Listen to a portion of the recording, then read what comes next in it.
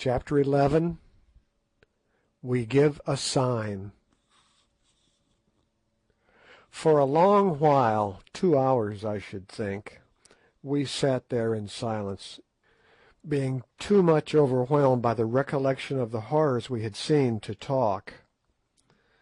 At last, just as we were thinking of turning in, drew nigh to dawn, we heard a sound of steps. Then came the challenge of a sentry posted at the kraal gate, which apparently was answered, though not in an audible tone, for the steps still advanced, and in another second Infadoos had entered the hut, followed by some half-dozen stately-looking chiefs. "My lords," he said, "I have come according to my word. My lords and Ignosi, rightful king of the Kukuanas, I have brought with me these men," pointing to the row of chiefs, "who are great men among us, having each one of them the command of 3,000 soldiers that live but to do their bidding under the kings. I have told them of what I have seen and what my ears have heard. Now let them also behold the sacred snake around thee, and hear thy story, Ignosi, that they may say whether or not they will make cause with thee against Twala the king." By way of answer, Ignosi again stripped off his girdle, and exhibited the snake tattooed about him. Each chief in turn drew near and examined the sign by the dim light of the lamp, and without saying a word passed on to the other side. Then Ignosi resumed his moocha, and addressing them, repeated the history he had detailed in the morning. "Now ye have heard, chiefs," said Infadoos when he had done. "What say ye? Will ye stand by this man and help him to his father's throne, or will ye not? The land cries out against Twala, and the blood of the people flows like the waters in spring. Ye have seen to-night. 2 other chiefs there were with whom I had in my mind to speak, and where are they now? The hyenas howl over their corpses. Soon shall ye be as they are if ye strike not. Choose then, my brothers." The eldest of the 6 men, a short, thick-set warrior with white hair, stepped forward a pace and answered— "Thy words are true, Infadoos. The land cries out. My own brother is among those who died to-night. But this is a great matter, and the thing is hard to believe. How know we that if we lift our spears it may not be for a thief and a liar? It is a great matter, I say, of which none can see the end. For of this be sure, blood will flow in rivers before the deed is done. Many will still cleave to the king, for men worship the sun that still shines bright in the heavens rather than that which has not risen. These white men from the stars, their magic is great, and Ignosi is under the cover of their wing. If he be indeed the rightful king, let them give us a sign, and let the people have a sign, that all may see. So shall men cleave to us, knowing of a truth that the white men's magic is with them." "Ye have the sign of the snake," I answered. "My lord, it is not enough. The snake may have been placed there since the man's childhood. Show us a sign, and it will suffice, but we will not move without a sign." The others gave a decided assent, and I turned in perplexity to Sir Henry and Good, and explained the situation. "I think I have it," said Good exultingly. "Ask them to give us a moment to think." I did so, and the chiefs withdrew. So soon as they had gone, Good went to the little box where he kept his medicines, unlocked it, and took out a notebook, in the fly-leaves of which was an almanac. "Now look here, you fellows, isn't tomorrow the 4th of June?" he answered. We had kept a careful note of the days, so were able to answer that it was.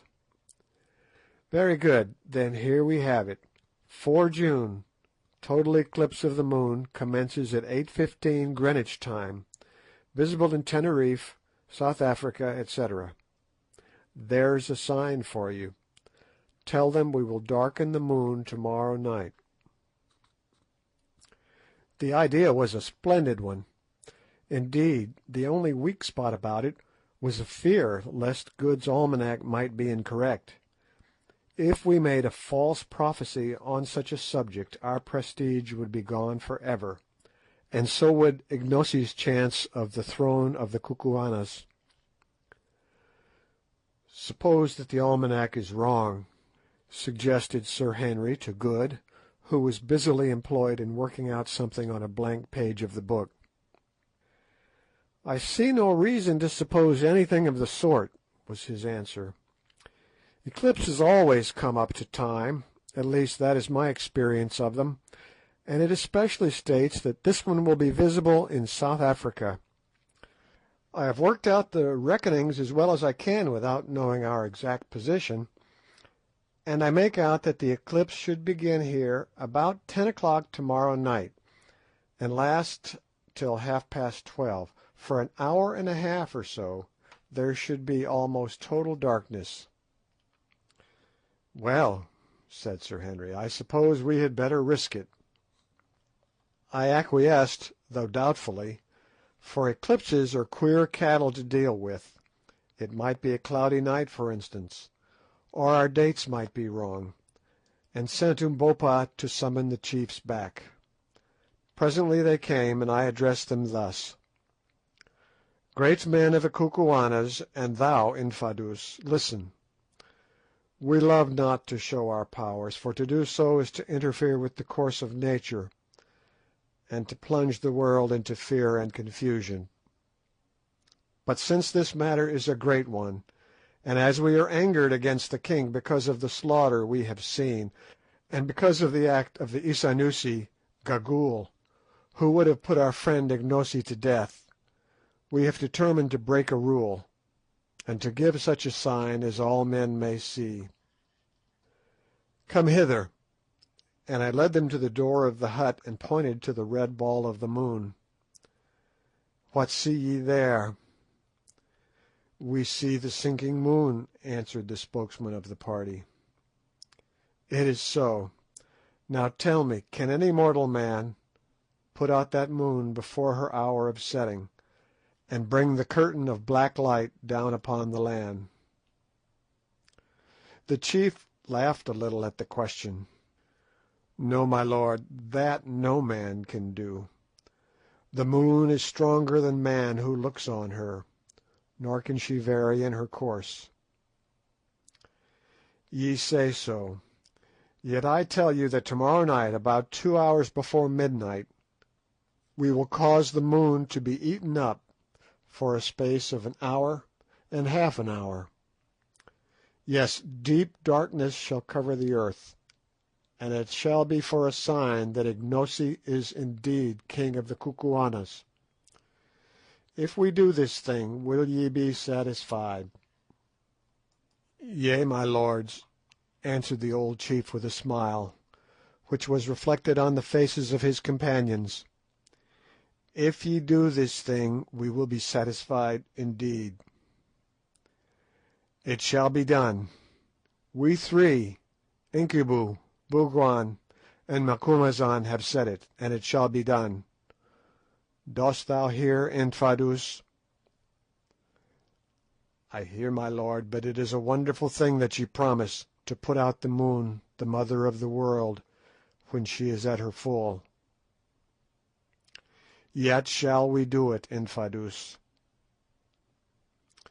"It is well, my lords. To-day, 2 hours after sunset, Twala will send for my lords to witness the girls' dance, and 1 hour after the dance begins, the girl whom Twala thinks the fairest shall be killed by Scragga, the king's son, as a sacrifice to the Silent Ones, who sit and keep watch by the mountains yonder. and he pointed towards the three strange-looking peaks where Solomon's road was supposed to end. "Then let my lords darken the moon and save the maiden's life, and the people will believe indeed." "Ay," said the old chief, still smiling a little, "the people will believe indeed." "2 miles from Loo," went on Infadoos, "there is a hill curved like a new moon, a stronghold, where my regiment and 3 other regiments which these chiefs command are stationed. This morning we will make a plan whereby 2 or 3 other regiments may be moved there also. Then, if in truth my lords can darken the moon, in the darkness I will take my lords by the hand and lead them out of Loo to this place, where they shall be safe, and thence we can make war upon Twala the king." "It is good," said I. "Leave us to sleep a while and to make ready our magic." Infadoos rose, and having saluted us, departed with the chiefs. "My friends," said Ignosi, as soon as they were gone, "can ye do this wonderful thing, or were ye speaking empty words to the captains?" "We believe that we can do it, Umbopa, Ignosi, I mean." "It is strange," he answered, "and had ye not been Englishmen I would not have believed it. But I have learned that English gentlemen tell no lies. If we live through the matter, be sure that I will repay you." "Ignosi," said Sir Henry, "promise me one thing." "I will promise, Incubu, my friend, even before I hear it," answered the big man with a smile. "What is it?" "This: that if ever you come to be king of this people, you will do away with the smelling out of wizards such as we saw last night, and that the killing of men without trial shall no longer take place in the land." Ignosi thought for a moment after I had translated this request, and then answered— "The ways of black people are not as the ways of white men, Incubu, nor do we value life so highly. Yet I will promise. If it be in my power to hold them back, the witch-finders shall hunt no more, nor shall any man die the death without trial or judgment." "That's a bargain, then," said Sir Henry. "And now let us get a little rest." Thoroughly wearied out, we were soon sound asleep, and slept till Ignosi woke us about 11 o'clock. Then we rose, washed, and ate a hearty breakfast. After that we went outside the hut and walked about, amusing ourselves with examining the structure of the Kukuana huts and observing the customs of the women. "I hope that eclipse will come off," said Sir Henry presently. "If it does not, it will soon be all up with us," I answered mournfully, "for so sure as we are living men some of those chiefs will tell the whole story to the king, and then there will be another sort of eclipse, and one that we shall certainly not like." Returning to the hut, we ate some dinner, and passed the rest of the day in receiving visits of ceremony and curiosity. At length the sun set, and we enjoyed a couple of hours of such quiet as our melancholy forebodings would allow to us. Finally, about 8:30, a messenger came from Twala to bid us to the great annual dance of girls which was about to be celebrated. Hastily we put on the chain shirts that the king had sent us, and taking our rifles and ammunition with us, so as to have them handy in case we had to fly, as suggested by Infadoos, we started boldly enough, though with inward fear and trembling. The great space in front of the king's kraal bore a very different appearance from that which it had presented on the previous evening. In place of the grim ranks of serried warriors were company after company of Kukuana girls, not overdressed so far as clothing went, but each crowned with a wreath of flowers, and holding a palm leaf in one hand and a white arum lily in the other. In the centre of the open moonlit space sat Twala the king, with old Gagool at his feet, attended by Infadoos, the boy Scragga, and 12 guards. There were also present about a score of chiefs, among whom I recognised most of our friends of the night before. Twala greeted us with much apparent cordiality, though I saw him fix his one eye viciously on Umbopa. "Welcome, white men from the Stars," he said. "This is another sight from that which your eyes gazed on by the light of last night's moon, but it is not so good a sight. Girls are pleasant, and were it not for such as these," and he pointed round him, "we should none of us be here this day, but men are better. Kisses and the tender words of women are sweet, but the sound of the clashing of the spears of warriors and the smell of men's blood are sweeter far. Would ye have wives from among our people, white men? If so, choose the fairest here, and ye shall have them, as many as ye will," and he paused for an answer. As the prospect did not seem to be without attractions for Good, who, like most sailors, is of a susceptible nature, being elderly and wise, foreseeing the endless complications that anything of the sort would involve, for women bring trouble so surely as the night follows the day, I put in a hasty answer. "Thanks to thee, O king, but we white men wed only with white women like ourselves. Your maidens are fair, but they are not for us." The king laughed. "It is well. In our land there is a proverb which runs, 'Women's eyes are always bright, whatever the colour,' and another that says, 'Love her who is present, for be sure she who is absent is false to thee.' But perhaps these things are not so in the Stars. In a land where men are white all good things are possible. So be it, white men, the girls will not go begging. Welcome again, and welcome too, thou black one. If Gagool here had won her way thou wouldst have been stiff and cold by now. It is lucky for thee that thou too camest from the Stars. Ha ha! I can kill thee before thou killest me, O king," was Ignosi's calm answer, "and thou shalt be stiff before my limbs cease to bend." Twala started. "Thou speakest boldly, boy," he replied angrily.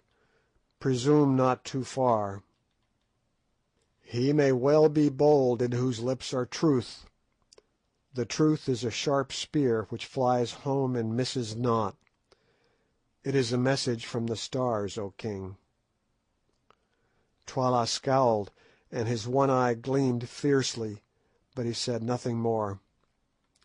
"Let the dance begin," he cried, and then the flower-crowned girls sprang forward in companies, singing a sweet song and waving the delicate palms and white lilies. On they danced, looking faint and spiritual in the soft, sad light of the risen moon, now whirling round and round, now meeting in mimic warfare, swaying, eddying here and there, coming forward, falling back, in an ordered confusion delightful to witness. At last they paused, and a beautiful young woman sprang out of the ranks and began to pirouette in front of us with a grace and vigour which would have put most ballet girls to shame. At length she retired exhausted, and another took her place, then another, and another, but none of them, either in grace, skill, or personal attractions, came up to the first. When the chosen girls had all danced, the king lifted his hand. "Which deem ye the fairest, white men?" he asked. "The first," said I unthinkingly. Next second I regretted it, for I remembered that Infadoos had told us that the fairest woman must be offered up as a sacrifice. "Then is my mind as your minds, and my eyes as your eyes. She is the fairest, and a sorry thing it is for her, for she must die."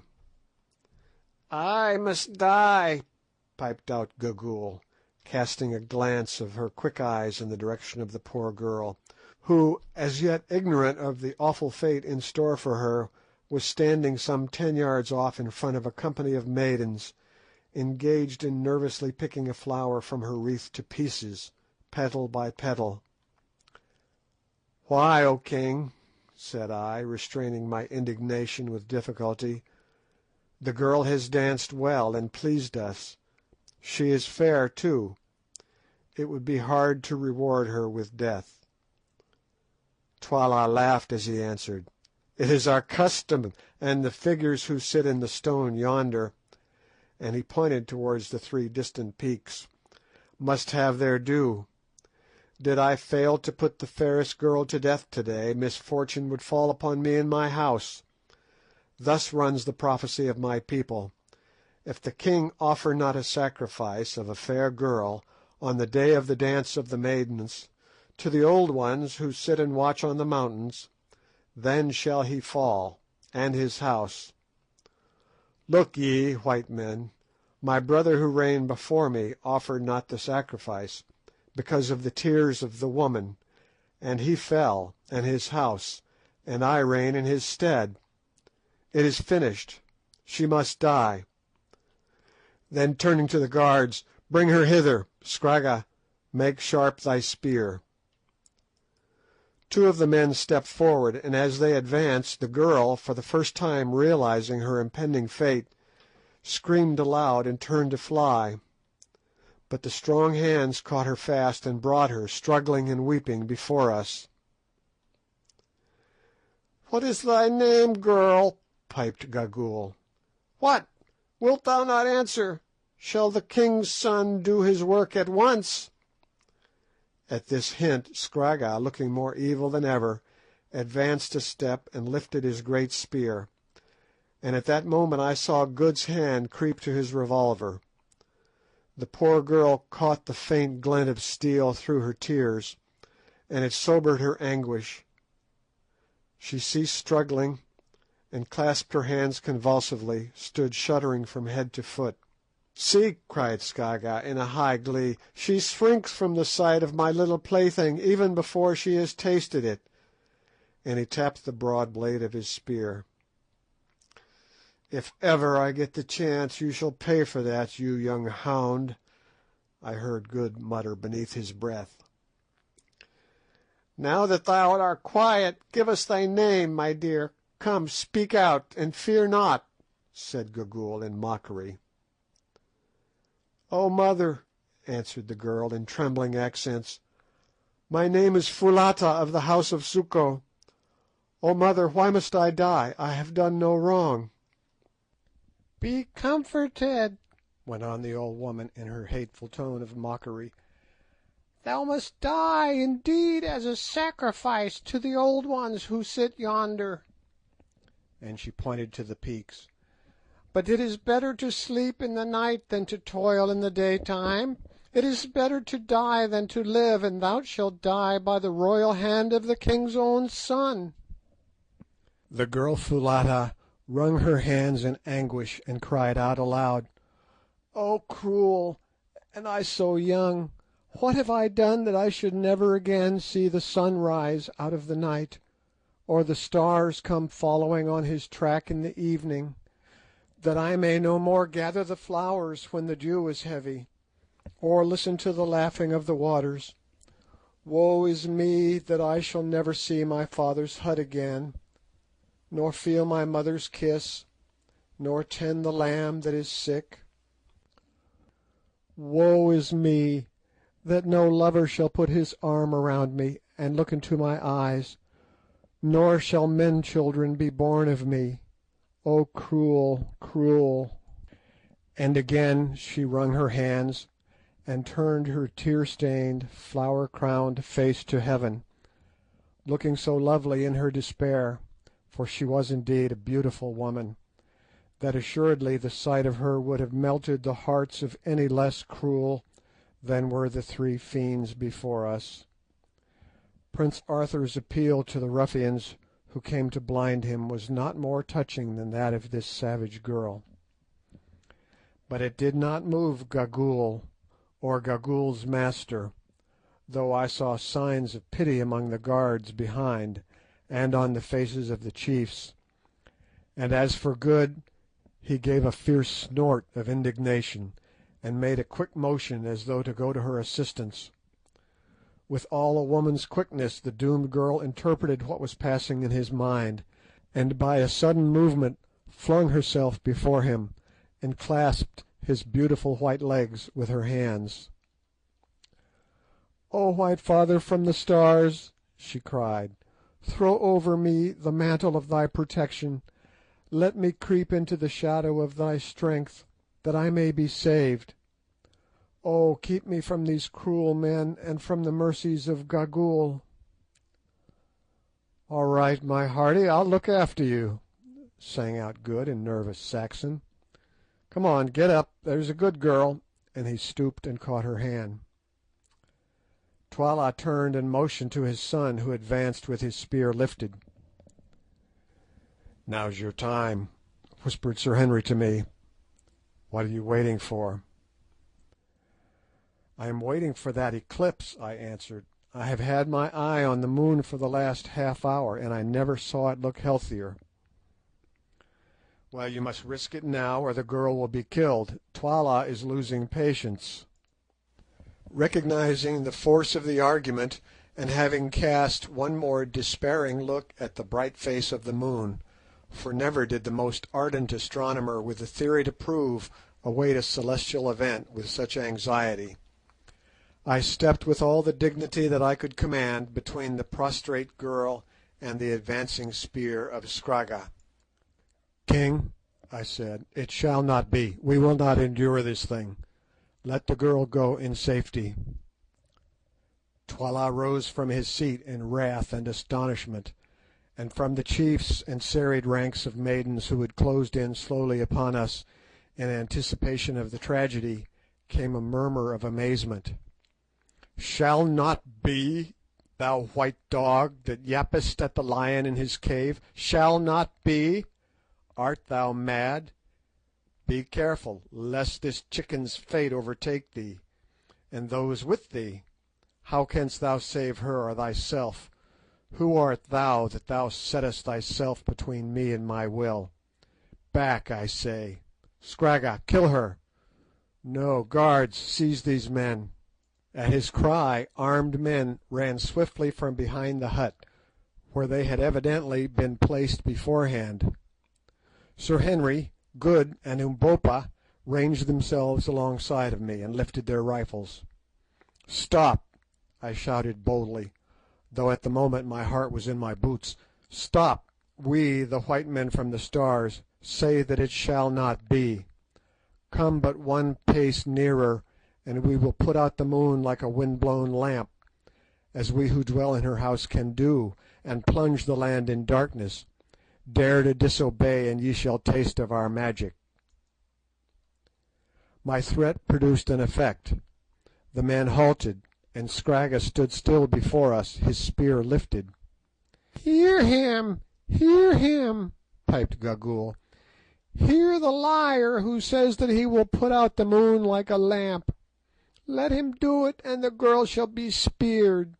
Yes, let him do it, or die by the girl, he and those with him." I glanced up at the moon despairingly, and now to my intense joy and relief saw that we, or rather the almanac, had made no mistake. On the edge of the great orb lay a faint rim of shadow, while a smoky hue grew and gathered upon its bright surface. Never shall I forget that supreme, that superb moment of relief. Then I lifted my hand solemnly towards the sky, an example which Sir Henry and Good followed, and quoted a line or two from the Ingoldsby Legends at it in the most impressive tones that I could command. Sir Henry followed suit with a verse out of the Old Testament and something about Balbus building a wall in Latin, whilst Good addressed the Queen of Night in a volume of the most classical bad language which he could think of. Slowly the penumbra, the shadow of a shadow, crept on over the bright surface, and as it crept I heard deep gasps of fear rising from the multitude around. "Look, O king!" I cried. "Look, Gagool! Look, chiefs and people and women, and see if the white men from the Stars keep their word, or if they be but empty liars. The moon grows black before your eyes. Soon there will be darkness, ay, darkness in the hour of the full moon. Ye have asked for a sign, it is given to you. Grow dark, O moon. Withdraw thy light, thou pure and holy one. Bring the proud heart of usurping murderers to the dust, and eat up the world with shadows."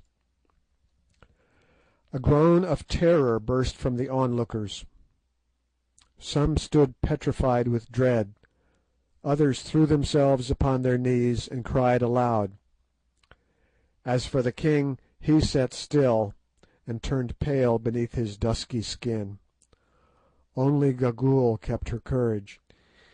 "It will pass," she cried. "I have often seen the like before. No man can put out the moon. Lose not heart. Sit still. The shadow will pass." "Wait, and ye shall see," I replied, hopping with excitement. "O moon, moon, moon, wherefore art thou so cold and fickle?" This appropriate quotation was from the pages of a popular romance that I chanced to have read recently, though now I come to think of it, it was ungrateful of me to abuse the Lady of the Heavens, who was showing herself to be the truest of friends to us, however she may have behaved to the impassioned lover in the novel. Then I added, "Keep it up, Good. I can't remember any more poetry. Curse away, there's a good fellow." Good responded nobly to this tax upon his inventive faculties. Never before had I the faintest conception of the breadth and depth and height of a naval officer's objurgatory powers. For 10 minutes he went on in several languages without stopping, and he scarcely ever repeated himself. Meanwhile the dark ring crept on, while all that great assembly fixed their eyes upon the sky, and stared in fascinated silence. Strange and unholy shadows encroached upon the moonlight. An ominous quiet filled the place. Everything grew still as death. Slowly, and in the midst of this most solemn silence, the minutes sped away, and while they sped the full moon passed deeper and deeper into the shadow of the earth, as the inky segment of its circle slid in awful majesty across the lunar craters. The great pale orb seemed to draw near and to grow in size. She turned a coppery hue, then that portion of her surface which was unobscured as yet grew grey and ashen, and at length, as totality approached, her mountains and her plains were seen to be glowing luridly through a crimson gloom. On, yet on, crept the ring of darkness. It was now more than half across the blood-red orb. The air grew thick and still more deeply tinged with dusky crimson, and yet on, till we could scarcely see the fierce faces of the group before us. No sound rose now from the spectators, and at last Good stopped swearing. "The moon is dying! The white wizards have killed the moon!" yelled the Prince Scragga at last. "We shall all perish in the dark!" And animated by fear or fury, or by both, he lifted his spear and drove it with all his force at Sir Henry's breast. But he forgot the mail shirts that the king had given us, and which we wore beneath our clothing. The steel rebounded harmless, and before he could repeat the blow, Curtis had snatched the spear from his hand and sent it straight through him. Scragga dropped dead. At the sight, and driven mad with fear of the gathering darkness, and of the unholy shadow which, as they believed, was swallowing the moon, the companies of girls broke up in wild confusion, and ran screeching for the gateways. Nor did the panic stop there. The king himself, followed by his guards, some of the chiefs in Gagool, who hobbled away after them with marvellous alacrity, fled for the huts, so that in another minute we ourselves, the would-be victim Foulata, Infadoos, and most of the chiefs who had interviewed us on the previous night, were left alone upon the scene, together with the dead body of Scragga, Twala's son. "Chiefs," I said, "we have given you the sign. If ye are satisfied, let us fly swiftly to the place of which ye spoke. The charm cannot now be stopped. It will work for an hour and the half of an hour. Let us cover ourselves in the darkness." "Come," said Infadoos, turning to go, an example which was followed by the awed captains, ourselves, and the girl Foulata, whom Good took by the arm. Before we reached the gate of the kraal the moon went out utterly, and from every quarter of the firmament the stars rushed forth into the inky sky. Holding each other by the hand, we stumbled on through the darkness. End of chapter 11. Chapter 12. Before the Battle. Luckily for us, Infadoos and the chiefs knew all the paths of the great town perfectly, so that we passed by sideways unmolested, and notwithstanding the gloom we made fair progress. For an hour or more we journeyed on, till at length the eclipse began to pass, and that edge of the moon which had disappeared the first became again visible. Suddenly, as we watched, there burst from it a silver streak of light, accompanied by a wondrous ruddy glow, which hung upon the blackness of the sky like a celestial lamp, and a wild and lovely sight it was. In another 5 minutes the stars began to fade, and there was sufficient light to see our whereabouts. We then discovered that we were clear of the town of Loo, and approaching a flat-topped hill measuring some 2 miles in circumference. This hill, which is of a formation common in South Africa, is not very high. Indeed, its greatest elevation is scarcely more than 200 feet, but it is shaped like a horseshoe, and its sides are rather precipitous and strewn with boulders. On the grass tableland at its summit is ample camping ground, which had been utilized as a military cantonment of no mean strength. Its ordinary garrison was one regiment of 3,000 men, but as we toiled up the steep side of that mountain in the returning moonlight, we perceived that there were several of such regiments encamped there. Reaching the tableland at last, we found crowds of men roused from their sleep, shivering with fear, and huddled up together in the utmost consternation at the natural phenomenon which they were witnessing. Passing through these without a word, we gained a hut in the centre of the ground, where we were astonished to find 2 men waiting, laden with our few goods and chattels, which of course we had been obliged to leave behind in our hasty flight. "I sent for them," explained Infadoos, "and also for these," and he lifted up Good's long-lost trousers. With an exclamation of rapturous delight, Good sprang at them, and instantly proceeded to put them on. "Surely my lord will not hide his beautiful white legs," exclaimed Infadoos regretfully. But Good persisted, and only once did the Kukuana people get the chance of seeing his beautiful legs again.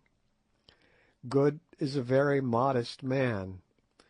Henceforward they had to satisfy their aesthetic longings with his one whisker, his transparent eye, and his movable teeth. Still gazing with fond remembrance at Good's trousers, Infadoos next informed us that he had commanded the regiment to muster so soon as the day broke, in order to explain to them fully the origin and circumstances of the rebellion which was decided on by the chiefs, and to introduce to them the rightful heir of the throne, Ignosi. Accordingly, when the sun was up, the troops, in all some 20,000 men, and the flower of the Kukuana army, were mustered on a large open space, to which we went. The men were drawn up in three sides of a dense square, and presented a magnificent spectacle. We took our station on the open side of the square, and were speedily surrounded by all the principal chiefs and officers. These, after silence had been proclaimed, Infadoos proceeded to address. He narrated to them in vigorous and graceful language, for like most Kukuanas of high rank he was a born orator, the history of Ignosi's father, and of how he had been basely murdered by Twala the king, and his wife and child driven out to starve. Then he pointed out that the people suffered and groaned under Twala's cruel rule, instancing the proceedings of the previous night, when under pretence of their being evildoers, many of the noblest in the land had been dragged forth and wickedly done to death. Next he went on to say that the white lords from the stars, looking down upon their country, had perceived its trouble, and determined, at great personal inconvenience, to alleviate its lot; that they had accordingly taken the real king of the Kukuanas, Ignosi, who was languishing in exile, by the hand, and led him over the mountains; that they had seen the wickedness of Twala's doings, and for a sign to the wavering and to save the life of the girl Foulata, actually, by the exercise of their high magic, had put out the moon and slain the young fiend Scragga, and that they were prepared to stand by them, and assist them to overthrow Twala, and set up the rightful king Ignosi in his place. He finished his discourse amidst a murmur of approbation. Then Ignosi stepped forward and began to speak. Having reiterated all that Infadoos his uncle had said, he concluded a powerful speech in these words: "O chiefs, captains, soldiers, and people, ye have heard my words. Now must ye make choice between me and him who sits upon my throne, the uncle who killed his brother, and hunted his brother's child forth to die in the cold and the night. That I am indeed the king these," pointing to the chiefs, "can tell you, for they have seen the snake about my middle. If I were not the king, would these white men be on my side with all their magic? Tremble, chiefs, captains, soldiers, and people. Is not the darkness they have brought upon the land to confound Twala and cover our flight, darkness even in the hour of the full moon, yet before your eyes?" "It is," answered the soldiers. "I am the king. I say to you, I am the king," went on Ignosi, drawing up his great stature to its full, and lifting his broad-bladed battle-axe above his head. "If there be any man among you who says that it is not so, let him stand forth, and I will fight him now, and his blood shall be a red token that I tell you true. Let him stand forth, I say," and he shook the great axe till it flashed in the sunlight. As nobody seemed inclined to respond to this heroic version of "Dilly, dilly, come and be killed," our late henchman proceeded with his address.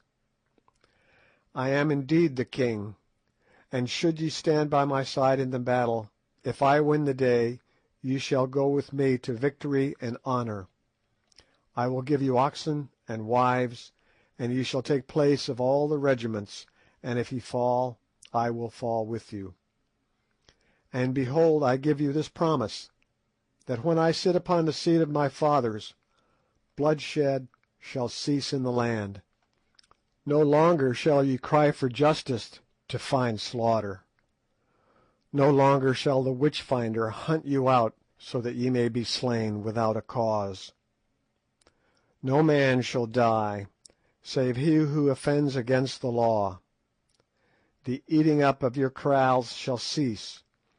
Each one of you shall sleep secure in his own hut, and fear naught, and justice shall walk blindfold throughout the land. Have ye chosen, chiefs, captains, soldiers, and people. "We have chosen, O king," came back the answer. "It is well. Turn your heads and see how Twala's messengers go forth from the great town, east and west, and north and south, to gather a mighty army to slay me and you, and these my friends and protectors. Tomorrow, or perchance the next day, he will come against us with all who are faithful to him. Then I shall see the man who is indeed my man, the man who fears not to die for his cause, and I tell you that he shall not be forgotten in the time of spoil. I have spoken, O chiefs, captains, soldiers, and people. Now go to your huts and make you ready for war." There was a pause, till presently one of the chiefs lifted his hand, and out rolled the royal salute, "Koom!" It was a sign that the soldiers accepted Ignosi as their king. Then they marched off in battalions. Half an hour afterwards we held a council of war, at which all the commanders of regiments were present. It was evident to us that before very long we should be attacked in overwhelming force. Indeed, from our point of vantage on the hill we could see troops mustering, and runners going forth from Loo in every direction, doubtless to summon soldiers to the king's assistance. We had on our side about 20,000 men, composed of 7 of the best regiments in the country. Twala, so Infadoos and the chiefs calculated, had at least 30 to 35,000 on whom he could rely at present assembled in Loo, and they thought that by midday on the morrow he would be able to gather another 5,000 or more to his aid. It was, of course, possible that some of his troops would desert and come over to us, but it was not a contingency which could be reckoned on. Meanwhile, it was clear that active preparations were being made by Twala to subdue us. Already strong bodies of armed men were patrolling round and round the foot of the hill, and there were other signs also of coming assault. Infadoos and the chiefs, however, were of opinion that no attack would take place that day, which would be devoted to preparation and to the removal of every available means of the moral effect produced upon the minds of the soldiery by the supposed magical darkening of the moon. The onslaught would be on the morrow, they said, and they proved to be right. Meanwhile we set to work to strengthen the position in all ways possible. Almost every man was turned out, and in the course of the day, which seemed far too short, much was done. The paths up the hill, that was rather a sanatorium than a fortress, being used generally as the camping place of regiments suffering from recent service in unhealthy portions of the country, were carefully blocked with masses of stones, and every other approach was made as impregnable as time would allow. Piles of boulders were collected at various spots to be rolled down upon an advancing enemy. Stations were appointed to the different regiments, and all preparation was made which our joint ingenuity could suggest. Just before sundown, as we rested after our toil, we perceived a small company of men advancing towards us from the direction of Loo, one of whom bore a palm leaf in his hand for a sign that he came as a herald. As he drew near, Ignosi, Infadoos, 1 or 2 chiefs, and ourselves went down to the foot of the mountain to meet him. He was a gallant-looking fellow, wearing the regulation leopard-skin coat. "Greetings," he cried as he came near. "The king's greetings to those who make unholy war against the king, the lion's greeting to the jackals that snarl around his heels." "Speak," I said. "These are the king's words. Surrender to the king's mercy ere a worse thing befall you. Already the shoulder has been torn from the black bull, and the king drives him bleeding about the camp. This cruel custom is not confined to the Kukuanas, but is by no means uncommon amongst African tribes on the occasion of the outbreak of war or any other important public event. Allan Quatermain. "What are Twala's terms?" I asked from curiosity. "His terms are merciful, worthy of a great king. These are the words of Twala, the one-eyed, the mighty, the husband of 1,000 wives, lord of the Kukuanas, keeper of the great road, Solomon's road, beloved of the strange ones who sit in silence at the mountains yonder, the 3 witches, calf of the black cow, elephant whose tread shakes the earth, terror of the evildoer, ostrich whose feet devour the desert, huge one, black one, wise one, king from generation to generation. These are the words of Twala. I will have mercy and be satisfied with a little blood. 1 in every 10 shall die, the rest shall go free. But the white man, Incubu, who slew Scragga my son, and the black man his servant who pretends to my throne, and Infidus my brother, who bruised rebellion against me, these shall die by torture as an offering to the Silent Ones. Such are the merciful words of Twala." After consulting with the others a little, I answered him in a loud voice, so that the soldiers might hear, thus: "Go back, thou dog, to Twala, who sent thee, and say that we, Ignosi, veritable king of the Kukuanas, Incubu, Bougwan, and Macumazahn, the wise ones from the stars, who make dark the moon, Infidus of the royal house, and the chiefs, captains, and people here gathered, make answer and say that we will not surrender, that before the sun has gone down twice, Twala's corpse shall stiffen at Twala's gate, and Ignosi, whose father Twala slew, shall reign in his stead. Now go, ere we whip thee away, and beware how thou dost lift a hand against such as we are." The herald laughed loudly. "Ye frighten not men with such swelling words," he cried out. "Show yourselves as bold tomorrow, O ye who darken the moon. Be bold, fight, and be merry. Before the crows pick your bones till they are whiter than your faces. Farewell. Perhaps we may meet in the fight. Fly not to the stars, but wait for me, I pray, white men." With this shaft of sarcasm he retired, and almost immediately the sun sank. That night was a busy one, for, weary as we were, so far as was possible by the moonlight all preparations for the morrow's fight were continued, and messengers were constantly coming and going from the place where we sat in council. At last, about an hour after midnight, everything that could be done was done, and the camp, save for the occasional challenge of a sentry, sank into silence. Sir Henry and I, accompanied by Ignosi and one of the chiefs, descended the hill and made a round of the pickets. As we went, suddenly, from all sorts of unexpected places, spears gleamed out in the moonlight, only to vanish again when we uttered the password.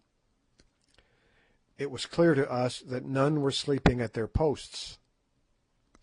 Then we returned, picking our way warily through thousands of sleeping warriors, many of whom were taking their last earthly rest.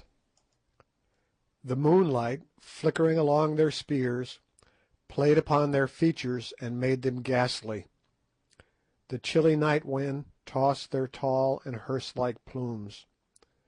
There they lay in wild confusion, with arms outstretched and twisted limbs, their stern, stalwart forms looking weird and unhuman in the moonlight. "How many of these do you suppose will be alive at this time tomorrow?" asked Sir Henry. I shook my head and looked again at the sleeping men, and to my tired and yet excited imagination it seemed as though death had already touched them. My mind's eye singled out those who were sealed to slaughter, and there rushed in upon my heart a great sense of the mystery of human life, and an overwhelming sorrow at its futility and sadness. To-night these thousands slept their healthy sleep. To-morrow they, and many others with them, ourselves perhaps among them, would be stiffening in the cold, their wives would be widows, their children fatherless, and their place know them no more for ever. Only the old moon would shine on serenely, the night wind would stir the grasses, and the wide earth would take its rest, even as it did eons before we were, and will do eons after we have been forgotten. Yet man dies not, whilst the world, at once his mother and his monument, remains. His name is lost, indeed, but the breath he breathed still stirs the pine tops on the mountains. The sound of the words he spoke yet echoes on through space. The thoughts his brain gave birth to we have inherited today. His passions are our cause of life. The joys and sorrows that he knew are our familiar friends. The end from which he fled aghast will surely overtake us also. Truly the universe is full of ghosts, not sheeted churchyard spectres, but the inextinguishable elements of individual life, which having been can never die, though they blend and change again for ever.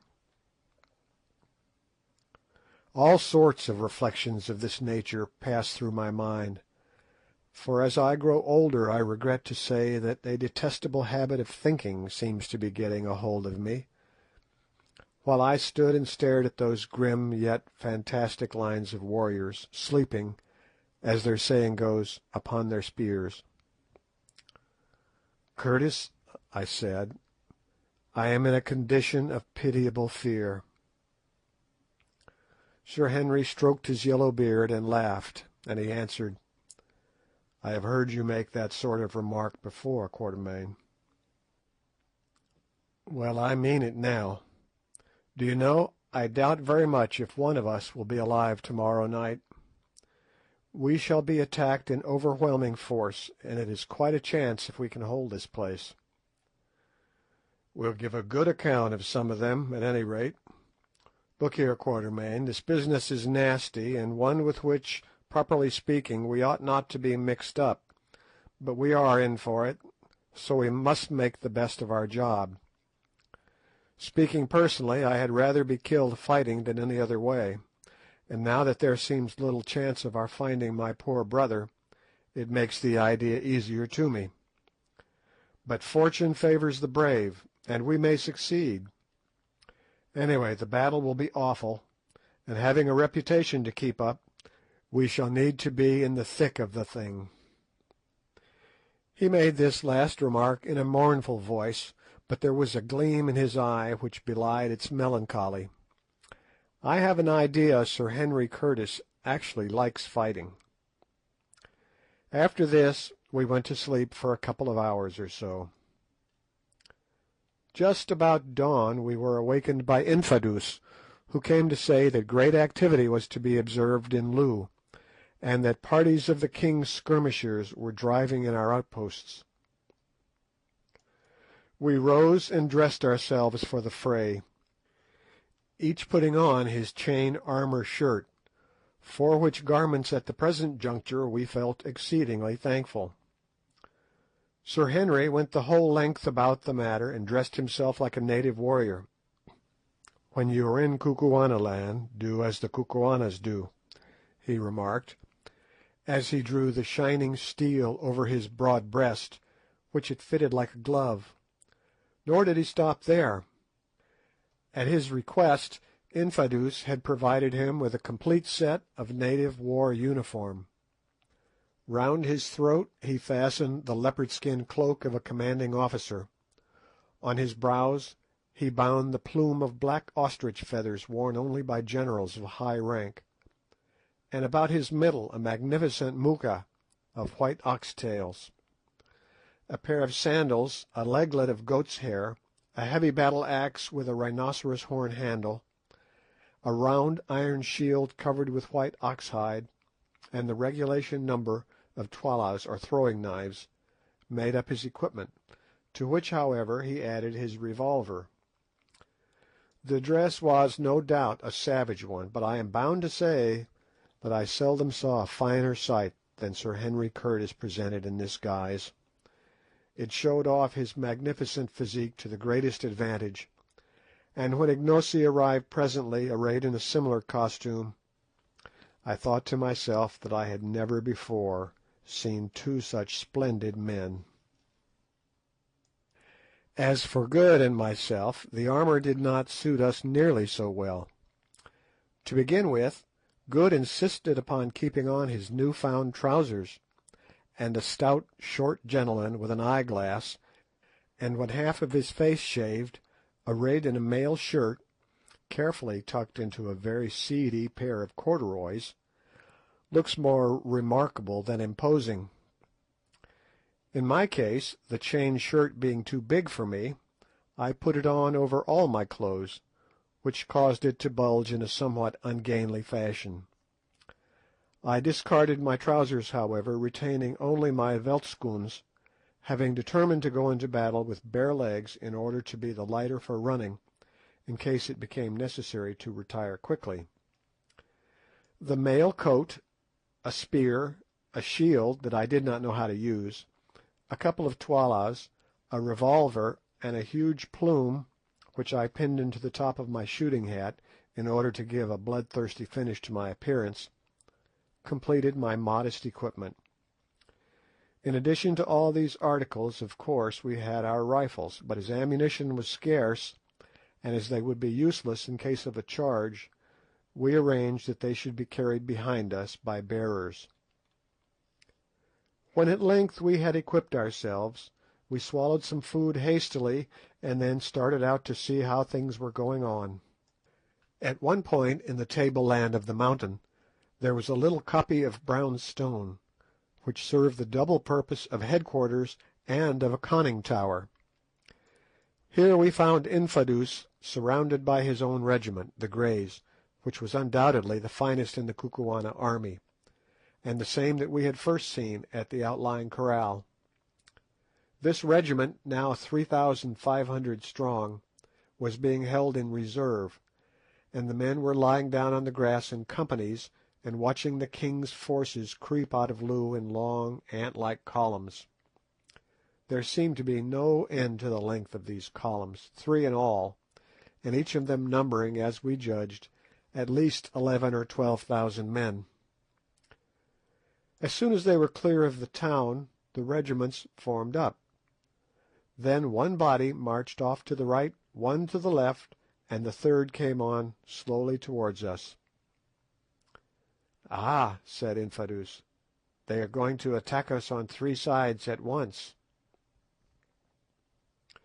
This seemed rather serious news, for our position on the top of the mountain, which measured 1.5 miles in circumference, being an extended one, it was important to us to concentrate our comparatively small defending force as much as possible.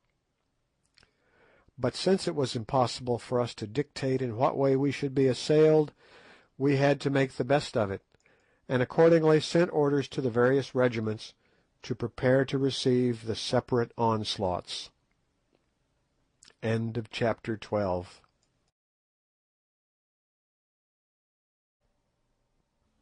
Chapter 13. The Attack. Slowly, and without the slightest appearance of haste or excitement, the 3 columns crept on. When within about 500 yards of us, the main or centre column halted at the root of a tongue of open plain which ran up into the hill, to give time to the other divisions to circumvent our position, which was shaped more or less in the form of a horseshoe, with its 2 points facing towards the town of Loo.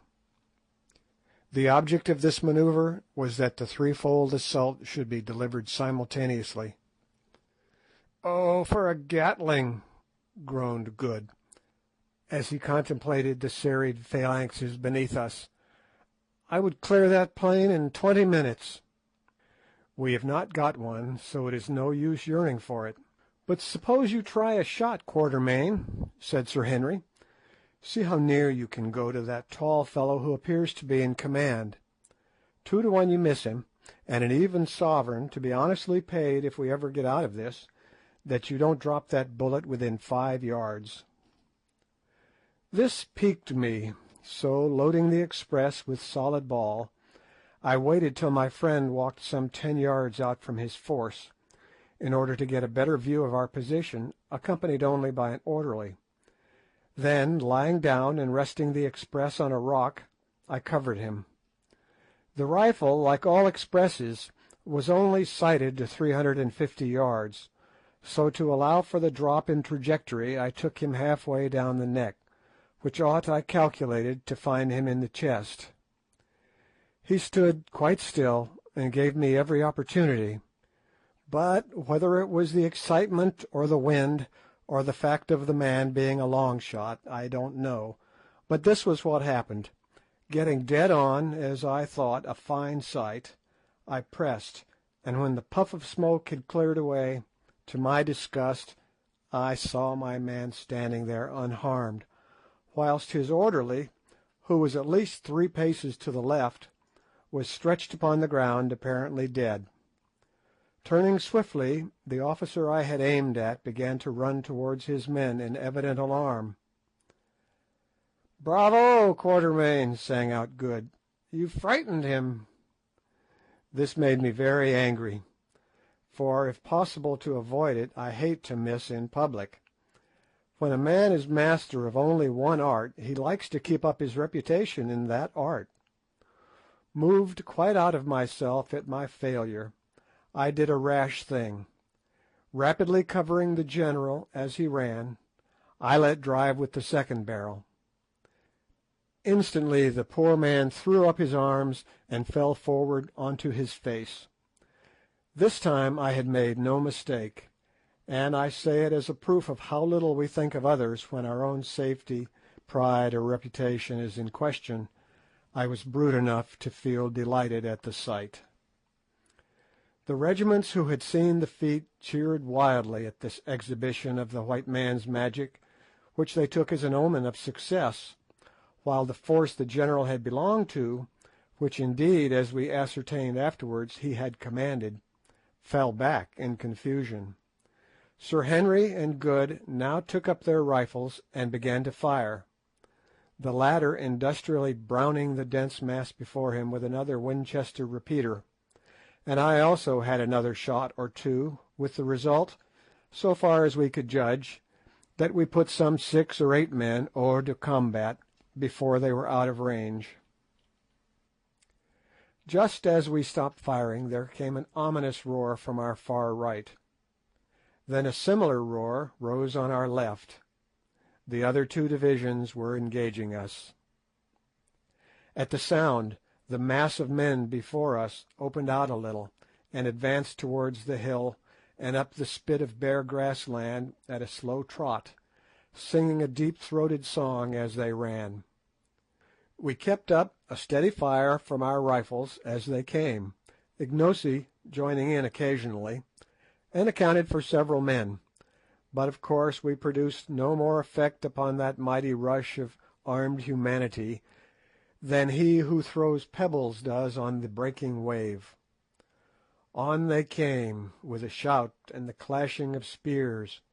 Now they were driving in the pickets we had placed among the rocks at the foot of the hill.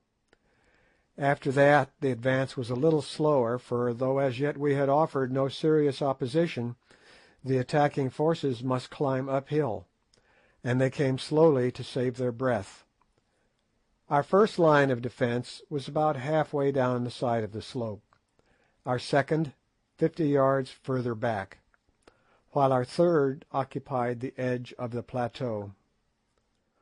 On they stormed, shouting their war cry, "Twala, Twala, Chile, Chile!" Twala, Twala, smite, smite. "Ignosi, Ignosi, Chile, Chile!" answered our people. They were quite close now, and the Twalas or throwing knives began to flash backwards and forwards, and now with an awful yell the battle closed in. To and fro swayed the mass of struggling warriors, men falling fast as leaves in an autumn wind. But before long the superior weight of the attacking forces began to tell, and our first line of defence was slowly pressed back till it merged into the second. Here the struggle was very fierce, but again our people were driven back and up, till at length, within 20 minutes of the commencement of the fight, our third line came into action. But by this time the assailants were very much exhausted, and besides had lost many men killed and wounded, and to break through that third impenetrable hedge of spears proved beyond their powers. For a while the seething lines of savages swung backwards and forwards in the fierce ebb and flow of battle, and the issue was doubtful. Sir Henry watched the desperate struggle with a kindling eye, and then without a word he rushed off, followed by Good, and flung himself into the hottest of the fray. As for myself, I stopped where I was. The soldiers caught sight of his tall form as he plunged into battle, and there rose a cry of "Nanzia Incubu! Nanzia Unkunguglovo!" Here is the elephant. "Chile! Chile!" From that moment the end was no longer in doubt. Inch by inch, fighting with splendid gallantry, the attacking force was pressed back down the hillside, till at last it retreated upon its reserves in something like confusion. At that instant, too, a messenger arrived to say that the left attack had been repulsed, and I was just beginning to congratulate myself, believing that the affair was over for the present, when to our horror we perceived our men who had been engaged in the right defence being driven towards us across the plain, followed by swarms of the enemy who had evidently succeeded at this point. Ignosi, who was standing by me, took in the situation at a glance and issued a rapid order. Instantly the reserve regiment around us, the Greys, extended itself. Again Ignosi gave a word of command, which was taken up and repeated by the captains, and in another second, to my intense disgust, I found myself involved in a furious onslaught upon the advancing foe. Getting as much as I could behind Ignosi's huge frame, I made the best of a bad job, and toddled along to be killed as though I liked it. In a minute or two we were plunging through the flying groups of our men, who at once began to reform behind us, and then I am sure I do not know what happened. All I can remember is a dreadful rolling noise of the meeting of shields, and the sudden apparition of a huge ruffian whose eyes seemed literally to be staring out of his head, making straight at me with a bloody spear. But, I say it with pride, I rose, or rather sank, to the occasion. It was one before which most people would have collapsed once and for all. Seeing that if I stood where I was I must be killed, as the horrid apparition came I flung myself down in front of him so cleverly that, being unable to stop himself, he took a header right over my prostrate form. Before he could rise again, I had risen and settled the matter from behind with my revolver. Shortly after this somebody knocked me down, and I remember no more of that charge. When I came to, I found myself back at the koppie, with Good bending over me holding some water in a gourd. "How do you feel, old fellow?" he asked anxiously. I got up and shook myself before replying. "Pretty well, thank you," I answered. "Thank heavens! When I saw them carry you in I felt quite sick. I thought you were done for." "Not this time, my boy. I fancy I only got a rap on the head, which knocked me stupid. How has it ended?" "They are repulsed at every point for a while. The loss is dreadfully heavy. We have quite 2,000 killed and wounded, and they must have lost 3. Look, there's a sight," and he pointed to the long lines of men advancing by fours. In the centre of every group of four, and being borne by it, was a kind of hide tray, of which a Kukuana force always carries a quantity, with a loop for a handle at each end. On these trays, and their number seemed endless, lay wounded men, who as they arrived were hastily examined by the medicine men, of whom 10 were attached to a regiment. If the wound was not of a fatal character, the sufferer was taken away and attended to as carefully as circumstances would allow. But if, on the other hand, the injured man's condition proved hopeless, what followed was very dreadful, though doubtless it may have been the truest mercy. One of the doctors, under pretence of carrying out an examination, swiftly opened an artery with a sharp knife, and in a minute or two the sufferer expired painlessly. There were many cases that day in which this was done.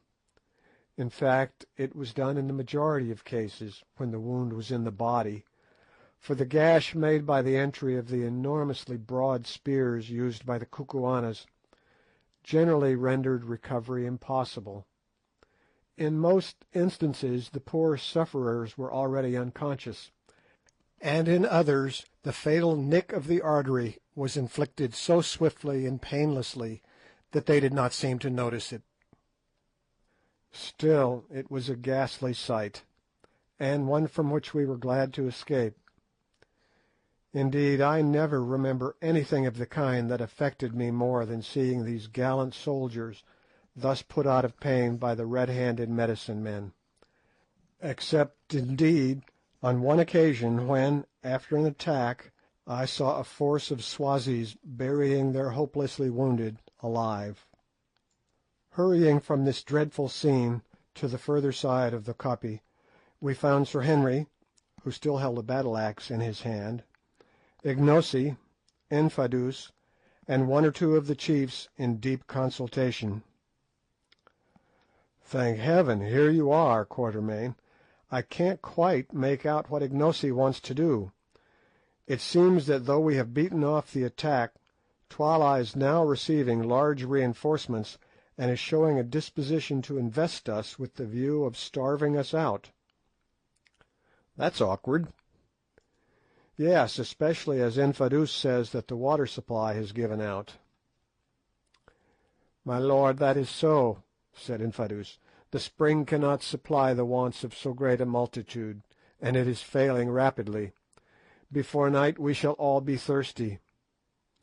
Listen, Macumazahn, thou art wise, and hast doubtless seen many wars in the lands from whence thou camest, that is, if indeed they make wars in the Stars.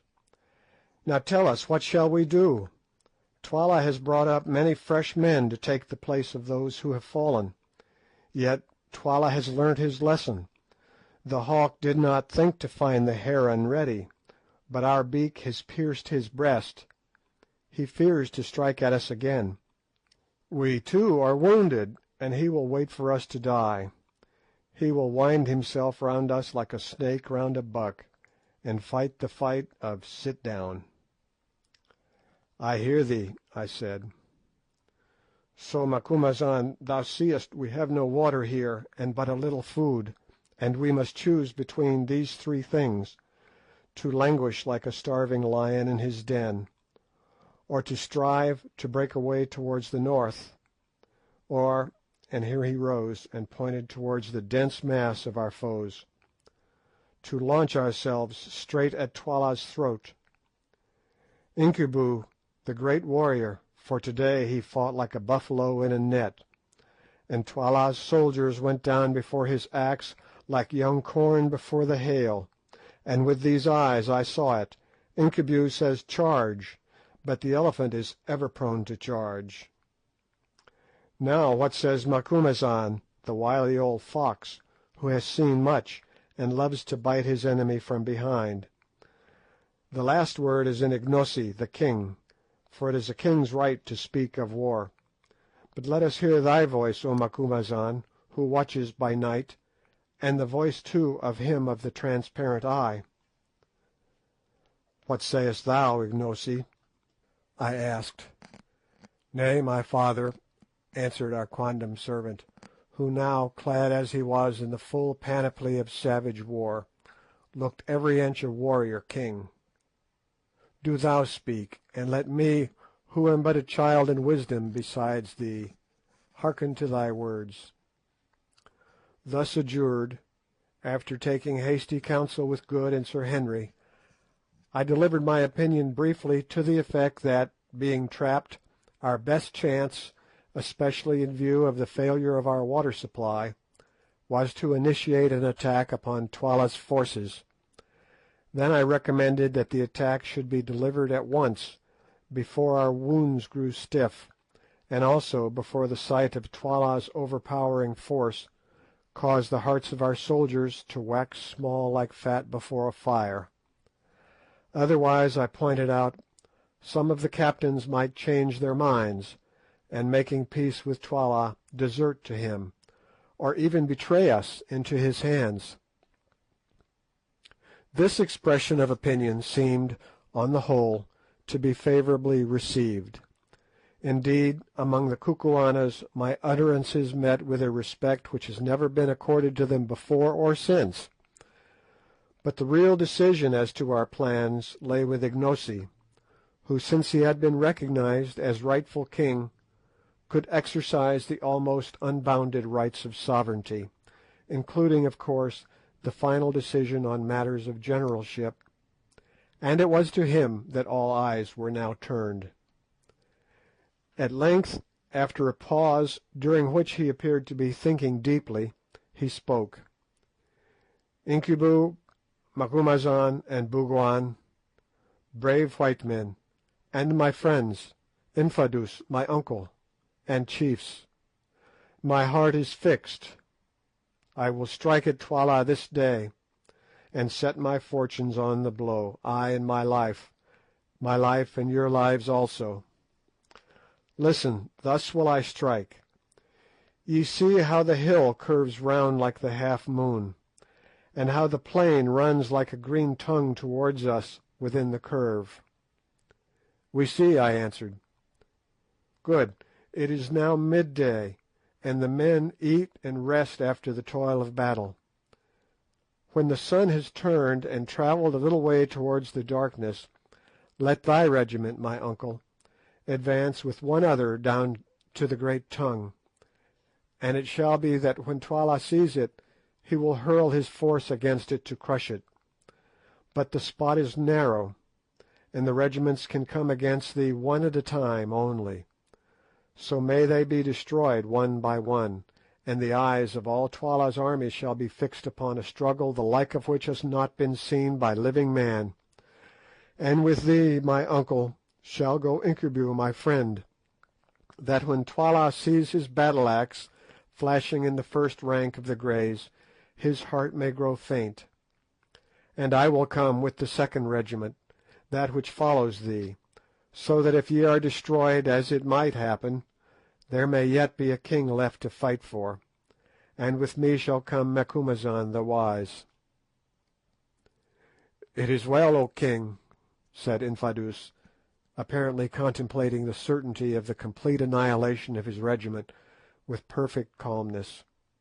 "Truly these Kukuanas are a wonderful people. Death has no terror for them when it is incurred in the course of duty."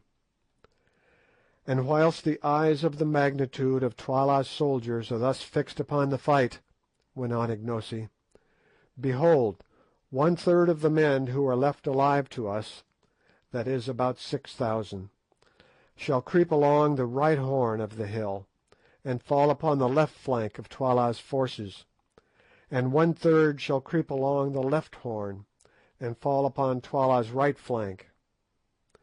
And when I see that the horns are ready to toss Twala, then will I, with the men who remain to me, charge home in Twala's face. And if fortune goes with us, the day will be ours, and before night drives her black oxen from the mountains to the mountains, we shall sit in peace at Loo. And now let us eat and make ready, and Infadoos, do thou prepare. that the plan be carried out without fail. And stay, let my white father, Bougwan, go with the right horn, that his shining eye may give courage to the captains." The arrangements for attack thus briefly indicated were set in motion with a rapidity that spoke well for the perfection of the Kukuana military system. Within little more than an hour rations had been served out and devoured. The divisions were formed, the scheme of onslaught was explained to the leaders, and the whole force, numbering about 18,000 men, was ready to move, with the exception of a guard left in charge of the wounded. Presently Good came up to Sir Henry and myself. "Good-bye, you fellows," he said. "I am off with the right wing according to orders, and so I have come to shake hands in case we should not meet again, you know," he added significantly. We shook hands in silence, and not without the exhibition of as much emotion as Anglo-Saxons are wont to show. "It is a queer business," said Sir Henry, his deep voice shaking a little, "and I confess I never expect to see tomorrow's sun. So far as I can make out, the Greys, with whom I am to go, are to fight until they are wiped out, in order to enable the wings to slip around unawares and outflank Twala. Well, so be it. At any rate, it will be a man's death. Good-bye, old fellow. God bless you. I hope you will pull through and live to collar the diamonds. But if you do, take my advice and don't have anything more to do with pretenders." In another second Good had wrung us both by the hand and gone, and then Infadoos came up and led off Sir Henry to his place in the forefront of the Greys, whilst with many misgivings I departed with Ignosi to my station in the 2nd Attacking Regiment. End of chapter 13.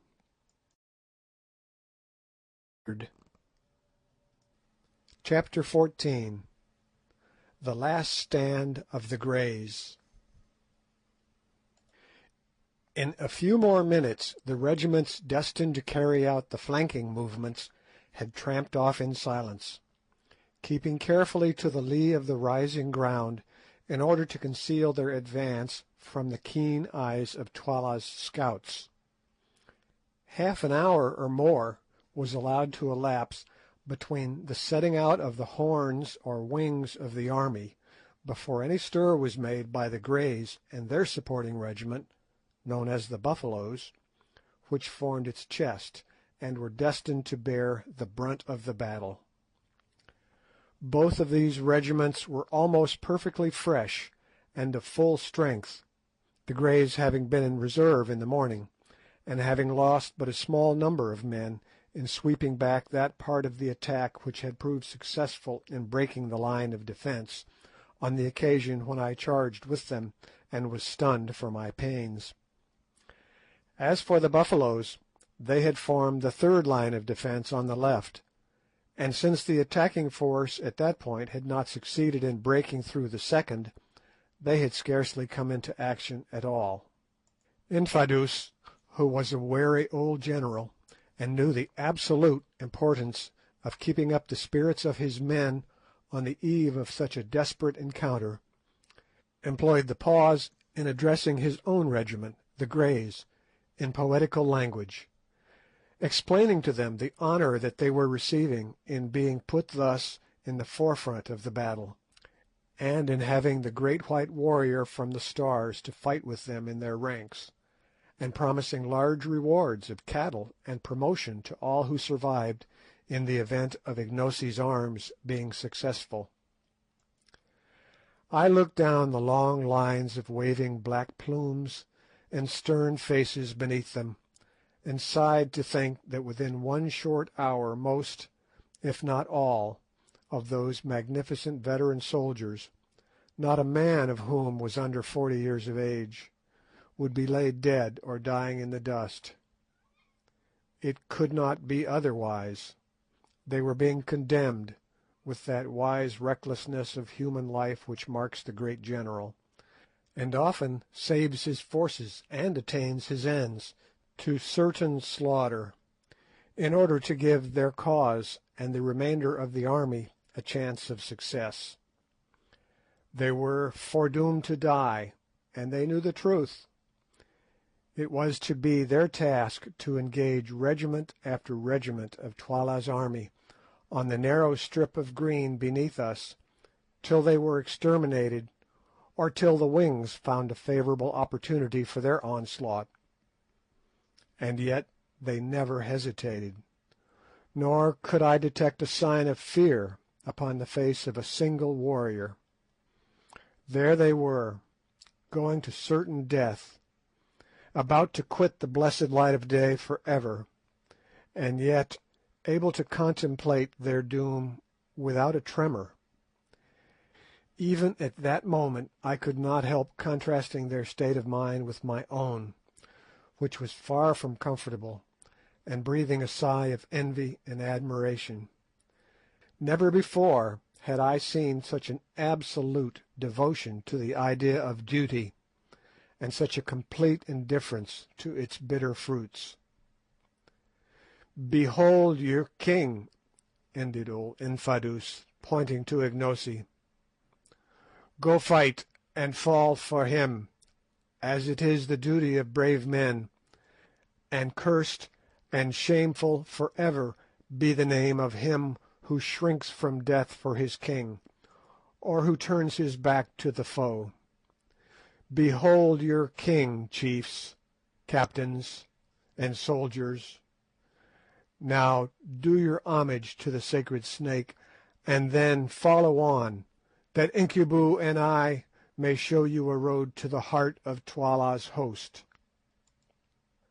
There was a moment's pause, then suddenly a murmur arose from the serried phalanxes before us, a sound like the distant whisper of the sea, caused by gentle tapping of the handles of 6,000 spears against the holders' shields.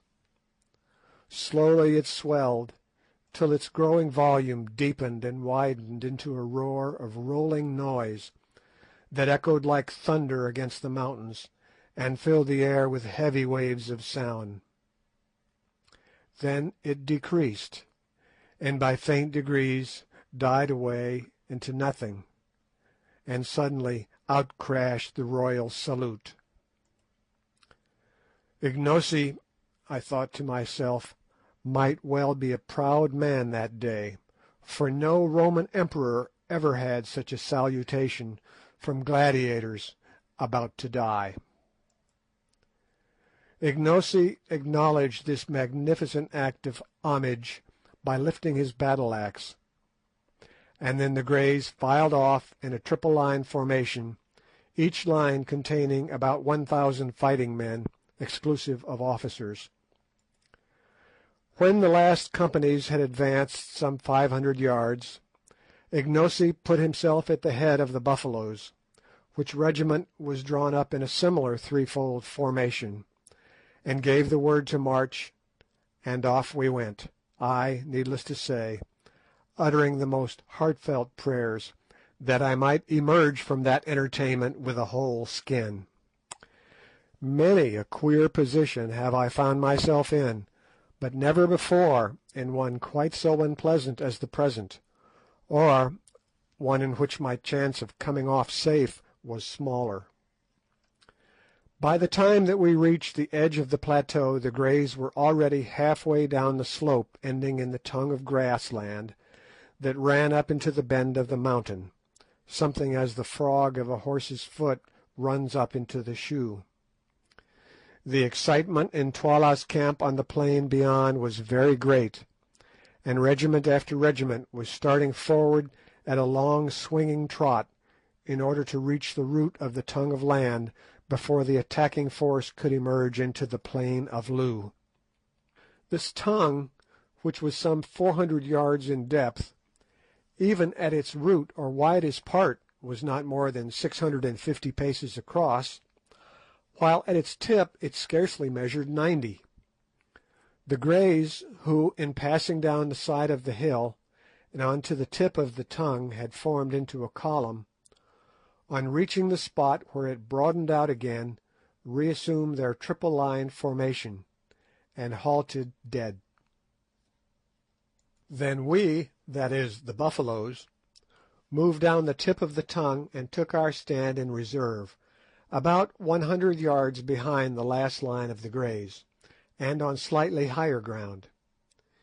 Meanwhile we had leisure to observe Twala's entire force, which evidently had been reinforced since the morning attack, and could not now, notwithstanding their losses, number less than 40,000, moving swiftly up towards us. But as they drew near the root of the tongue they hesitated, having discovered that only one regiment could advance into the gorge at a time, and that there, some 70 yards from the mouth of it, unassailable except in front on account of the high walls of boulder-strewn ground on each side, stood the famous regiment of Greys, the pride and glory of the Kukuana army, ready to hold the way against their power as the three Romans once held the bridge against thousands. They hesitated, and finally stopped their advance. There was no eagerness to cross spears with these three grim ranks of warriors, who stood so firm and ready. Presently, however, a tall general, wearing the customary head-dress of nodding ostrich plumes, appeared, attended by a group of chiefs and orderlies, being, I thought, none other than Twala himself. He gave an order, and the first regiment, raising a shout, charged up towards the Greys, who remained perfectly still and silent till the attacking troops were within 40 yards, and a volley of Twalas or throwing knives came rattling among their ranks. Then suddenly, with a bound and a roar, they sprang forward with uplifted spears, and the regiment met in deadly strife. Next second the roll of the meeting shields came to our ears like the sound of thunder, and the plain seemed to be alive with flashes of light reflected from the shimmering spears. To and fro swung the surging mass of struggling, stabbing humanity, but not for long. Suddenly the attacking lines began to grow thinner, and then with a slow, long heave the Greys passed over them, just as a great wave heaves up its bulk and passes over a sunken ridge. It was done. That regiment was completely destroyed. But the Greys had but 2 lines left now. A third of their number were dead. Closing up shoulder to shoulder, once more they halted in silence and awaited attack, and I was rejoiced to catch sight of Sir Henry's yellow beard as he moved to and fro arranging the ranks. So he was yet alive. Meanwhile, we moved on to the ground of the encounter, which was cumbered by about 4,000 prostrate human beings, dead, dying, and wounded, and literally stained red with blood.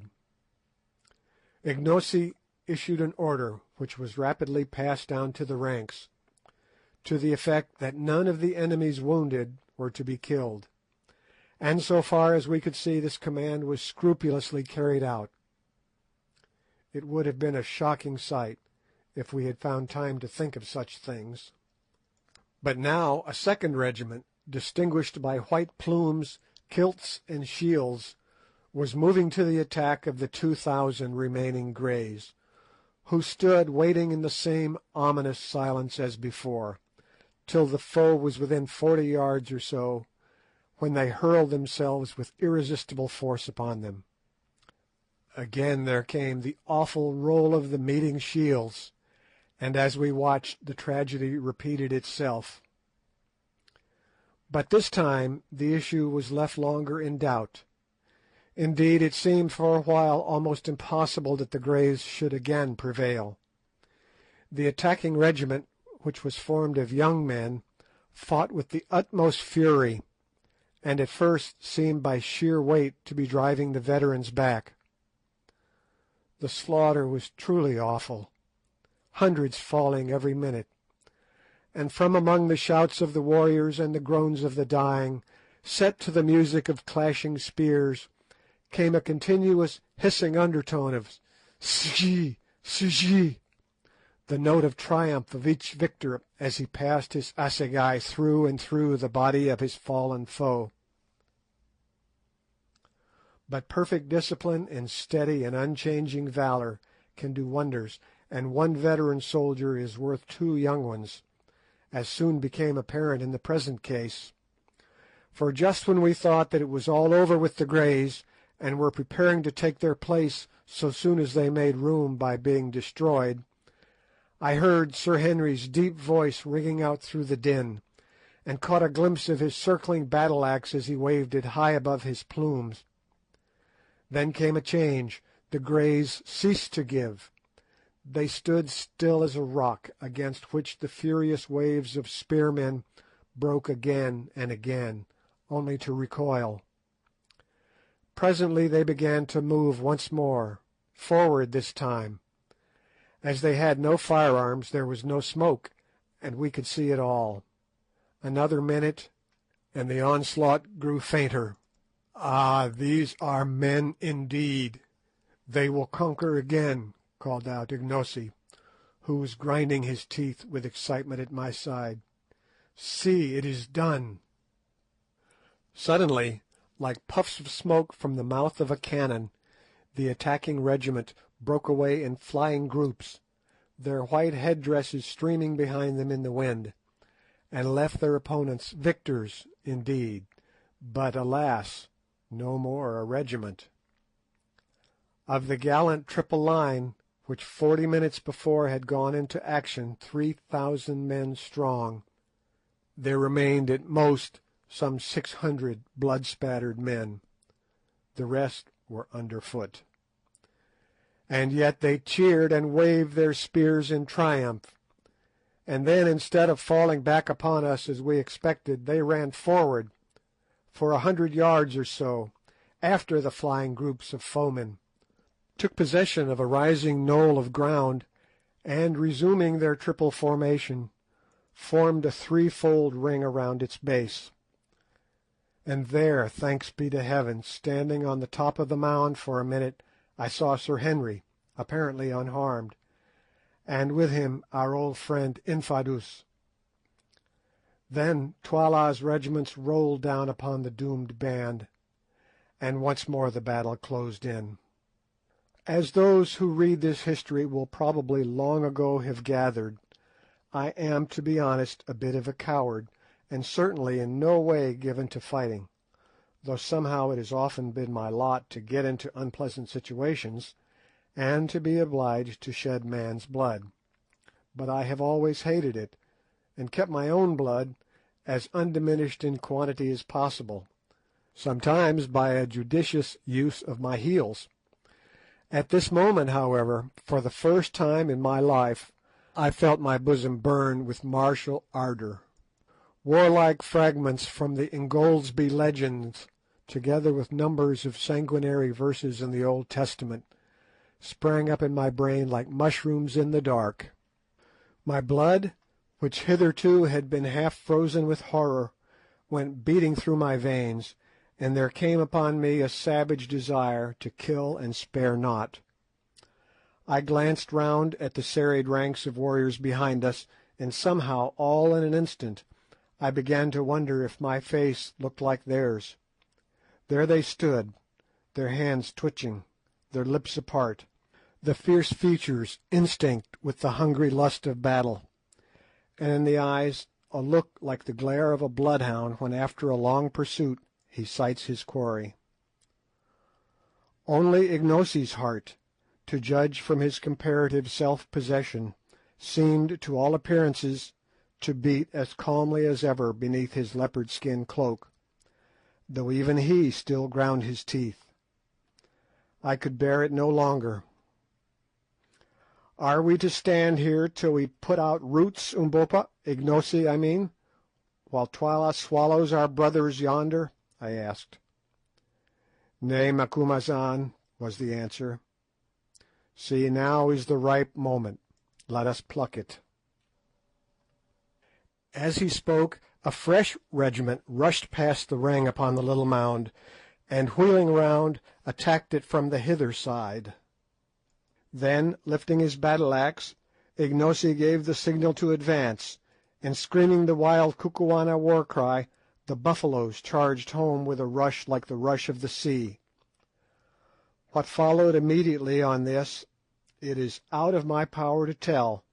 All I can remember is an irregular yet ordered advance that seemed to shake the ground, a sudden change of front and forming up on the part of the regiment against which the charge was directed, then an awful shock, a dull roar of voices, and a continuous flashing of spears, seen through a red mist of blood. When my mind cleared, I found myself standing inside the remnant of the Greys near the top of the mound, and just behind no less a person than Sir Henry himself. How I got there I had at the moment no idea, but Sir Henry afterwards told me that I was borne up by the first furious charge of the Buffaloes almost to his feet, and then left, as they in turn were pressed back. Thereon he dashed out of the circle and dragged me into shelter. As for the fight that followed, who can describe it?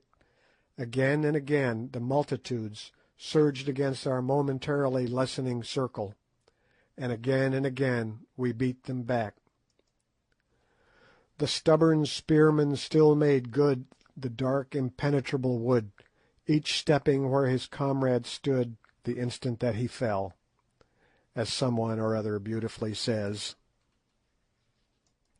It was a splendid thing to see those brave battalions come on time after time over the barriers of their dead, sometimes lifting corpses before them to receive our spear thrusts, only to leave their own corpses to swell the rising piles. It was a gallant sight to see that old warrior Infadoos, as cool as though he were on parade, shouting out orders, taunts, and even jests, to keep up the spirit of his few remaining men, and then, as each charge rolled on, stepping forward to wherever the fighting was thickest, to bear his share in its repulse. And yet more gallant was the vision of Sir Henry, whose ostrich plumes had been shorn off by a spear thrust, so that his long yellow hair streamed out in the breeze behind him. There he stood, the great Dane, for he was nothing else, his hands, his axe, and his armour all red with blood, and none could live before his stroke. Time after time I saw it sweeping down, as some great warrior ventured to give him battle, and as he struck it he shouted, "Ahoy! Ahoy!" like his berserkir forefathers, and the blow went crashing through shield and spear, through head-dress, hair, and skull, till at last none would of their own will come near the great white Umtagati, the wizard who killed and failed not. But suddenly there rose a cry of "Twala! Twala!" and out of the press sprang forward none other than the gigantic one-eyed king himself, also armed with battle-axe and shield, and clad in chain armour. "Where art thou, Incubu, thou white man, who slewest Scragga my son? See if thou canst slay me," he shouted, and at the same time hurled a tolla straight at Sir Henry, who fortunately saw it coming, and caught it on his shield, which it transfixed, remaining wedged in the iron plate behind the hide. Then with a cry Twala sprang forward straight at him, and with his battle-axe struck him such a blow upon the shield that the mere force and shock of it brought Sir Henry, strong man as he is, down upon his knees. But at this time the matter went no further, for that instant there rose from the regiments pressing round us something like a shout of dismay, and on looking up I saw the cause. To the right and to the left the plain was alive with the plumes of charging warriors. The outflanking squadrons had come to our relief. The time could not have been better chosen. All Twala's army, as Ignosi predicted would be the case, had fixed their attention on the bloody struggle which was raging round the remnant of the Greys and that of the Buffaloes, who were now carrying on a battle of their own at a little distance, which two regiments had formed the chest of our army. It was not until our horns were about to close upon them that they had dreamed of their approach, for they believed these forces to be hidden in reserve upon the crest of the moon-shaped hill. And now, before they could even assume a proper formation for defence, the outflanking impis had leapt like greyhounds on their flanks. In 5 minutes the fate of the battle was decided. Taken on both flanks, and dismayed at the awful slaughter inflicted upon them by the Greys and Buffaloes, Twala's regiments broke into flight, and soon the whole plain between us and Loo was scattered with groups of running soldiers making good their retreat. As for the hosts that had so recently surrounded us and the Buffaloes, they melted away as though by magic, and presently we were left standing there like a rock from which the sea has retreated. But what a sight it was! Around us the dead and dying lay in heaped-up masses, and of the gallant Greys there remained but 95 men upon their feet. More than 3,400 had fallen in this one regiment, most of them never to rise again. "Men," said Infadoos calmly, as between the intervals of binding a wound on his arm he surveyed what remained to him of his corps, "ye have kept up the reputation of your regiment, and this day's fighting will be well spoken of by your children's children."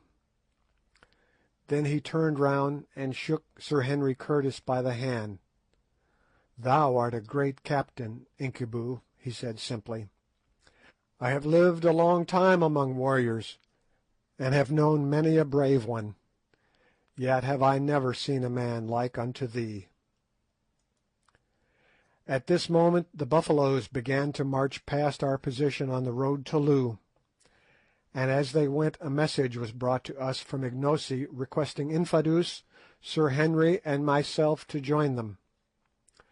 Accordingly, orders having been issued to the remaining 90 men of the Greys to employ themselves in collecting the wounded, we joined Ignosi, who informed us that he was pressing on to Loo to complete the victory by capturing Twala, if that should be possible. Before we had gone far, suddenly we discovered the figure of Good sitting on an ant-heap about 100 paces from us. Close beside him was the body of a Kukuana. "He must be wounded," said Sir Henry anxiously. As he made the remark an untoward thing happened. The dead body of the Kukuana soldier, or rather what had appeared to be his dead body, suddenly sprang up, knocked Good head over heels off the ant-heap, and began to spear him. We rushed forward in terror, and as we drew near we saw the brawny warrior making dig after dig at the prostrate Good, who at each prod jerked all his limbs into the air. Seeing us coming, the Kukuana gave one final and most vicious dig, and with a shout of "Take that, wizard!" bolted away. Good did not move, and we concluded that our poor comrade was done for. Sadly we came towards him, and were astonished to find him pale and faint indeed, but with a serene smile upon his face, and his eyeglass still fixed in his eye. "Capital armour this," he murmured, on catching sight of our faces bending over him. "How sold that beggar must have been!" And then he fainted.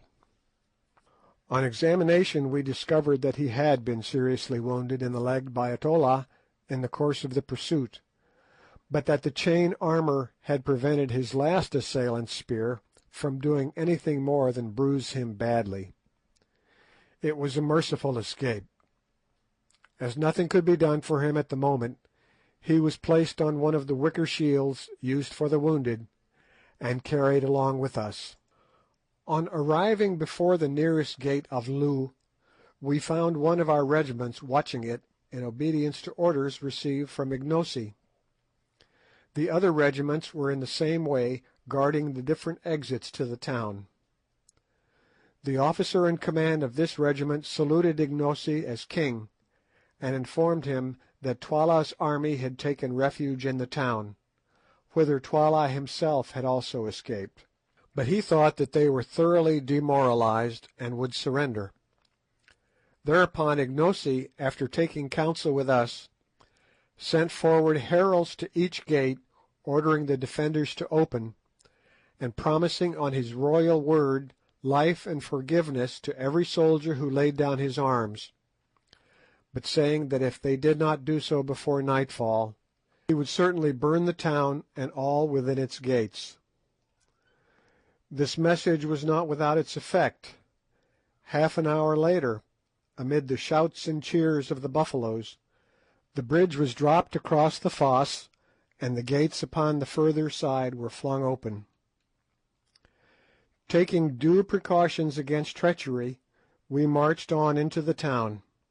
All along the roadways stood thousands of dejected warriors, their heads drooping, and their shields and spears at their feet, who, headed by their officers, saluted Ignosi as king as he passed. On we marched, straight to Twala's kraal. When we reached the great space where a day or two previously we had seen the review and the witch hut, we found it deserted. No, not quite deserted, for there on the further side, in front of his hut, sat Twala himself, with but one attendant, Gagool. It was a melancholy sight to see him seated, his battle-axe and shield by his side, his chin upon his mailed breast, with but one old crone for companion, and notwithstanding his crimes and misdeeds, a pang of compassion shot through me as I looked upon Twala, thus fallen from his high estate. Not a soldier of all his armies, not a courtier out of the hundreds who had cringed round him, not even a solitary wife, remained to share his fate or have the bitterness of his fall. Poor savage, he was learning the lesson which fate teaches to most of us who live long enough, that the eyes of mankind are blind to the discredited, and that he who is defenceless and fallen finds few friends and little mercy. Nor, indeed, in this case did he deserve any. Filing through the kraal gate, we marched across the open space to where the ex-king sat. When within about 50 yards of him the regiment was halted, and accompanied by only a small guard, we advanced towards him, Gagool reviling us bitterly as we came. As we drew near, Twala, for the first time, lifted his plumed head, and fixed his one eye, which seemed to flash with suppressed fury almost as brightly as the great diamond round his forehead, upon his successful rival, Ignosi. "Hail, O king!" he said with bitter mockery, "thou who hast eaten of my bread, and now by the aid of the white man's magic hast seduced my regiments and defeated mine army. Hail! What fate hast thou in store for me, O king?" "The fate thou gavest to my father, whose throne thou hast sat on these many years," was the stern answer. "It is good. I will show thee how to die, that thou mayest remember it against thine own time. See, the sun sinks in blood," and he pointed with his battle-axe towards the setting orb. "It is well that my son should go down in its company. And now, O king, I am ready to die, but I crave the boon of the Kukuana royal house, to die fighting." Note: it is a law amongst the Kukuanas that no man of the direct royal blood can be put to death unless by his own consent, which is, however, never refused. He is allowed to choose a succession of antagonists to be approved by the king, with whom he fights, till one of them kills him. Allan Quatermain. Thou canst refuse it, or even those cowards who fled today will hold thee shamed. It is granted. Choose with whom wilt thou fight. Myself, I cannot fight with thee, for the king fights not except in war. Twala's sombre eye ran up and down our ranks, and I felt, as for a moment it rested on myself, that the position had developed a new horror. What if he chose to begin by fighting me? What chance should I have against a desperate savage 6 feet 5 high and broad in proportion? I might as well commit suicide at once. Hastily I made up my mind to decline the combat, even if I were hooted out of Kukuana land as a consequence. It is, I think, better to be hooted than to be quartered with a battle-axe. Presently Twala spoke. "Incubu, what sayest thou? Shall we end what we began today? Or shall I call thee coward, white even to the liver?" "Nay," interposed Ignosi hastily, "thou shalt not fight with Incubu." "Not if he is afraid," said Twala. Unfortunately, Sir Henry understood this remark, and the blood flamed up in his cheeks.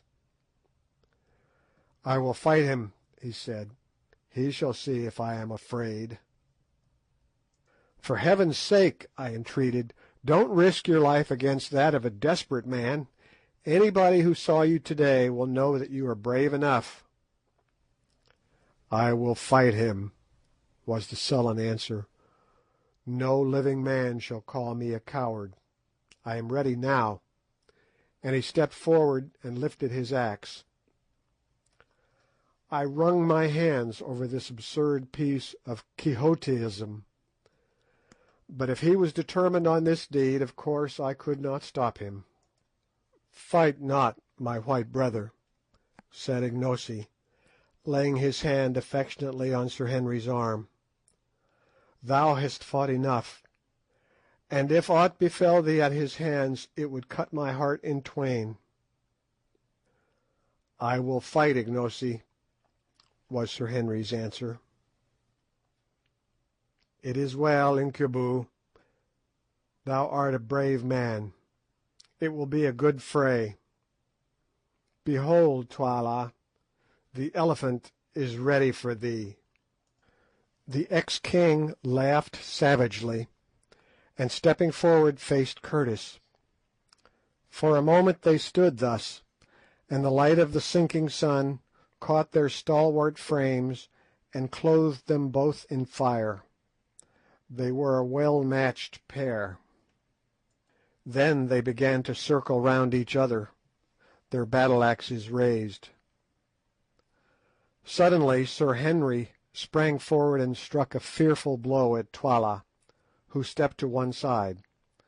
So heavy was the stroke that the striker half overbalanced himself, a circumstance of which his antagonist took a prompt advantage. Circling his massive battle-axe round his head, he brought it down with tremendous force. My heart jumped into my mouth. I thought that the affair was already finished. But no, with a quick upward movement of the left arm, Sir Henry interposed his shield between himself and the axe, with the result that its outer edge was shorn away, the axe falling on his left shoulder, but not heavily enough to do any serious damage. In another moment Sir Henry got in a second blow, which was also received by Twala upon his shield.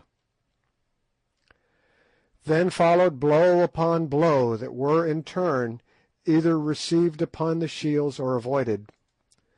The excitement grew intense. The regiment which was watching the encounter forgot its discipline, and drawing near shouted and groaned at every stroke. Just at this time, too, Good, who had been laid upon the ground by me, recovered from his faint, and sitting up perceived what was going on. In an instant he was up, and catching hold of my arm, hopped about from place to place on one leg, dragging me after him and yelling encouragements to Sir Henry. "Go to it, old fellow!" he hallooed. "That was a good one! Give it him amidships!" and so on. Presently Sir Henry, having caught a fresh stroke upon his shield, hit out with all his force. The blow cut through Twala's shield and through the tough chain armour behind it, gashing him in the shoulder. With a yell of pain and fury, Twala returned the blow with interest, and, such was his strength, shore right through the rhinoceros's horn handle of his antagonist's battle-axe, strengthened as it was with bands of steel, wounding Curtis in the face. A cry of dismay rose from the Buffaloes as our hero's broad axe-head fell to the ground, and Twala, again raising his weapon, flew at him with a shout. I shut my eyes. When I opened them again, it was to see Sir Henry's shield lying on the ground, and Sir Henry himself with his great arms twined round Twala's middle. To and fro they swung, hugging each other like bears, straining with all their mighty muscles for dear life and dearer honour.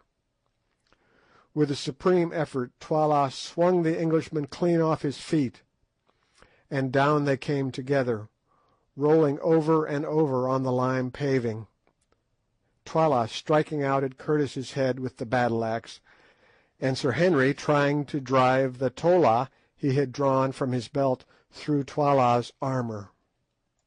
It was a mighty struggle, and an awful thing to see. "Get his axe!" yelled Good, and perhaps our champion heard him. At any rate, dropping the tolla, he snatched at the axe, which was fastened to Twala's wrist by a strip of buffalo hide, and still rolling over and over they fought for it like wildcats, drawing their breath in heavy gasps. Suddenly the hide string burst, and then with a great effort Sir Henry freed himself, the weapon remaining in his hand. Another second and he was upon his feet, the red blood streaming from the wound in his face, and so was Twala. Drawing the heavy tolla from his belt, he reeled straight at Curtis and struck him in the breast. The stab came home true and strong, but whoever it was who made that chain armour, he understood his art, for it withstood the steel. Again Twala struck out with a savage yell, and once more the sharp knife rebounded, and Sir Henry went staggering back. Once more Twala came on, and as he came our great Englishman gathered himself together, and swinging the big axe round his head with both hands, hit at him with all his force. There was a shriek of excitement from 1,000 throats, and behold, Twala's head seemed to spring from his shoulders. Then it fell and came rolling and bounding along the ground towards Ignosi, stopping just at his feet. For a second the corpse stood upright. Then with a dull crash it came to the earth, and the gold torque from its neck rolled away across the pavement. As it did so, Sir Henry, overpowered by faintness and loss of blood, fell heavily across the body of the dead king. In a second he was lifted up, and eager hands were pouring water on his face. Another minute, and the grey eyes opened wide. He was not dead. Then I, just as the sun sank, stepping to where Twala's head lay in the dust, unloosed the diamond from the dead brows, and handed it to Ignosi. "Take it," I said, "lawful king of the Kukuanas, king by birth and victory." Ignosi bound the diadem upon his brows. Then advancing, he placed his foot upon the broad chest of his headless foe, and broke out into a chant, or rather a paean of triumph, so beautiful and yet so utterly savage, that I despair of being able to give an adequate version of his words. Once I heard a scholar with a fine voice read aloud from the Greek poet Homer, and I remember that the sound of the rolling lines seemed to make my blood stand still. Ignosi's chant, uttered as it was in a language as beautiful and sonorous as the old Greek, produced exactly the same effect on me, although I was exhausted with toil and many emotions. "Now," he began, "now our rebellion is swallowed up in victory, and our evil doing is justified by strength. In the morning the oppressors arose and stretched themselves. They bound on their harnesses and made them ready to war. They rose up and tossed their spears. The soldiers called to the captains, 'Come, lead us,' and the captains cried to the king, 'Direct thou the battle.' They laughed in their pride, 20,000 men, and yet a 20,000. Their plumes covered the valleys as the plumes of a bird cover her nest. They shook their shields and shouted, yea, they shook their shields in the sunlight. They lusted for battle and were glad. They came up against me. Their strong ones ran swiftly to slay me. They cried, 'Ha, ha! He is as one already dead.' Then I breathed on them, and my breath was as the breath of a wind, and lo, they were not. My lightnings pierced them. I licked up their strength with the lightning of my spears. I shook them to the ground with the thunder of my shoutings. They broke, they scattered, they were gone as the mists of the morning. They are food for the kites and the foxes, and the place of battle is fat with their blood. Where are the mighty ones who rose up in the morning? Where are the proud ones who tossed their spears and cried, 'He is as a man already dead'? They bow their heads, but not in sleep. They are stretched out, but not in sleep. They are forgotten. They have gone into the blackness. They dwell in the dead moons. Yea, others shall lead away their wives, and their children shall remember them no more. And I, the king, like an eagle, I have found my eyrie. Behold, far have I flown in the night season, yet have I returned to my young at the daybreak. Shelter ye under the shadow of my wings, O people, and I will comfort you, and ye shall not be dismayed. Now is the good time, the time of spoil. Mine are the cattle on the mountains, mine are the virgins in the kraals. The winter is overpast with storms, the summer is ready to come with flowers. Now evil shall cover up her face, now mercy and gladness shall dwell in the land. Rejoice, rejoice, my people. Let all the stars rejoice in that this tyranny is trodden down, in that I am the king." Ignosi ceased his song, and out of the gathering gloom came back the deep reply, "Thou art the king." Thus was my prophecy to the herald fulfilled, and within the 48 hours Twala's headless corpse was stiffening at Twala's gate. End of chapter 14.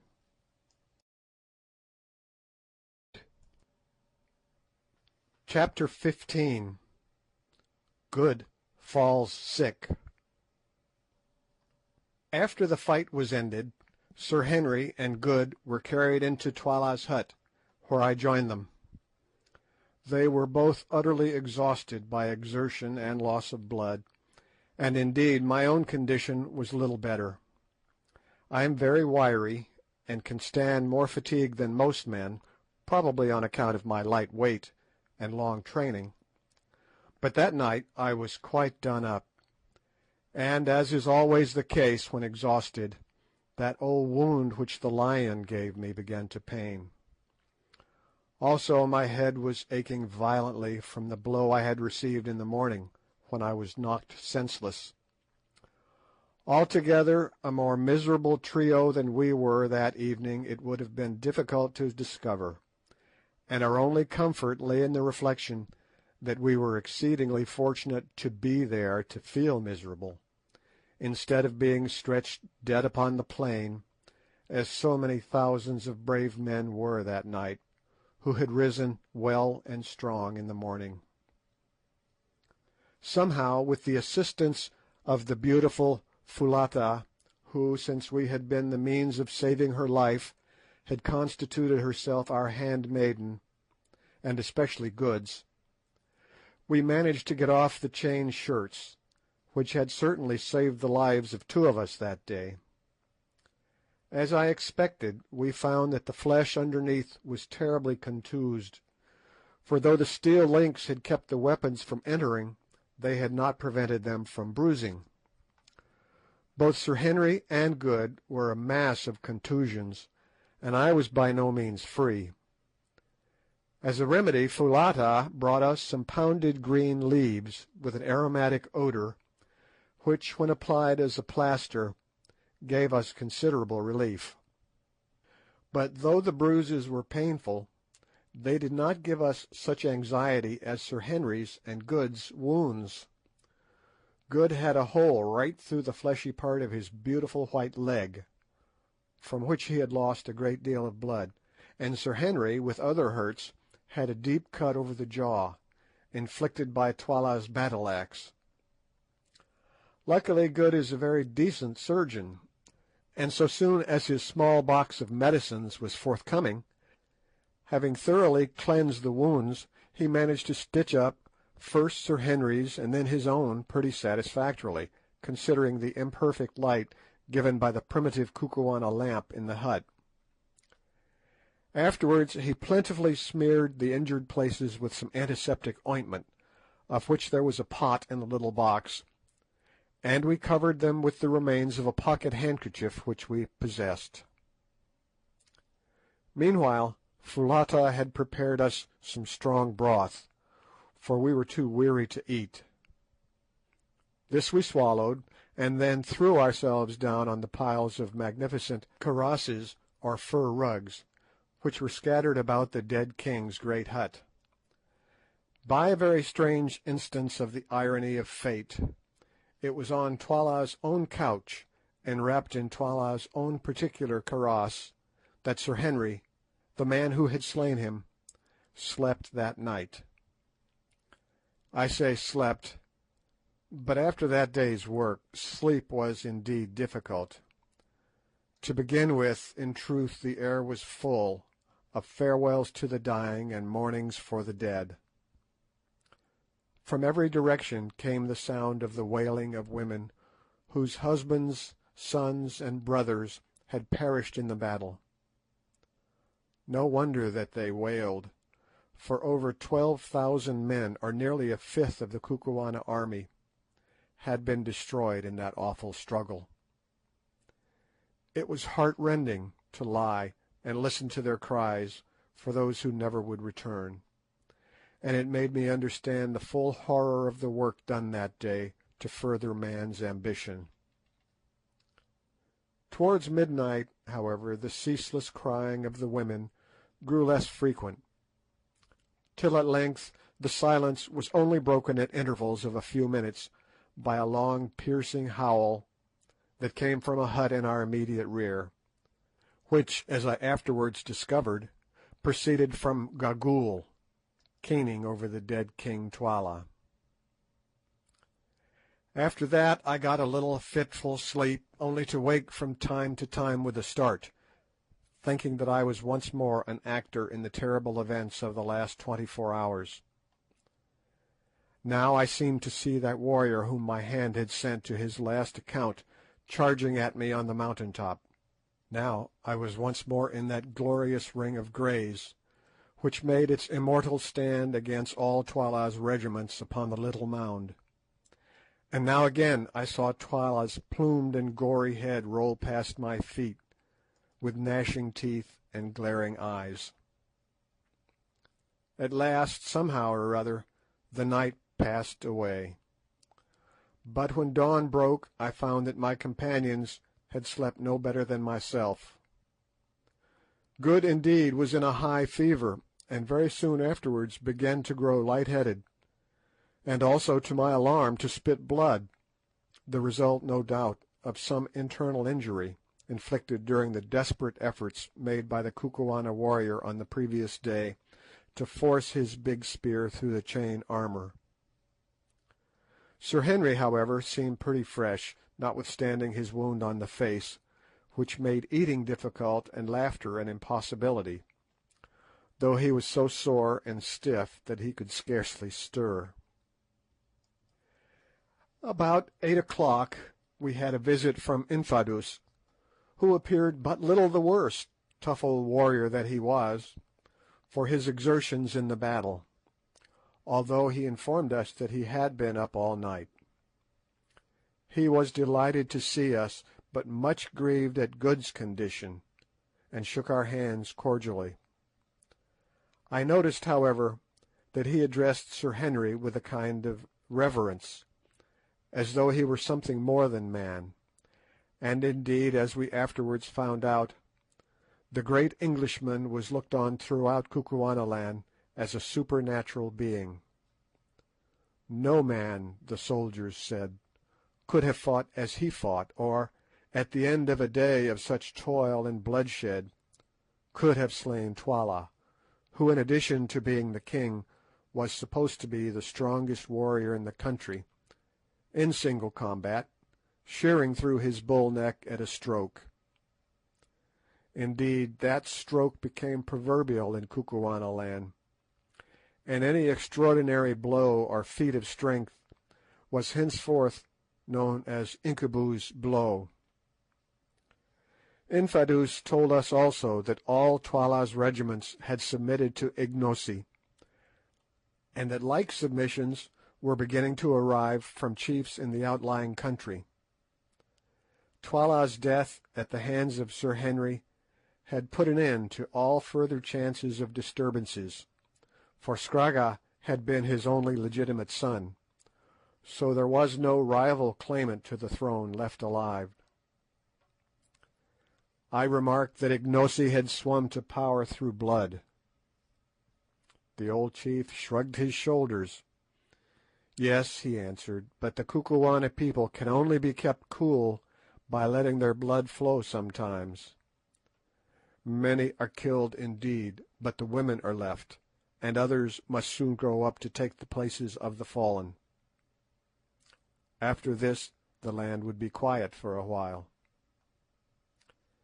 Afterwards, in the course of the morning, we had a short visit from Ignosi, on whose brows the royal diadem was now bound. As I contemplated him advancing with kingly dignity, an obsequious guard following his steps, I could not help recalling to my mind the tall Zulu who had presented himself to us at Durban some months back, asking to be taken into our service, and reflecting on the strange revolutions of the wheel of fortune.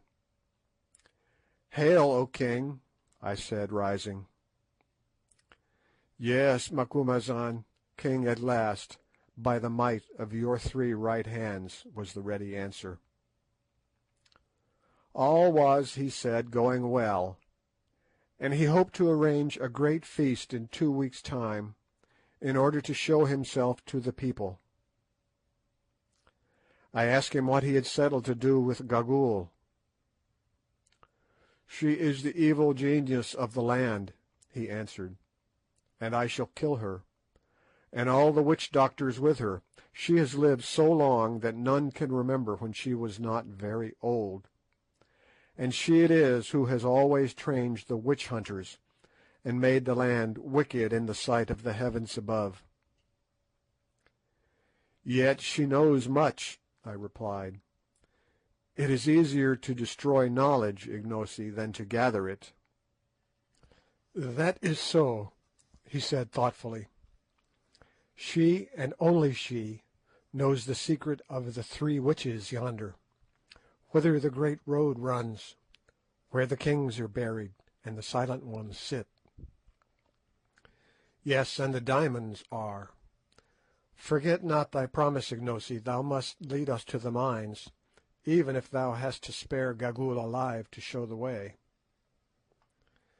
I will not forget, Macumazahn, and I will think on what thou sayest. After Ignosi's visit I went to see Good, and found him quite delirious. The fever set up by his wound seemed to have taken a firm hold of his system, and to be complicated with an internal injury. For 4 or 5 days his condition was most critical. Indeed, I believe it firmly that had it not been for Foulata's indefatigable nursing, he must have died.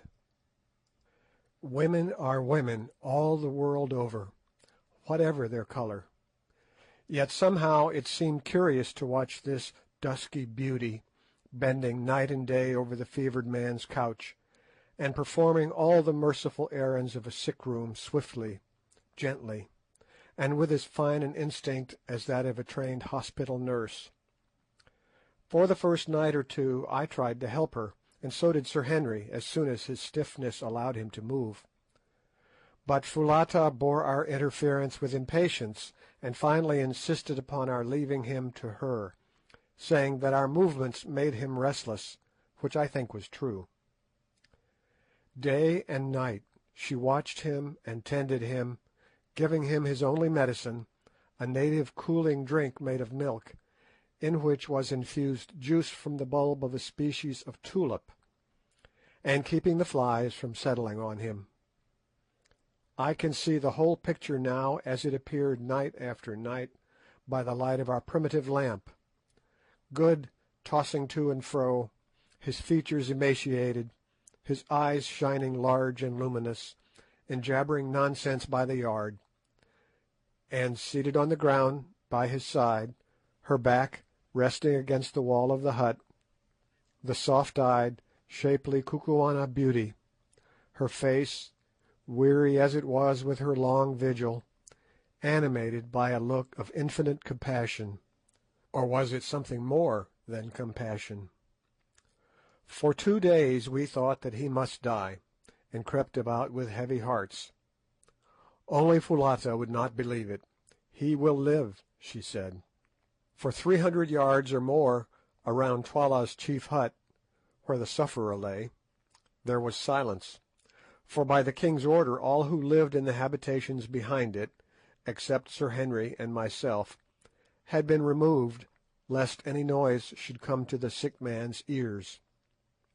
One night, it was the 5th of Good's illness, as was my habit, I went across to see how he was doing before turning in for a few hours. I entered the hut carefully. The lamp placed upon the floor showed the figure of Good tossing no more, but lying quite still. So it had come at last. In the bitterness of my heart I gave something like a sob. "Hush!" came from the patch of dark shadow behind Good's head. Then, creeping closer, I saw that he was not dead, but sleeping soundly, with Foulata's taper fingers clasped tightly in his poor white hand. The crisis had passed, and he would live.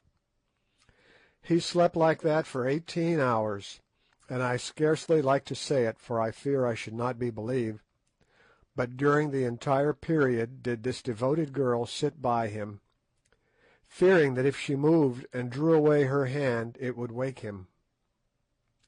What she must have suffered from cramp and weariness, to say nothing of want of food, nobody will ever know.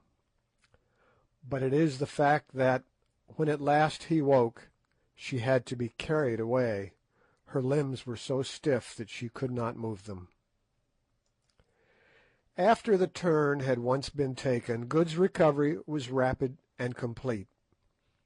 It was not till he was nearly well that Sir Henry told him all he owed to Foulata, and when he came to the story of how she sat by his side for 18 hours, fearing lest by moving she would wake him, the honest sailor's eyes filled with tears. He turned and went straight to the hut where Foulata was preparing the midday meal, for we were back in our old quarters now, taking me with him to interpret in case he could not make his meaning clear to her, though I am bound to say that she understood him marvellously as a rule, considering how extremely limited was his foreign vocabulary. "Tell her," said Good, "that I owe her my life, and that I will never forget her kindness to my dying day." I interpreted, and under her dark skin she actually seemed to blush. Turning to him with one of those swift and graceful motions that in her always reminded me of the flight of a wild bird, Foulata answered softly, glancing at him with her large brown eyes. "Nay, my lord forgets. Did he not save my life, and am I not my lord's handmaiden?" It will be observed that the young lady appeared entirely to have forgotten the share which Sir Henry and myself had taken in her preservation from Twala's clutches. But that is the way of women. I remember my dear wife was just the same. Well, I retired from that little interview sad at heart. I did not like Miss Foulata's soft glances, for I knew the fatal amorous propensities of sailors in general, and of Good in particular. There are two things in the world, as I have found out, which cannot be prevented. You cannot keep a Zulu from fighting, or a sailor from falling in love upon the slightest provocation. It was a few days after this last occurrence that Ignosi held his great indaba, or council, and was formally recognised as king by the Indunas, or headmen, of Kukuanaland. The spectacle was a most imposing one, including as it did a grand review of troops. On this day the remaining fragments of the Greys were formally paraded, and in the face of the army thanked for their splendid conduct in battle. To each man the king made a large present of cattle, promoting them one and all to the rank of officers in the new corps of Greys, which was in process of formation. An order was also promulgated throughout the length and breadth of Kukuanaland, that whilst we honoured the country by our presence, we three were to be greeted with the royal salute, and to be treated with the same ceremony and respect that was by custom accorded to the king. Also, the power of life and death was publicly conferred upon us. Ignosi, too, in the presence of his people, reaffirmed the promises which he had made, to the effect that no man's blood should be shed without trial, and that witch-hunting should cease in the land. When the ceremony was over, we waited upon Ignosi, and informed him that we were now anxious to investigate the mystery of the mines to which Solomon's Road ran, asking him if he had discovered anything about them. "My friends," he answered, "I have discovered this. It is there that the three great figures sit, who here are called the Silent Ones, and to whom Twala would have offered the girl Foulata as a sacrifice. It is there, too, in a great cave deep in the mountain, that the kings of the land are buried. There ye shall find Twala's body, sitting with those who went before him. There also is a deep pit, which at some time long dead men dug out, mayhap for the stones ye speak of, such as I have heard men in Natal tell of at Kimberley. There too, in the place of death, is a secret chamber, known to none but the king and Gagool. But Twala, who knew it, is dead, and I know it not, nor know I what is in it. Yet there is a legend in the land that once, many generations ago, a white man crossed the mountains, and was led by a woman to the secret chamber, and shown the wealth hidden in it. But before he could take it she betrayed him, and he was driven by the king of that day back to the mountains, and since then no man has entered the place." "The story is surely true, Ignosi, for on the mountains we found the white man," I said. "Yes, we found him, and now I have promised you that if ye can come to that chamber, and the stones are there—" "The gem upon thy forehead proves they are there," I put in, pointing to the great diamond I had taken from Twala's dead brows. "Mayhap, if they are there," he said, "ye shall have as many as ye can take hence, if indeed ye would leave me, my brothers." "First we must find the chamber," said I. "There is but one who can show it to thee, Gagool." "And if she will not?" "Then she must die," said Ignosi sternly. "I have saved her alive but for this. Stay, she shall choose." And calling to a messenger, he ordered Gagool to be brought before him. In a few minutes she came, hurried along by two guards, whom she was cursing as she walked. "Leave her," said the king to the guards. But as soon as their support was withdrawn, the withered old bundle, for she looked more like a bundle than anything else, out of which her two bright and wicked eyes gleamed like those of a snake, sank in a heap onto the floor. "What will ye with me, Ignosi?" she piped. "Ye dare not touch me. If ye touch me, I will slay you as ye sit. Beware of my magic." "Thy magic could not save Twala, old she-wolf, and it cannot hurt me," was the answer. "Listen, I will this of thee, that thou reveal to us the chamber where are the shining stones." "Ha ha!" she piped. "None know its secret but I, and I will never tell thee. The white devils shall go hence empty-handed." "Thou shalt tell me. I will make thee tell me." "How, O king? Thou art great, but can thy power wring the truth from a woman?" "It is difficult, yet will I do so." "How, O king?"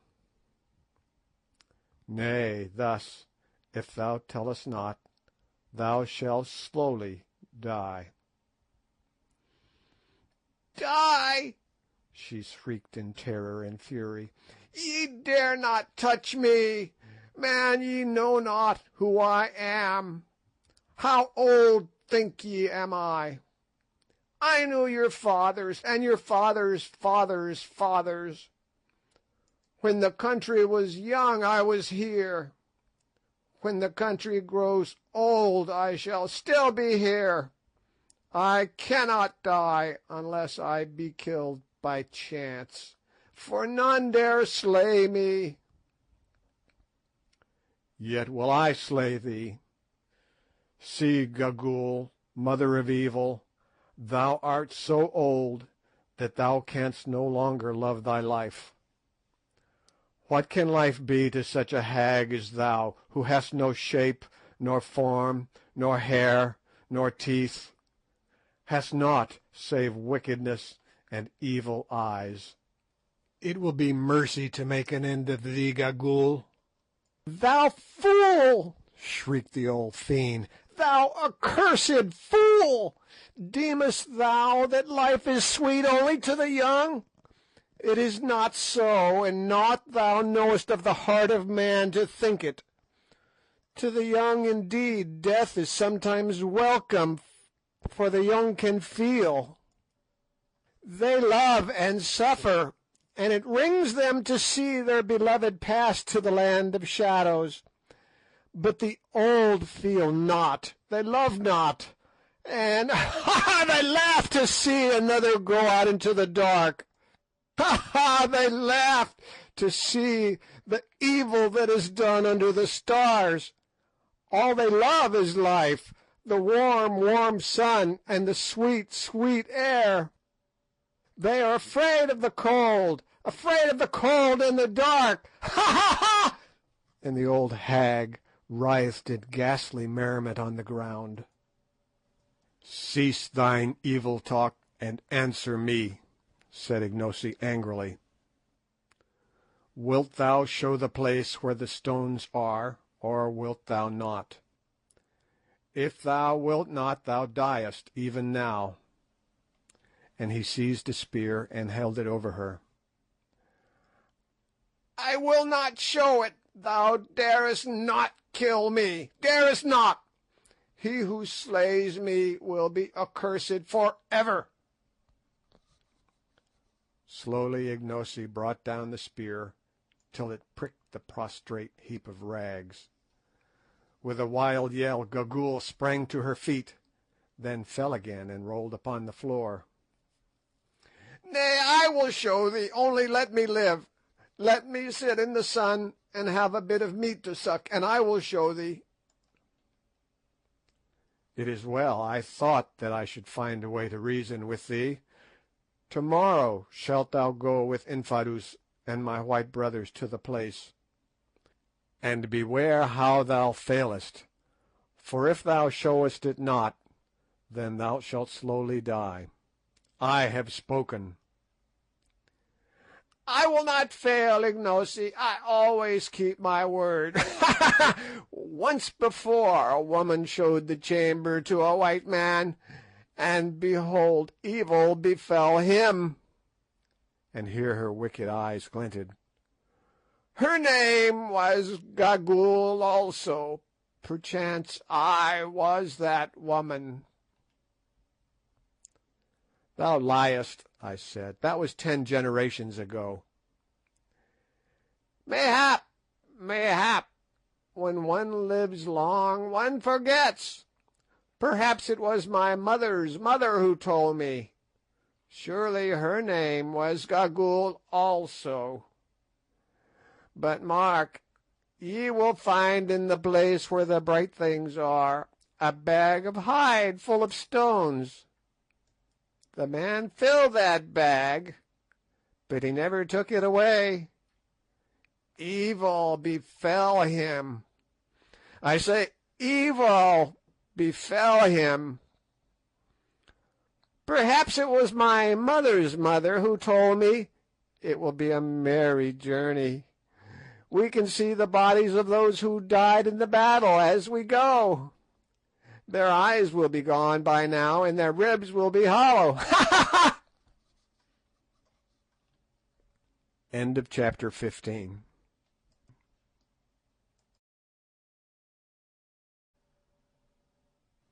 Chapter 16.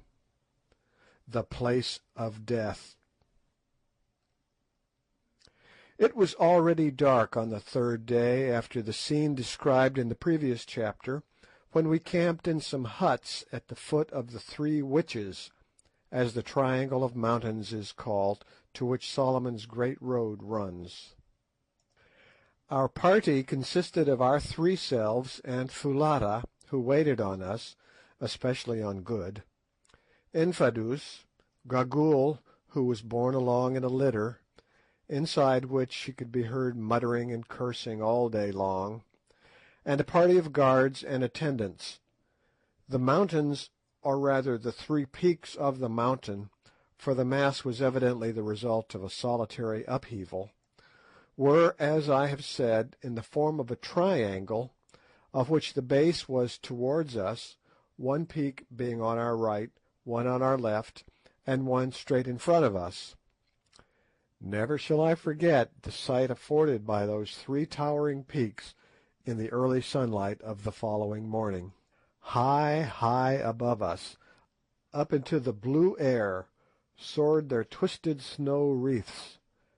Beneath the snow line the peaks were purple with heaths, and so were the wild moors that ran up the slope towards them. Straight before us the white ribbon of Solomon's Great Road stretched away uphill to the foot of the centre peak, about 5 miles from us, and there stopped. It was its terminus. I had better leave the feelings of intense excitement with which we set out on our march that morning to the imagination of those who read this history. At last we were drawing near to the wonderful mines that had been the cause of the miserable death of the old Portuguese Dom 3 centuries ago, of my poor friend, his ill-starred descendant, and also, as we feared, of George Curtis, Sir Henry's brother. Were we destined, after all that we had gone through, to fare any better? Evil befell them, as that old fiend Gagool said. Would it also befall us? Somehow, as we were marching up that last stretch of beautiful road, I could not help feeling a little superstitious about the matter, and so I think did Good and Sir Henry. For an hour and a half or more we tramped on up the heather-fringed way, going so fast in our excitement that the bearers of Gagool's hammock could scarcely keep pace with us, and its occupant piped out to us to stop. "Walk more slowly, white men," she said, projecting her hideous shrivelled countenance between the grass curtains, and fixing her gleaming eyes upon us. "Why will you run to meet the evil that shall befall you, ye seekers after treasure?" And she laughed that horrible laugh which always sent a cold shiver down my back, and for a while quite took the enthusiasm out of us. However, on we went, till we saw before us, and between ourselves and the peak, a vast circular hole with sloping sides, 300 feet or more in depth, and quite half a mile around. "Can't you guess what this is?" I said to Sir Henry and Good, who were staring in astonishment at the awful pit before us. They shook their heads. "Then it is clear that you have never seen the diamond diggings at Kimberley. You may depend on it that this is Solomon's diamond mine," pointing to the strata of stiff blue clay which were yet to be seen among the grass and bushes that clothed the sides of the pit. "The formation is the same. I'll be bound that if we went down there we should find pipes of soapy brecciated rock.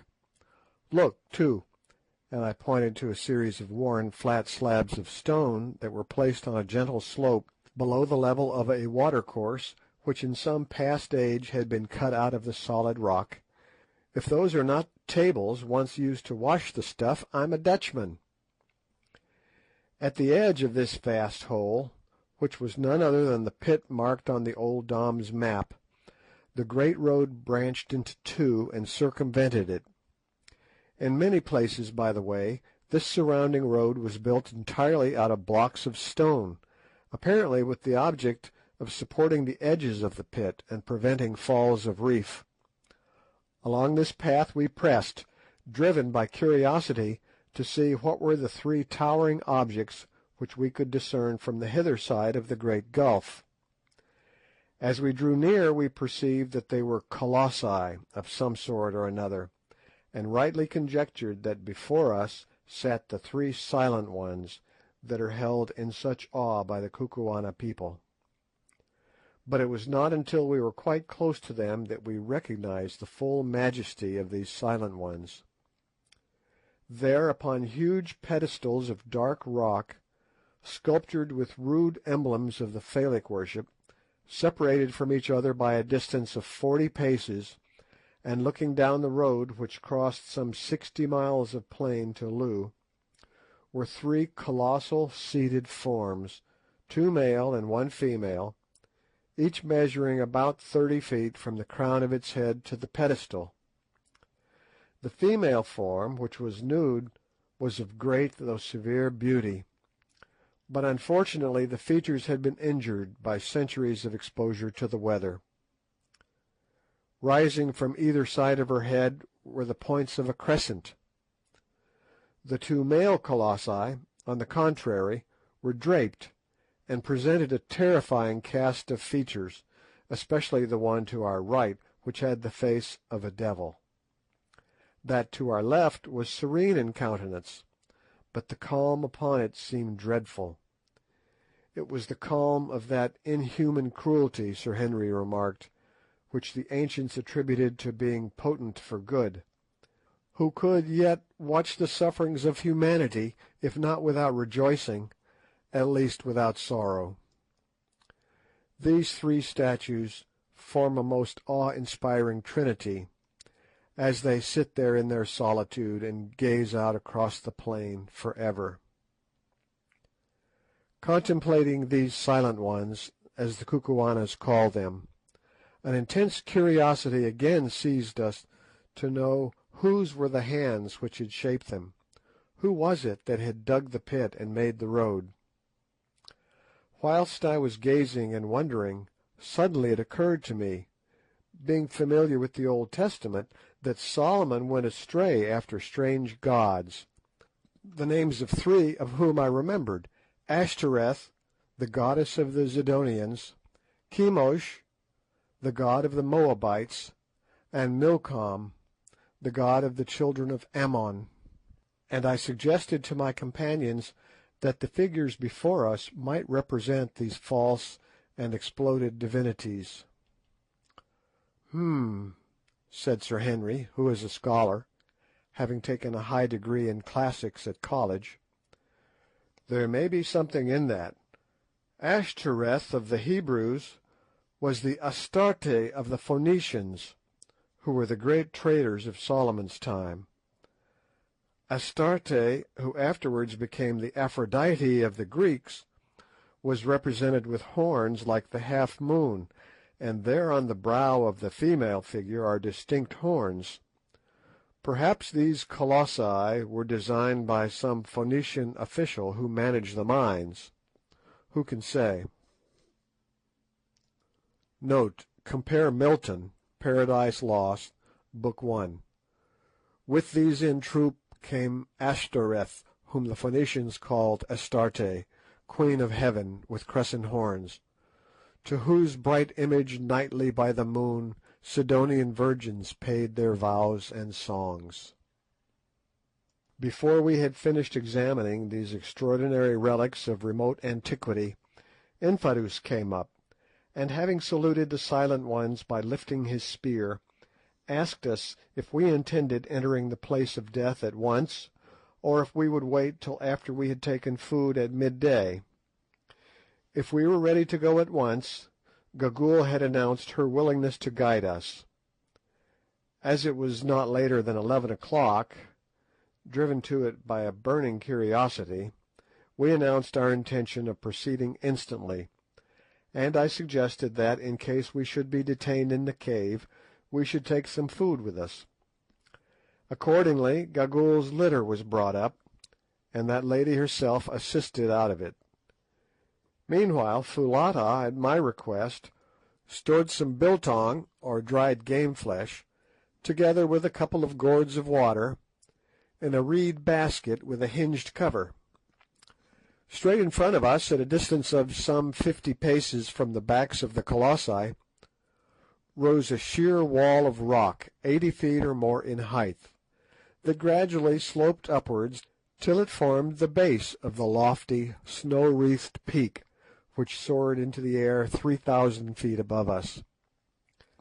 As soon as she was clear of her hammock, Gagool cast one evil grin upon us, and then, leaning on a stick, hobbled off towards the face of this wall. We followed her till we came to a narrow portal, solidly arched, that looked like the opening of a gallery of a mine. Here Gagool was waiting for us, still with that evil grin upon her horrid face.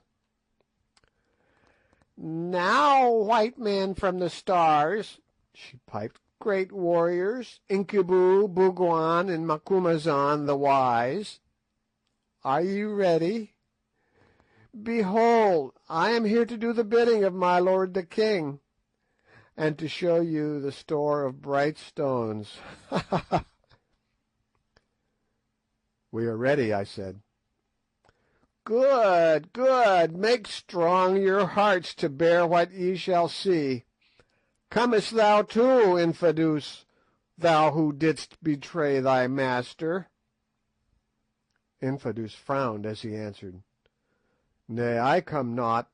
It is not for me to enter there.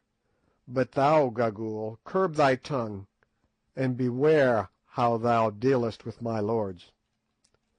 At thy hands will I require them, and if a hair of them be hurt, Gagool, beest thou 50 times a witch, thou shalt die. Hearest thou?" "I hear, Infadoos. I know thee.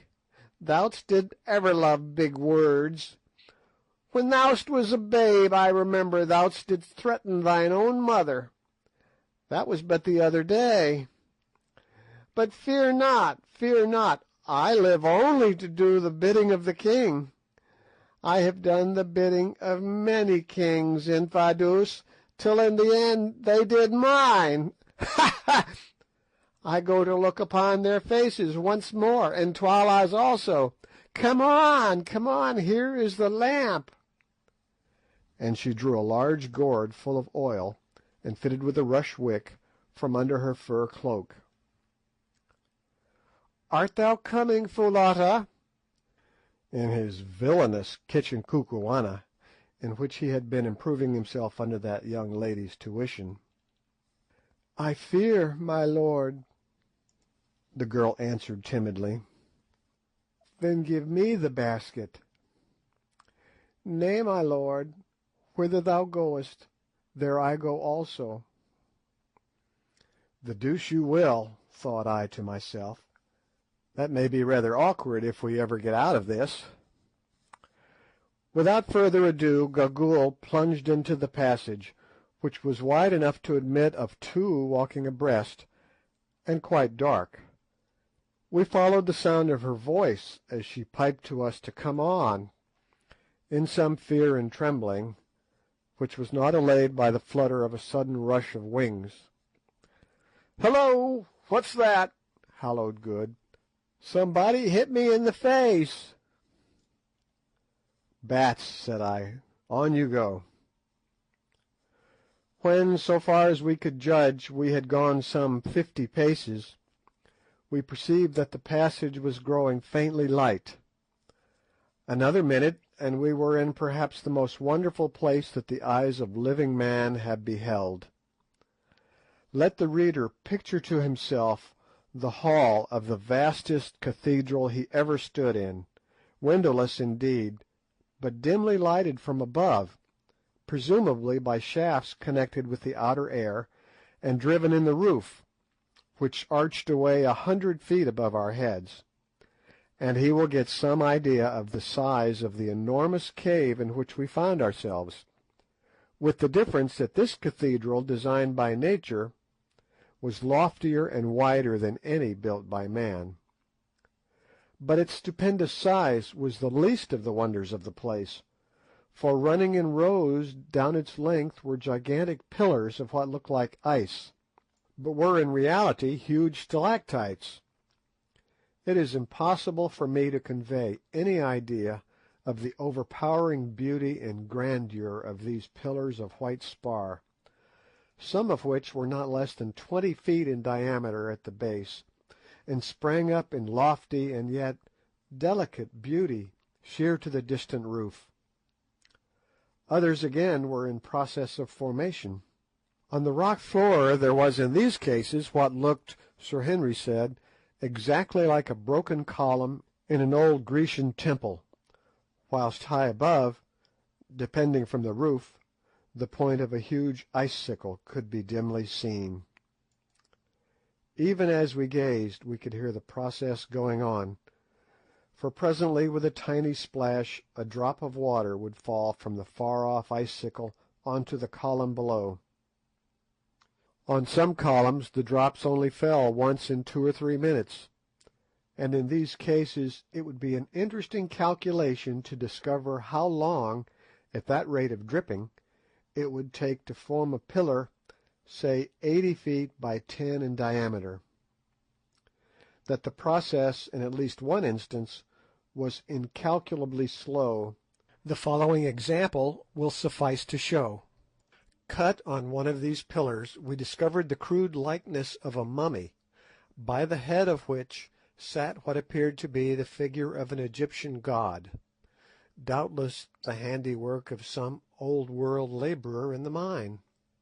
This work of art was executed at the natural height at which an idle fellow, be he Phoenician workman or British cad, is in the habit of trying to immortalise himself at the expense of nature's masterpieces, namely about 5 feet from the ground.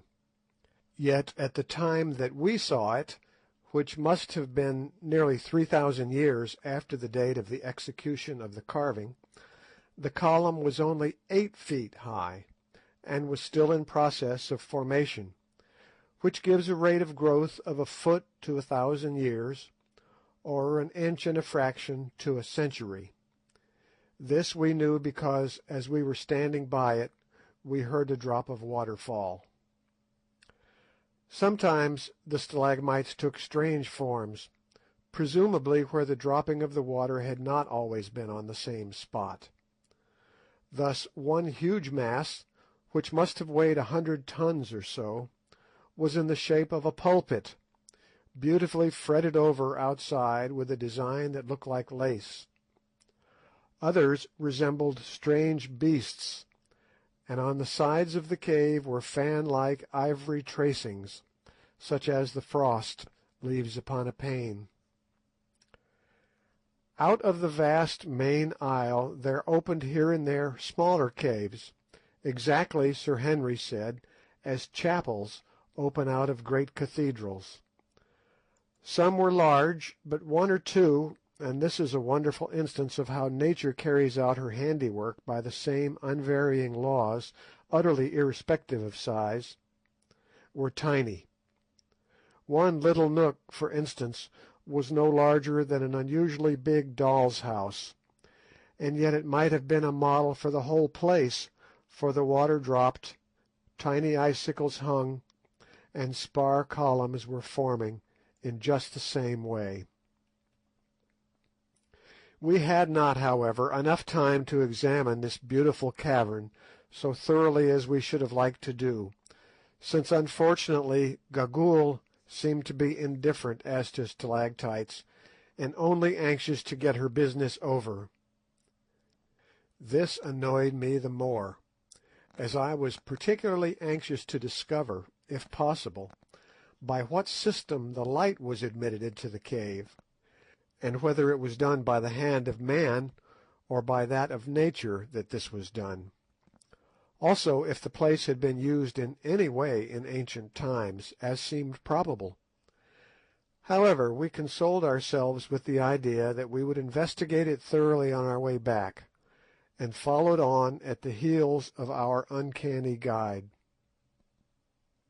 On she led us, straight to the top of the vast and silent cave, where we found another doorway, not arched as the first was, but square at the top, something like the doorways of Egyptian temples. "Are ye prepared to enter the place of death, white men?" asked Gagool, evidently with a view to making us feel uncomfortable. "Lead on, Macduff," said Good solemnly, trying to look as though he was not at all alarmed, as indeed we all did except Foulata, who caught Good by the arm for protection. "This is getting rather ghastly," said Sir Henry, peeping into the dark passageway. "Come on, Quatermain, Signoris Prioress. We mustn't keep the old lady waiting." And he politely made way for me to lead the van, for which inwardly I did not bless him.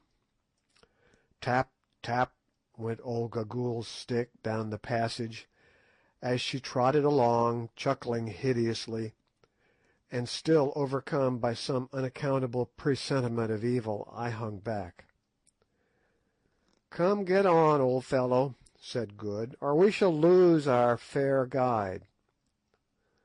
Thus adjured, I started down the passage, and after about 20 paces found myself in a gloomy apartment some 40 feet long by 30 broad and 30 high, which in some past age evidently had been hollowed by hand labour out of the mountain.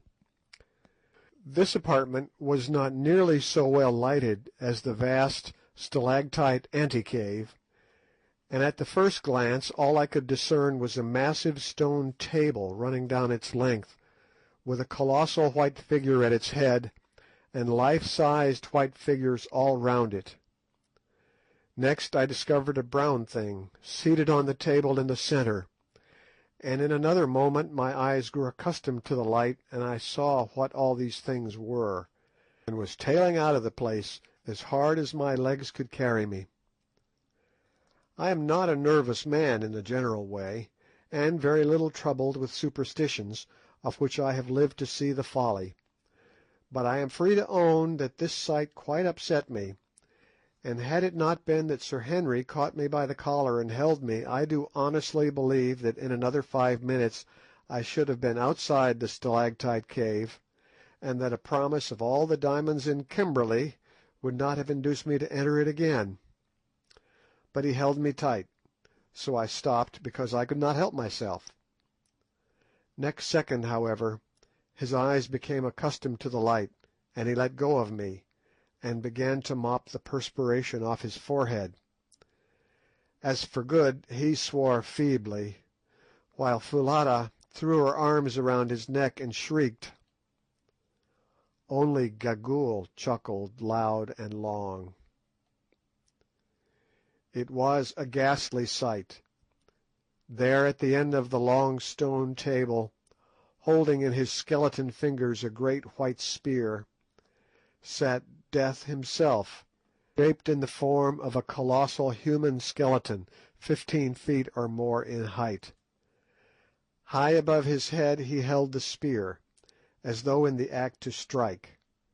One bony hand rested on the stone table before him, in the position a man assumes on rising from his seat, whilst his frame was bent forward so that the vertebrae of the neck and the grinning gleaming skull projected towards us and fixed its hollow eye-places upon us, the jaws a little open as though it were about to speak. "Great heavens!" said I faintly at last, "what can it be?" "And what are those things?" asked Good, pointing to the white company round the table. "And what on earth is that thing?" said Sir Henry, pointing to the brown creature seated on the table. "Hee hee hee!" laughed Gagool. "To those who enter the hall of the dead evil comes. Hee hee hee! Ha ha! Come, Incubu, brave in battle, come and see him thou slewest." And the old creature caught Curtis's coat in her skinny fingers and led him towards the table. We followed. Presently she stopped and pointed at the brown object seated on the table. Sir Henry looked, and started back with an exclamation, and no wonder, for there, quite naked, the head which Curtis's battle axe had shorn from the body resting on its knees, was the gaunt corpse of Twala, the last king of the Kukuanas.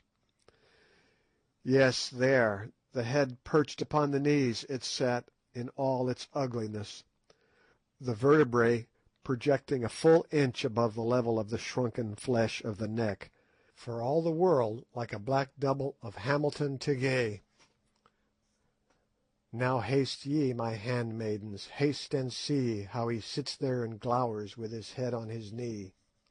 Over the surface of the corpse there was gathered a thin glassy film that made its appearance yet more appalling, for which we were at the moment quite unable to account, till presently we observed that from the roof of the chamber the water fell steadily, drip, drop, drip, on to the neck of the corpse, whence it ran down over the entire surface, and finally escaped into the rock through a tiny hole in the table. Then I guessed what the film was. Twala's body was being transformed into a stalactite. A look at the white forms seated on the stone bench which ran round that ghastly board confirmed this view.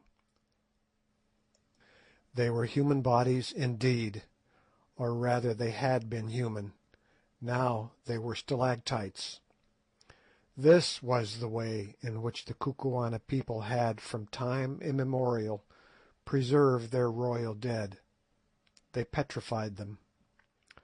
What the exact system might be, if there was any, beyond the placing of them for a long period of years under the drip, I never discovered, but there they sat, iced over and preserved for ever by the siliceous fluid. Anything more awe-inspiring than the spectacle of this long line of departed royalties, there were 27 of them, the last being Ignosi's father, wrapped each of them in a shroud of ice-like spar, through which the features could be dimly discovered, and seated round that inhospitable board with Death himself for a host, it is impossible to imagine. That the practice of thus preserving their kings must have been an ancient one is evident from the number, which, allowing for an average reign of 15 years, supposing that every king who reigned was placed here, an improbable thing, as some are sure to have perished in battle far from home, would fix the date of its commencement at 4¼ centuries back. But the colossal Death, who sits at the head of this board, is far older than that, and, unless I am mistaken, owes his origin to the same artist who designed the 3 colossi. He is hewn out of a single stalactite, and, looked at as a work of art, is most admirably conceived and executed. Good, who understands such things, declared that, so far as he could see, the anatomical design of the skeleton is perfect down to the smallest bones. My own idea is that this terrific object was a freak of fancy on the part of some old-world sculptor, and that its presence had suggested to the Kukuanas the idea of placing their royal dead under its awful presidency. Or perhaps it was set there to frighten away any marauders who might have designs upon the treasure chamber beyond. I cannot say. All I can do is describe it as it is, and the reader must form his own conclusion. Such, at any rate, was the White Death, and such were the White Dead. End of chapter 16. Chapter 17. Solomon's Treasure Chamber. While we were engaged in recovering from our fright, and in examining the grisly wonders of the place of death, Gagool had been differently occupied. Somehow or other, for she was marvellously active when she chose, she had scrambled onto the great table, and made her way to where our departed friend Twala was placed, under the drip. To see suggested Good how he was pickling, or for some dark purpose of her own. Then, after bending down to kiss his icy lips as though in affectionate greeting, she hobbled back, stopping now and again to address the remark, the tenor of which I could not catch, to one or other of the shrouded forms, just as you or I might welcome an old acquaintance. Having gone through this mysterious and horrible ceremony, she squatted herself down on the table immediately under the White Death, and began, so far as I could make out, to offer up prayers. The spectacle of this wicked creature pouring out supplications, evil ones no doubt, to the arch-enemy of mankind, was so uncanny that it caused us to hasten our inspection. "Now, Gagool," said I, in a low voice, somehow one did not dare to speak above a whisper in that place, "lead us to the chamber." The old witch promptly scrambled down from the table. My lords are not afraid?" she said, leering up into my face. "Lead on." "Good, my lords." And she hobbled round to the back of the Great Death. "Here is the chamber. Let my lords light the lamp and enter." And she placed the gourd full of oil upon the floor, and leaned herself against the side of the cave. I took out a match, of which we still had a few in a box, and lit a rush wick, and then looked for the doorway, but there was nothing before us except the solid rock. Gagool grinned. "The way is there, my lords. Ha ha ha!" "Do not jest with us," I said sternly. "I jest not, my lords. See!" And she pointed at the rock. As she did so, on holding up the lamp, we perceived that a mass of stone was rising slowly from the floor and vanishing into the rock above, where doubtless there is a good cavity prepared to receive it. The mass was of the width of a good-sized door, about 10 feet high and not less than 5 feet thick. It must have weighed at least 20 or 30 tons, and was clearly moved upon some simple balance principle of counterweights, probably the same as that by which the opening and shutting of an ordinary modern window is arranged. How the principle was set in motion, of course none of us saw. Gagool was careful to avoid this, but I have little doubt that there was some very simple lever, which was moved ever so little by pressure at a secret spot, thereby throwing additional weight onto the hidden counterbalances and causing the monolith to be lifted from the ground. Very slowly and gently the great stone raised itself, till at last it had vanished altogether, and a dark hole presented itself to us in the place which the door had filled. Our excitement was so intense, as we saw the way to Solomon's treasure chamber thrown open at last, that I for one began to tremble and shake. Would it prove a hoax after all, I wondered, or was old Da Silvestra right? Were there vast hoards of wealth hidden in that dark place, hoards which would make us the richest men in the whole world? We should know in a minute or two. "Enter, white men from the stars," said Gagool, advancing into the doorway. "But first hear your servant, Gagool the Old. The bright stones that ye will see were dug out of the pit over which the Silent Ones are set, and stored here, I know not by whom, for that was done longer ago than even I remember. But once has this place been entered since the time that those who hid the stones departed in haste, leaving them behind. The report of the treasure went down indeed among the people who lived in the country from age to age, but none knew where the chamber was, nor the secret of the door. But it happened that a white man reached this country from over the mountains. Perchance he too came from the stars, and was well received by the king of that day. He it is who sits yonder," and she pointed to the 5th king at the table of the dead. "And it came to pass that he and a woman of the country who was with him journeyed to this place, and that by chance the woman learnt the secret of the door. 1,000 years might ye search, but ye should never find that secret.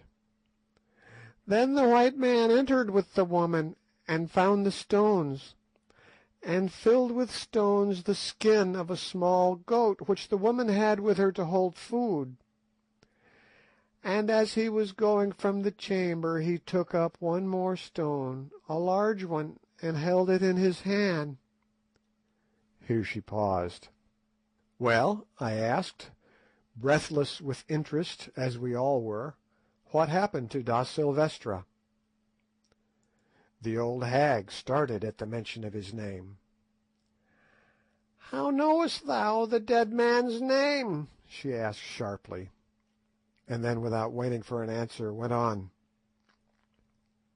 "None can tell what happened, but it came about that the white man was frightened, for he flung down the goat-skin with the stones, and fled out with only the one stone in his hand.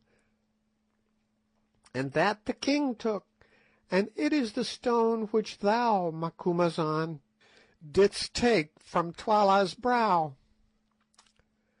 "Have none entered here since?" I asked, peering again down the dark passage. "None, my lords. Only the secret of the door has been kept, and every king has opened it, though he has not entered.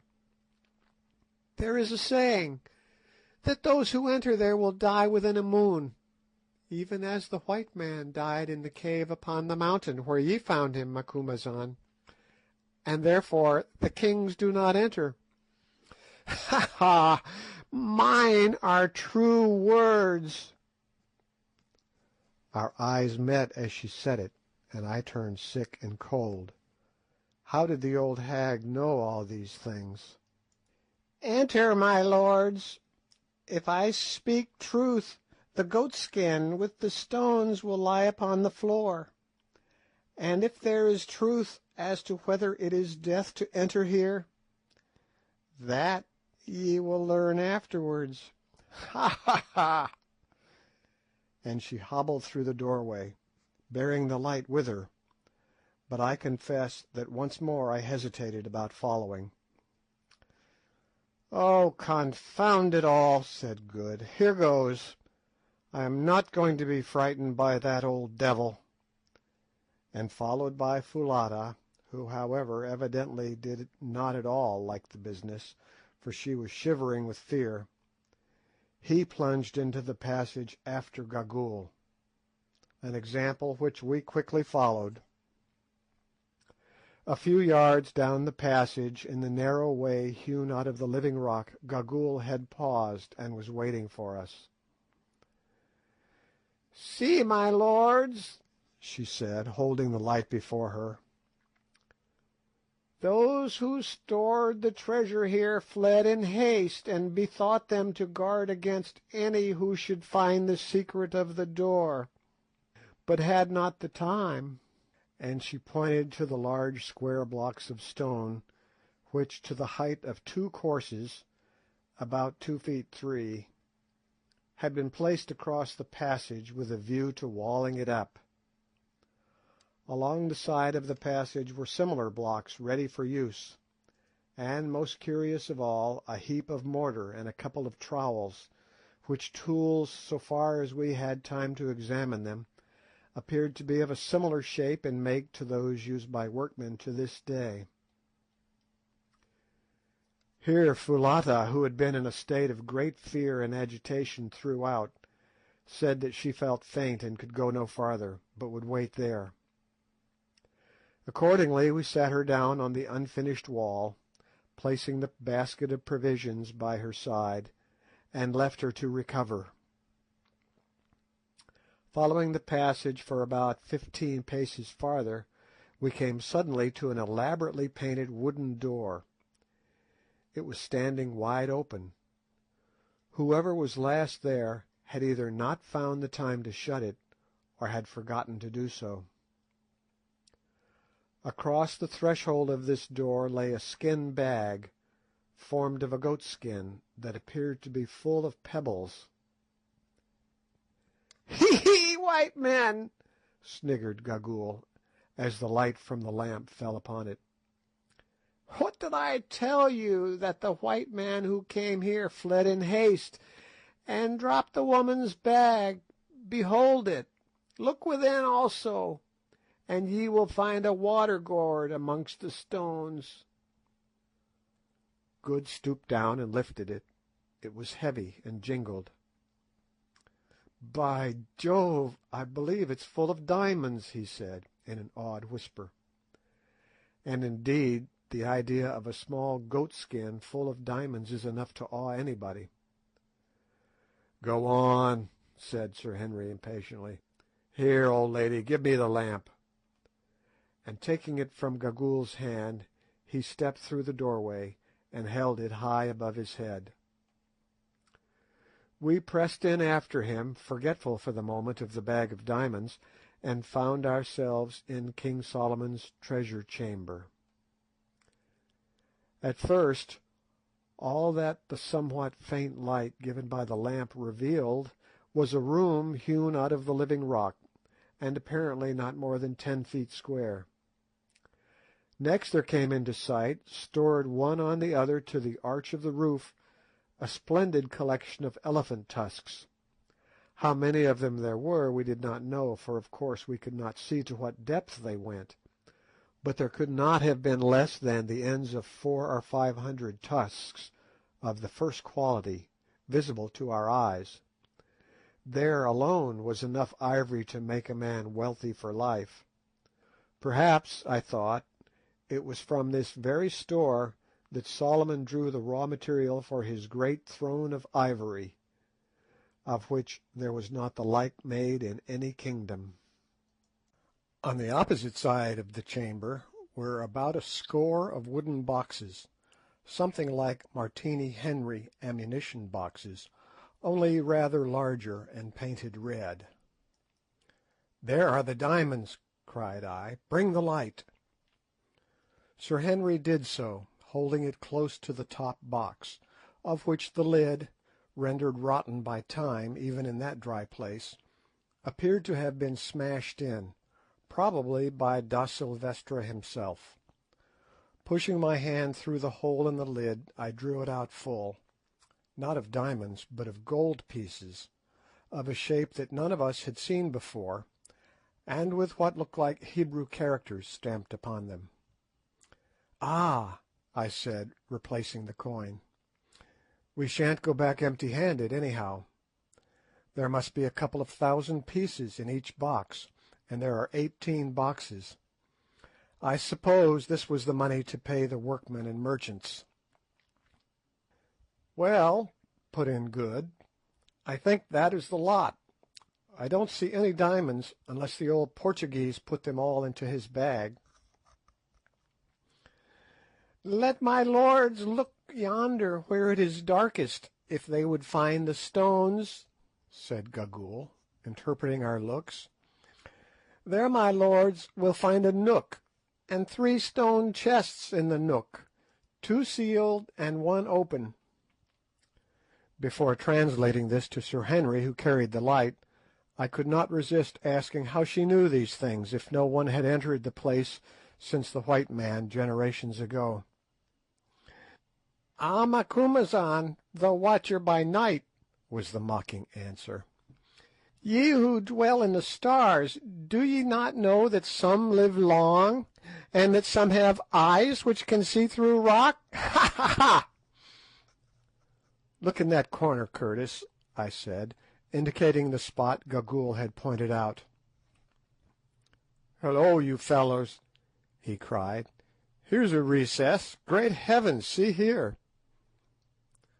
We hurried up to where he was standing in a nook, shaped something like a small bow window.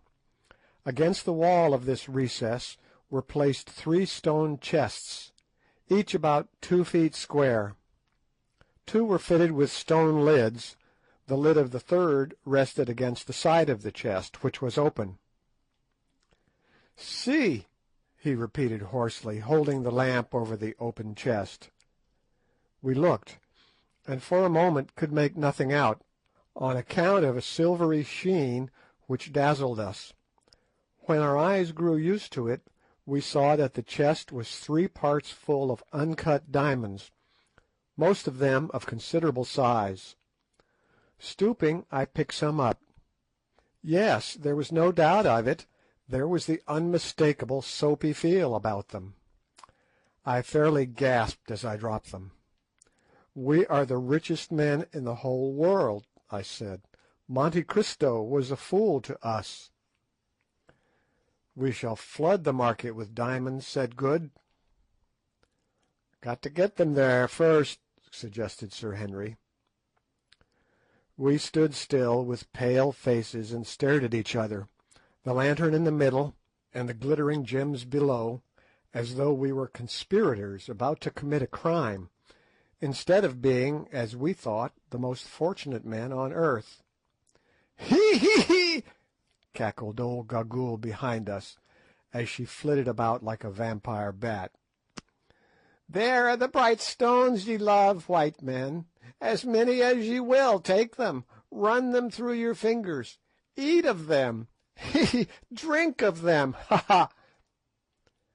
At that moment there was something so ridiculous to my mind at the idea of eating and drinking diamonds that I began to laugh outrageously, an example which the others followed without knowing why. There we stood and shrieked with laughter over the gems that were ours, which had been found for us thousands of years ago by the patient delvers in the great hole yonder, and stored for us by Solomon's long-dead overseer, whose name, perchance, was written in the characters stamped on the faded wax that yet adhered to the lids of the chest. Solomon never got them, nor David, or da Silvestra, nor anybody else. We had got them. There before us were millions of pounds worth of diamonds, and thousands of pounds worth of gold and ivory only waiting to be taken away. Suddenly the fit passed off, and we stopped laughing. "Open the other chests, white men," croaked Gagool. "There are surely more therein. Take your fill, white lords. Ha ha! Take your fill." Thus adjured, we set to work to pull up the stone lids on the other two, first, not without a feeling of sacrilege, breaking the seals that fastened them. Hurrah! They were full too, full to the brim. At least the second one was. No wretched burglarious da Silvestra had been filling goatskins out of that. As for the third chest, it was only about a fourth full, but the stones were all picked ones, none less than 20 carats, and some of them as large as pigeon eggs. A good many of these bigger ones, however, we could see by holding them up to the light, were a little yellow, off-coloured, as they call it at Kimberley.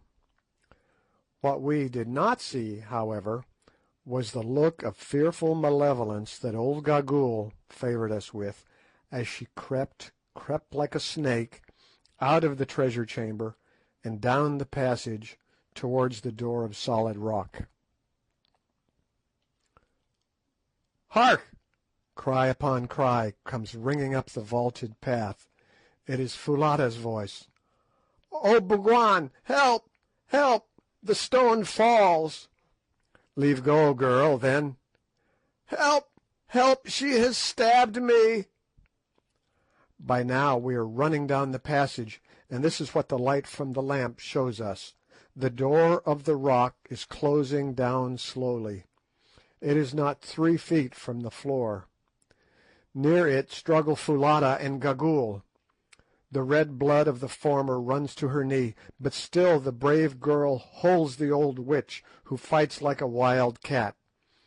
Ah, she is free. Foulata falls, and Gagool throws herself on the ground, to twist like a snake through the crack of the closing stone. She is under. Ah, God! Too late! Too late! The stone nips her, and she yells in agony. Down, down it comes, all the 30 tons of it, slowly pressing her old body against the rock below. Shriek upon shriek, such as we have never heard.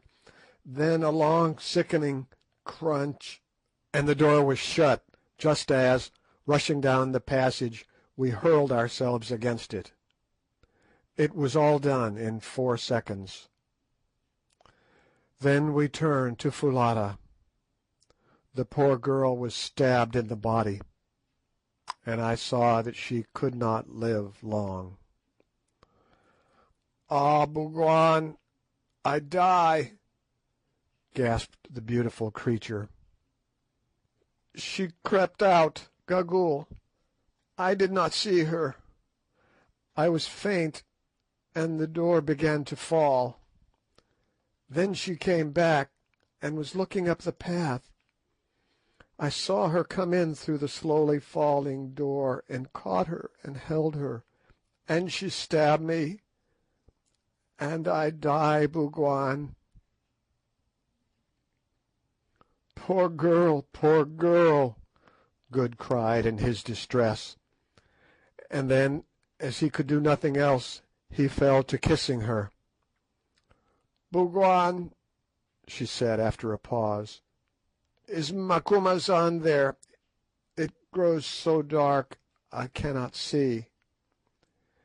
Here I am, Foulata.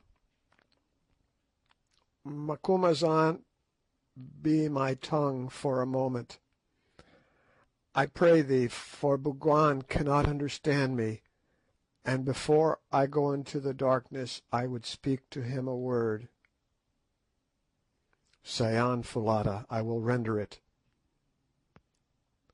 Say to my lord Bougwan that I love him, and that I am glad to die, because I know that he cannot cumber his life with such as I am, for the sun may not mate with the darkness, nor the white with the black. Say that since I saw him, at times I have felt as though there were a bird in my bosom, which would one day fly hence and sing elsewhere. Even now, though I cannot lift my hand, and my brain grows cold, I do not feel as though my heart were dying. It is so full of love that it could live 10,000 years and yet be young. Say that if I live again, mayhap I shall see him in the stars, and that I will search them all, though perchance there I should still be black, and he would still be white. Say, nay, Macumazahn, say no more, save that I love. Oh, hold me closer, Bougwan. I cannot feel thine arms. Chee, chee. She is dead. She is dead, muttered Good, rising in grief, the tears running down his honest face. You need not let that trouble you, old fellow, said Sir Henry. Eh? Exclaimed Good. What do you mean? I mean that you will soon be in a position to join her. Man, don't you see that we are buried alive? Until Sir Henry uttered these words, I do not think that the full horror of what had happened had come home to us, preoccupied as we were with the sight of poor Foulata's end. But now we understood. The ponderous mass of rock had closed, probably for ever, for the only brain which knew its secret was crushed to powder beneath its weight. This was a door that none could hope to force with anything short of dynamite in large quantities, and we were on the wrong side.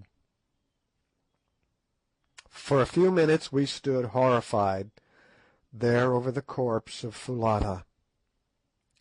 All the manhood seemed to have gone out of us. The first shock of this idea of the slow and miserable end that awaited us was overpowering. We saw it all now. That fiend Gagool had planned this snare for us from the first. It would have been just the jest that her evil mind would have rejoiced in, the idea of the three white men, whom for some reason of her own she had always hated, slowly perishing of thirst and hunger in the company of the treasure they had coveted. Now I saw the point of that sneer of hers about eating and drinking the diamonds. Probably somebody had tried to serve the poor old Dom in the same way, when he abandoned the skin full of jewels. This will never do, said Sir Henry hoarsely. "The lamp will soon go out. Let us see if we can't find the spring that works the rock." We sprang forward with desperate energy, and standing in a bloody ooze began to feel up and down the door and the sides of the passage, but no knob or spring could we discover. "Depend on it," I said, "it does not work from the inside. If it did, Gagool would not have risked trying to crawl underneath the stone. It was the knowledge of this that made her try to escape at all hazards, curse her." "At all events," said Sir Henry, with a hard little laugh, "retribution was swift. Hers was almost as awful an end as ours is likely to be. We can do nothing with the door.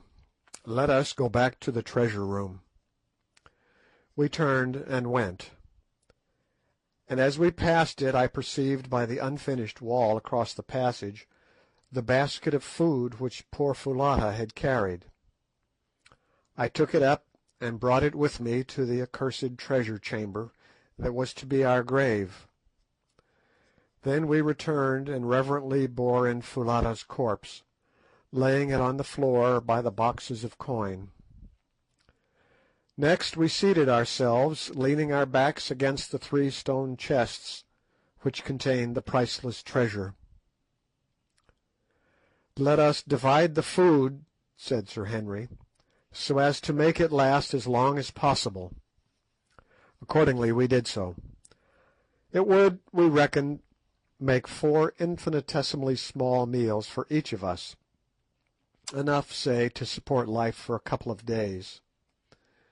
Besides the biltong, or dried game flesh, there were 2 gourds of water, each of which held not more than a quart. "Now," said Sir Henry grimly, "let us eat and drink, for tomorrow we die." We each ate a small portion of the biltong and drank a sip of water. Needless to say, we had but little appetite, though we were sadly in need of food, and felt better after swallowing it.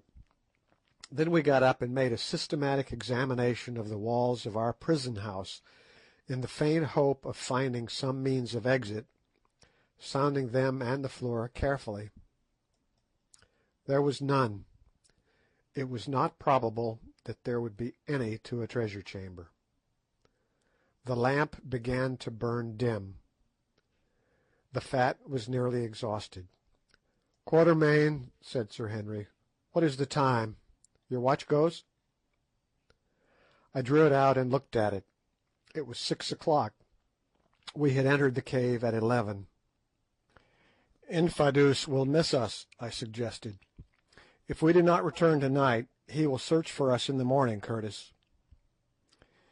"He may search in vain. He does not know the secret of the door, nor even where it is. No living person knew it yesterday except Gagool. To-day no one knows it. Even if he found the door he could not break it down. All the Kukuana army could not break through 5 feet of living rock. My friends, I see nothing for it but to bow ourselves to the will of the Almighty.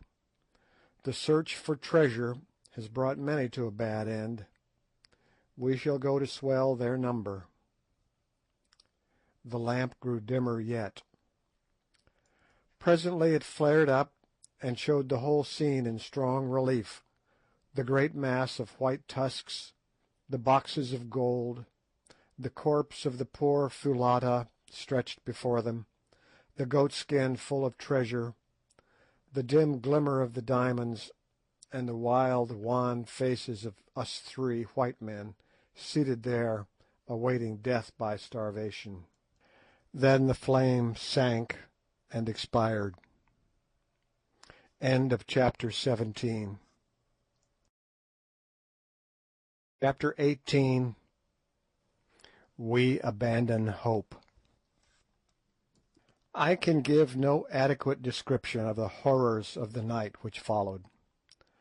Mercifully, they were to some extent mitigated by sleep, for even in such a position as ours wearied nature will sometimes assert itself. but I, at any rate, found it impossible to sleep much, putting aside the terrifying thought of our impending doom, for the bravest man on earth might well quail from such a fate as awaited us, and I never made any pretensions to be brave. The silence itself was too great to allow of it. Reader, you may have lain awake at night and thought the quiet oppressive, but I say with confidence that you can have no idea what a vivid, tangible thing is perfect stillness. On the surface of the earth there is always some sound or motion, and though it may in itself be imperceptible, yet it deadens the sharp edge of absolute silence. But here there was none. We were buried in the bowels of a huge snow-clad peak. Thousands of feet above us the fresh air rushed over the white snow, but no sound of it reached us. We were separated by a long tunnel and 5 feet of rock, even from the awful chamber of the dead, and the dead make no noise. Did we not know it who lay by poor Foulata's side? The crashing of all the artillery of earth and heaven could not have come to our ears in our living tomb. We were cut off from every echo of the world. We were as men already in the grave. Then the irony of the situation forced itself upon me. There around us lay treasures enough to pay off a moderate national debt, or to build a fleet of ironclads, and yet we would have bartered them all gladly for the faintest chance of escape. Soon, doubtless, we would be rejoiced to exchange them for a bite of food or a cup of water, and after that even for the privilege of a speedy close to our sufferings. Truly wealth, which men spend their lives in acquiring, is a valueless thing at the last. And so the night wore on. "Good," said Sir Henry's voice at last, and it sounded awful in the intense stillness. "How many matches have you in the box?" "8, Curtis." "Strike one then, and let us see the time." He did so, and in contrast to the dense darkness the flame nearly blinded us. It was 5 o'clock by my watch. The beautiful dawn was now blushing on the snow wreaths far over our heads, and the breeze would be stirring the night mists in the hollows. "We had better eat something and keep up our strength," I suggested. "What is the good of eating?" answered Good. "The sooner we die and get it over with, the better." "While there is life there is hope," said Sir Henry. Accordingly we ate and sipped some water, and another period of time elapsed. Then Sir Henry suggested that it might be well to get as near the door as possible, and hallo, on the faint chance of somebody catching a sound outside. Accordingly Good, who from long practice at sea has a fine piercing note, groped his way down the passage and set to work. I must say that he made a most diabolical noise. I never heard such yells, but it might have been a mosquito buzzing, for all the effect they produced. After a while he gave it up and came back very thirsty and had to drink.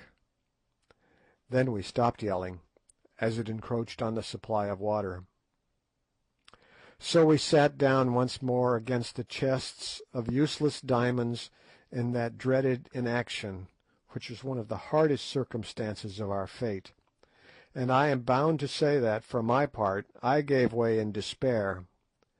Laying my head against Sir Henry's broad shoulder, I burst into tears, and I think that I heard Good gulping away on the other side, and swearing hoarsely at himself for doing it. Ah, how good and brave that great man was!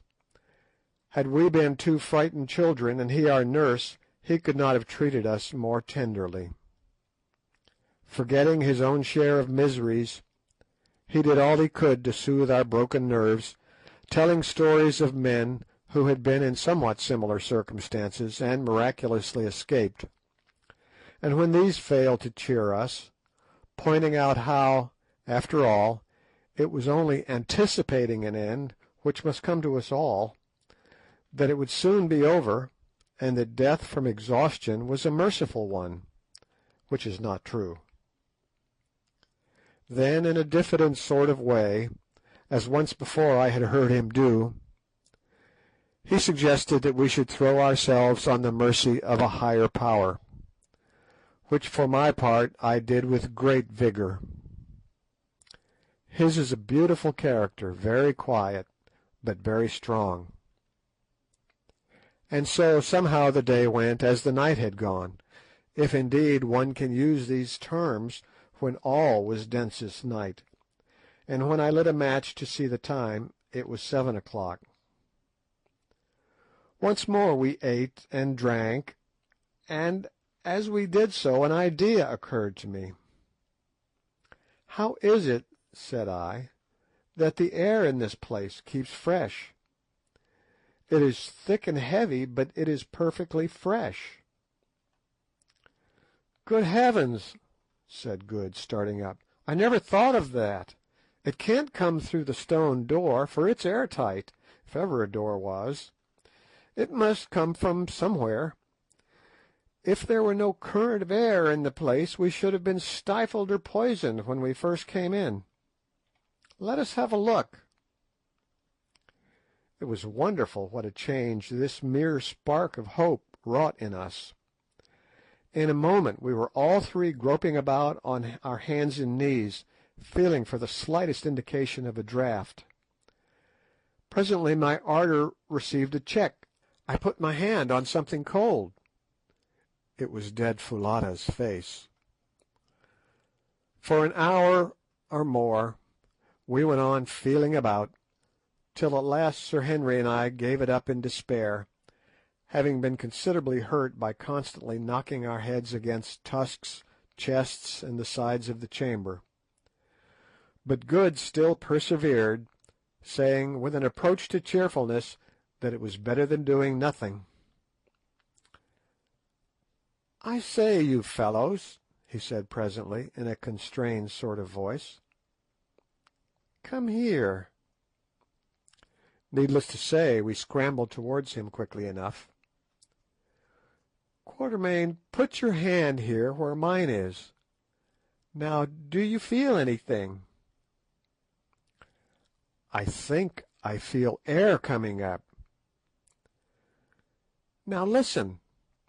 He rose and stamped upon the place, and a flame of hope shot up in our hearts. It rang hollow. With trembling hands I lit a match. I had only 3 left, and we saw we were in the angle of the far corner of the chamber, a fact that accounted for our not having noticed the hollow sound of the place during our former exhaustive examination. As the match burnt we scrutinised the spot. There was a join in the solid rock floor, and, great heavens, there, let in level with the rock, was a stone ring. We said no word, we were too excited, and our hearts beat too wildly with hope to allow us to speak. Good had a knife, at the back of which was one of those hooks that are made to extract stones from horses' hoofs. He opened it and scratched round the ring with it. Finally he worked it under, and levered away gently for fear of breaking the hook. The ring began to move. Being of stone, it had not rusted fast in all the centuries it had lain there, as would have been the case had it been of iron. Presently it was upright. Then he thrust his hands into it and tugged with all his force, but nothing budged. "Let me try," I said impatiently, for the situation of the stone, right in the angle of the corner, was such that it was impossible for 2 to pull at once. I took hold and strained away, but no results. Then Sir Henry tried, and failed. Taking the hook again, Good scratched all around the crack where we felt the air coming up. Now, Curtis," he said, "tackle on, and put your back into it. You are as strong as two. Stop," and he took off a stout black silk handkerchief, which, true to his habits of neatness, he still wore, and ran it through the ring. "Quatermain, get Curtis round the middle and pull for dear life when I give the word. Now!" Sir Henry put out all his enormous strength, and Good and I did the same, with such power as nature had given us. "Heave! Heave! It's giving!" gasped Sir Henry, and I heard the muscles of his great back cracking. Suddenly there was a grating sound, then a rush of air, and we were all on our backs on the floor, with a heavy flagstone upon the top of us. Sir Henry's strength had done it, and never did muscular power stand a man in better stead. "Light a match, Quatermain," he said, so soon as we had picked ourselves up and got our breath. "Carefully now." I did so, and there before us, Heaven be praised, was the first step of a stone stair. "Now what is to be done?" asked Good. "Follow the stair, of course, and trust to Providence." "Stop," said Sir Henry. "Quatermain, get the bit of biltong and the water that are left. We may want them." I went, creeping back to our place by the chests for that purpose, and as I was coming away an idea struck me. We had not thought much of the diamonds for the last 24 hours or so. Indeed, the very idea of diamonds was nauseous, seeing what they had entailed upon us. But, reflected I may as well pocket some, just in case we should ever get out of this ghastly hole. So I just put my fist into the first chest and filled all the available pockets of my old shooting coat and trousers, topping up, this was a happy thought, with a few handfuls of big ones from the third chest. Also, by an afterthought, I stuffed Foulata's basket, which, except for one water gourd and a little biltong, was empty now, with great quantities of the stones. "I say, you fellows," I sang out, "won't you take some diamonds with you? I filled my pockets and the basket." "Oh, come on, Quatermain, and hang the diamonds," said Sir Henry. "I hope that I may never see another." As for Good, he made no answer. He was, I think, taking his last farewell of all that was left of the poor girl who had loved him so well. And curiously as it may seem to you, my reader, sitting at home at ease and reflecting on the vast, indeed the immeasurable, wealth which we were thus abandoning, I can assure you that if you had passed some 28 hours with next to nothing to eat and drink in that place, you would not have cared to cumber yourself with diamonds whilst plunging down into the unknown bowels of the earth, in the wild hope of escape from an agonizing death. If from the habits of a lifetime it had not become a sort of second nature with me never to leave anything worth having behind, if there was the slightest chance of my being able to carry it away, I am sure that I should not have bothered to fill my pockets and that basket. "Come on, Quatermain," repeated Sir Henry, who was already standing on the first step of the stone stair. "Steady, I will go first." "Mind where you put your feet. There may be some awful hole underneath," I answered. "Much more likely to be another room," said Sir Henry, while he descended slowly, counting the steps as he went. When he got to 15 he stopped. "Here's the bottom," he said. "Thank goodness, I think it's a passage. Follow me down." Good went next, and I came last, carrying the basket, and on reaching the bottom lit one of the two remaining matches. By its light we could just see that we were standing in a narrow tunnel which ran right and left at right angles to the staircase we had descended. Before we could make out any more, the match burnt my fingers and went out. Then arose the delicate question of which way to go. Of course it was impossible to know what the tunnel was or where it led to, and yet to turn one way might lead us to safety, and the other to destruction. We were utterly perplexed, till suddenly it struck Good that when I had lit the match the draught of the passage blew the flame to the left. "Let us go against the draught," he said. "Air draws inwards, not outwards." We took this suggestion, and feeling along the wall with our hands, whilst trying the ground before us at every step, we departed from that accursed treasure chamber on our terrible quest for life.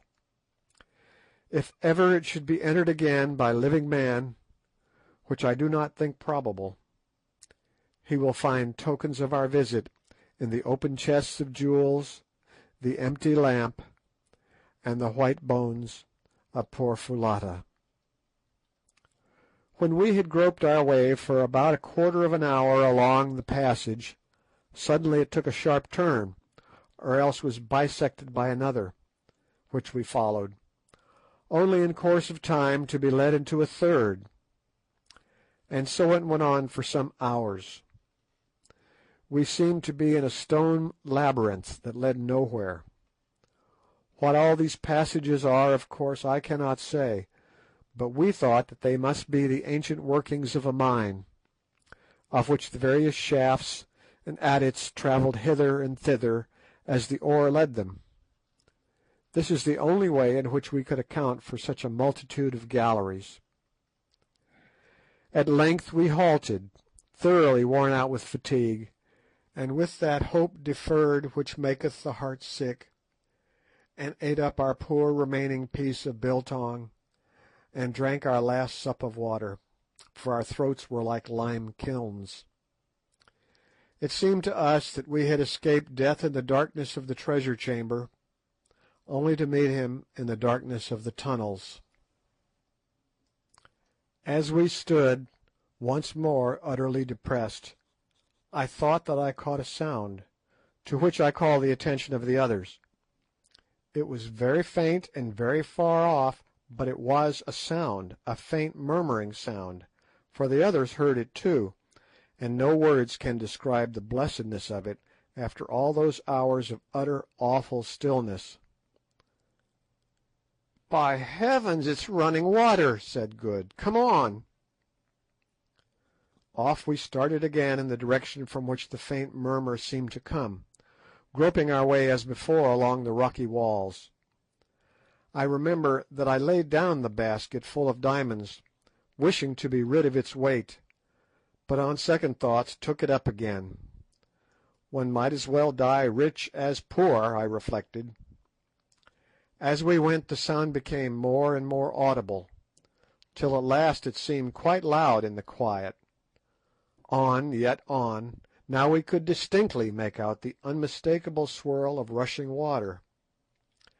And yet how could there be running water in the bowels of the earth? Now we were quite near it, and Good, who was leading, swore that he could smell it. "Go gently, Good," said Sir Henry. "We must be close." Splash! And a cry from Good. He had fallen in. "Good, Good, where are you?" we shouted in terrified distress. To our intense relief an answer came back in a choky voice. "All right, I've got hold of a rock. Strike a light to show me where you are."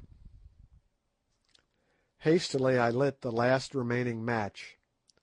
Its faint gleam discovered to us a dark mass of water running at our feet. How wide it was we could not see, but there, some way out, was the dark form of our companion hanging on to a projecting rock. "Stand clear to catch me," swung out Good. "I must swim for it." Then we heard a splash and a great struggle. Another minute, and he had grabbed at and caught Sir Henry's outstretched hand, and we had pulled him up high and dry into the tunnel. "My word," he said between his gasps, "that was touch and go. If I hadn't managed to catch that rock and know how to swim, I should have been done. It runs like a mill race, and I could feel no bottom." We dared not follow the banks of the subterranean river for fear lest we should fall into it again in the darkness. So after Good had rested a while, and we had drunk our fill of the water, which was sweet and fresh, and washed our faces, that needed it sadly, as well as we could, we started from the banks of this African Styx, and began to retrace our steps along the tunnel, Good dripping unpleasantly in front of us. At length we came to another gallery leading to our right. "We may as well take it," said Sir Henry wearily. "All roads are alike here. We can only go on till we drop." Slowly, for a long, long while, we stumbled, utterly exhausted, along this new tunnel, Sir Henry now leading the way. Again I thought of abandoning that basket, but did not. Suddenly he stopped, and we bumped up against him.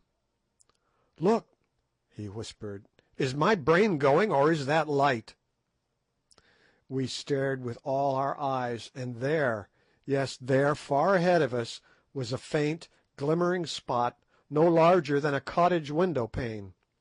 It was so faint that I doubt if any eyes, except those which, like ours, had for days seen nothing but blackness, could have perceived it at all. With a gasp of hope we pushed on. In 5 minutes there was no longer any doubt. It was a patch of faint light. A minute more, and a breath of real live air was fanning us. On we struggled. All at once the tunnel narrowed. Sir Henry went on his knees. Smaller yet it grew, till it was only the size of a large fox's earth.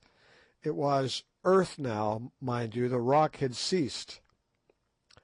A squeeze, a struggle, and Sir Henry was out, and so was Good, and so was I, dragging Foulata's basket after me. And there above us were the blessed stars, and in our nostrils was the sweet air. Then suddenly something gave, and we were all rolling over and over and over through grass and bushes and soft wet soil. The basket caught in something, and I stopped. Sitting up, I hallooed lustily. An answering shout came from below, where Sir Henry's wild career had been checked by some level ground. I scrambled to him and found him unhurt, though breathless. Then we looked for Good. A little way off we discovered him also, hammed in a forked root. He was a good deal knocked about, but soon came to himself.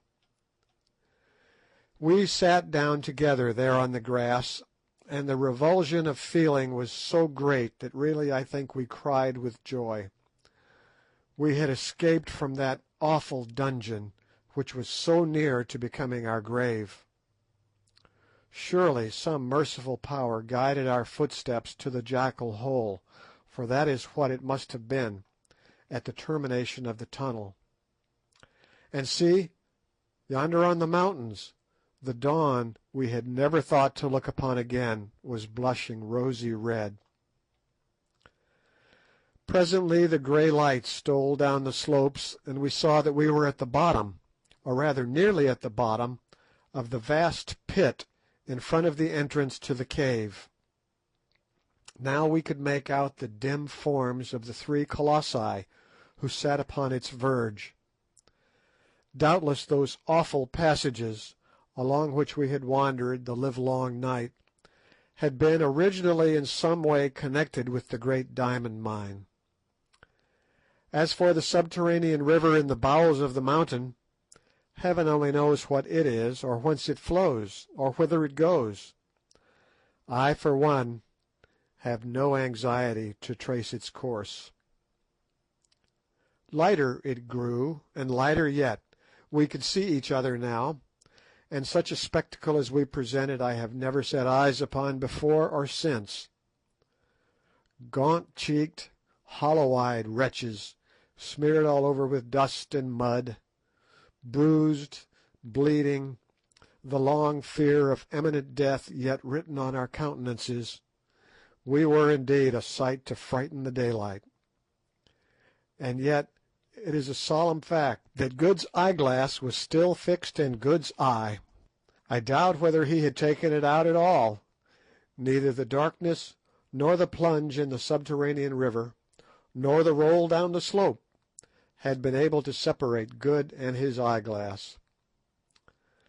Presently we rose, feeling that our limbs would stiffen if we stopped there long, and commenced with slow and painful steps to struggle up the sloping sides of the great pit. For an hour or more we toiled steadfastly up the blue clay, dragging ourselves on by the help of the roots and grasses with which it was clothed.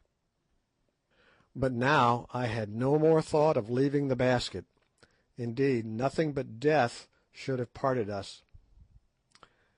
At last it was done, and we stood by the great road on that side of the pit which is opposite to the Colossi. At the side of the road, 100 yards off, a fire was burning in front of some huts, and round the fire were figures. We staggered towards them, supporting one another, and halting every few paces.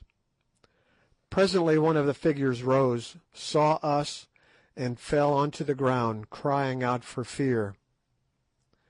"Infadoos! Infadoos! It is we, thy friends!" He rose. He ran to us, staring wildly, and still shaking with fear. "Oh, my lords, it is you indeed! You come back from the dead, come back from the dead!" And the old warrior flung himself down before us, and clasping Sir Henry's knees, he wept aloud for joy. End of chapter 18. Chapter 19. Ignosi's farewell. 10 days from that eventful morning found us once more in our old quarters at Loo, and strange to say, but little the worse for our terrible experience, except that my stubby hair came out of the treasure cave about 3 shades greyer than it went in, and that Good never was quite the same after Foulata's death, which seemed to move him very greatly. I am bound to say, looking at the thing from the point of view of an oldish man of the world, that I consider her removal was a fortunate occurrence, since otherwise complications would have been sure to ensue. The poor creature was no ordinary native girl, but a person of great, I had almost said stately, beauty, and of considerable refinement of mind. But no amount of beauty or refinement could have made an entanglement between Good and herself a desirable occurrence, for, as she herself put it, can the sun mate with the darkness, or the white with the black? I need hardly state that we never again penetrated into Solomon's treasure chamber. After we had recovered from our fatigue, a process which took us 48 hours, we descended into the great pit in the hope of finding the hole by which we had crept out of the mountain, but with no success. To begin with, rain had fallen and obliterated our spoor, and what is more, the sides of the vast pit were full of ant-bear and other holes. It was impossible to say to which of these we owed our salvation. Also, on the day before we started back to Loo, we made a further examination of the wonders of the stalactite cave, and drawn by a kind of restless feeling, even penetrated once more into the chamber of the dead. Passing beneath the spear of the White Death, we gazed, with sensations which it would be quite impossible for me to describe, at the mass of rock that had shut us off from escape, thinking the while of priceless treasures beyond, of the mysterious old hag whose flattened fragments lay crushed beneath it, and of the fair girl of whose tomb it was the portal. I say gazed at the rock, for examine as we could find no traces of the join of the sliding door, nor indeed could we hit upon the secret, now utterly lost, that worked it, though we tried for an hour or more. It is certainly a marvellous bit of mechanism, characteristic in its massive and yet inscrutable simplicity of the age which produced it, and I doubt if the world has such another to show. At last we gave it up in disgust, though if the mass had suddenly risen before our eyes, I doubt if we should have screwed up courage to step over Gagool's mangled remains and once more enter the treasure chamber, even in the sure and certain hope of unlimited diamonds. And yet I could have cried at the idea of leaving all that treasure, the biggest treasure probably that in the world's history has ever been accumulated in one spot. But there was no help for it, only dynamite could force its way through 5 feet of solid rock. So we left it. Perhaps in some remote unborn century a more fortunate explorer may hit upon the open sesame and flood the world with gems. But myself, I doubt it. Somehow I seem to feel that the tens of millions of pounds worth of jewels which lie in the 3 stone coffers will never shine round the neck of an earthly beauty. They and Foulata's bones will keep cold company till the end of all things. With a sigh of disappointment we made our way back, and next day started for Loo.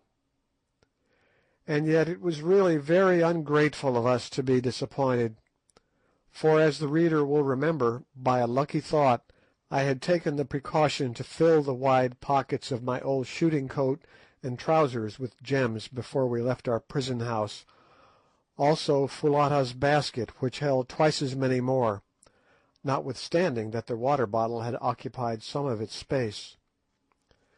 A good many of these fell out in the course of our roll down the side of the pit, including several of the big ones, which I had crammed in on the top in my coat pockets. But comparatively speaking, an enormous quantity still remained, including 93 large stones, ranging from over 200 to 70 carats in weight. My old shooting coat and the basket still held sufficient treasure to make us all, if not millionaires, as the term is understood in America, at least exceedingly wealthy men, and yet to keep enough stones each to make the 3 finest sets of gems in Europe. So we had not done so badly. On arriving at Loo, we were most cordially received by Ignosi, whom we found well, and busily engaged in consolidating his power, and reorganizing the regiments which had suffered most in the great struggle with Twala. He listened with intense interest to our wonderful story, but when we told him of old Gagool's frightful end, he grew thoughtful. "Come hither," he called to a very old Induna or councillor, who was sitting with others in a circle round the king, but out of earshot. The ancient man rose, approached, saluted, and seated himself. "Thou art aged," said Ignosi. "Ay, my lord the king. Thy father's father and I were born on the same day." "Tell me, when thou wast little, did thou know Gagool the witch doctress?" "Ay, my lord the king." "How was she then? Young, like thee?" "Not so, my lord the king. She was even as she is now, as she was in the days of my great-grandfather before me, old and dried, very ugly, and full of wickedness." "She is no more. She is dead." "So, O king, then is an ancient curse taken from the land. Go." "Koom, I go, Black Puppy, who tore out the old dog's throat. Koom." "Ye see, my brothers," said Ignosi, "this was a strange woman, and I rejoice that she is dead. She would have let you die in the dark place, and mayhap afterwards she had found a way to slay me, as she found a way to slay my father, and set up Twala, whom her black heart loved, in his place. Now go on with the tale. Surely there never was its like." After I had narrated all the story of our escape, as we had agreed between ourselves that I should, I took the opportunity to address Ignosi as to our departure from Kukuana land. "And now, Ignosi," I said, "the time has come for us to bid thee farewell, and start to see our own land once more. Behold, Ignosi, thou camest with us a servant, and now we leave thee a mighty king. If thou art grateful to us, remember to do even as thou didst promise, to rule justly, to respect the law, and to put none to death without a cause. So shalt thou prosper. Tomorrow, at the break of day, Ignosi, thou wilt give us an escort who shall lead us across the mountains. Is it not so, O king?" Ignosi covered his face with his hands for a while before answering. "My heart is sore," he said at last. "Your words split my heart in twain. What have I done to you, Incubu, Macumazahn, and Bougwan, that ye should leave me desolate? Ye who stood by me in rebellion and in battle, will ye leave me in the day of peace and victory? What will ye, wives? Choose from among the maidens. A place to live in? Behold, the land is yours as far as ye can see. The white men's houses? Ye shall teach my people how to build them. Cattle for beef and milk? Every married man shall bring you an ox or a cow. Wild game to hunt? Does not the elephant walk through my forests, and the river horse sleep in the reeds? Would ye make war? My impis wait your word. If there is anything more which I can give, that will I give you." "Nay, Ignosi, we want none of these things," I answered. "We would seek our own place." "Now do I learn," said Ignosi bitterly and with flashing eyes, "that ye love the bright stones more than me, your friend. Ye have the stones, now ye would go to Natal and across the moving black water and sell them, and be rich, as it is the desire of a white man's heart to be. Cursed for your sake be the white stones, and cursed he who seeks them. Death shall it be to him who sets foot in the place of death to find them. I have spoken. White men, ye can go." I laid my hand upon his arm. "Ignosi," I said, "tell us, when thou didst wander in Zululand and among the white people of Natal, did not thine heart turn to the land thy mother told thee of, thy native place, where thou didst see the light, and play when thou wast little, the land where thy place was?" "It was even so, Macumazahn." "In like manner, Ignosi, do our hearts turn to our land and to our own place." Then came a silence. When Ignosi broke it, it was in a different voice. "I do perceive that now as ever thy words are wise and full of reason, Macumazahn. That which flies in the air loves not to run along the ground. The white man loves not to live on the level of the black, or to house among his kraals. Well, ye must go, and leave my heart sore, because ye will be as dead to me, since from where ye are no tidings can come to me. But listen, and let all your brothers know my words. No other white man shall cross the mountains, even if any man live to come so far. I will see no traders with their guns and gin. My people shall fight with the spear and drink water like their forefathers before them. I will have no praying men to put a fear of death into men's hearts, to stir them up against the law of the king, and make a path for the white folk who follow to run on. If a white man comes to my gates, I will send him back. If 100 come, I will push them back. If armies come, I will make war on them with all my strength, and they shall not prevail against me. None shall ever seek for the shining stones, no, not an army, for if they come I will send a regiment and fill up the pit, and break down the white columns in the caves, and choke them with rocks, so that none can reach even to that door of which ye speak, and whereof the way to move it is lost.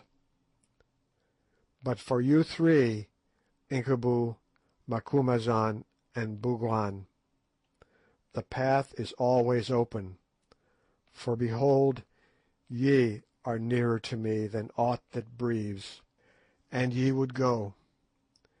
Infadoos, my uncle, and my Induna shall take you by the hand and guide you with a regiment.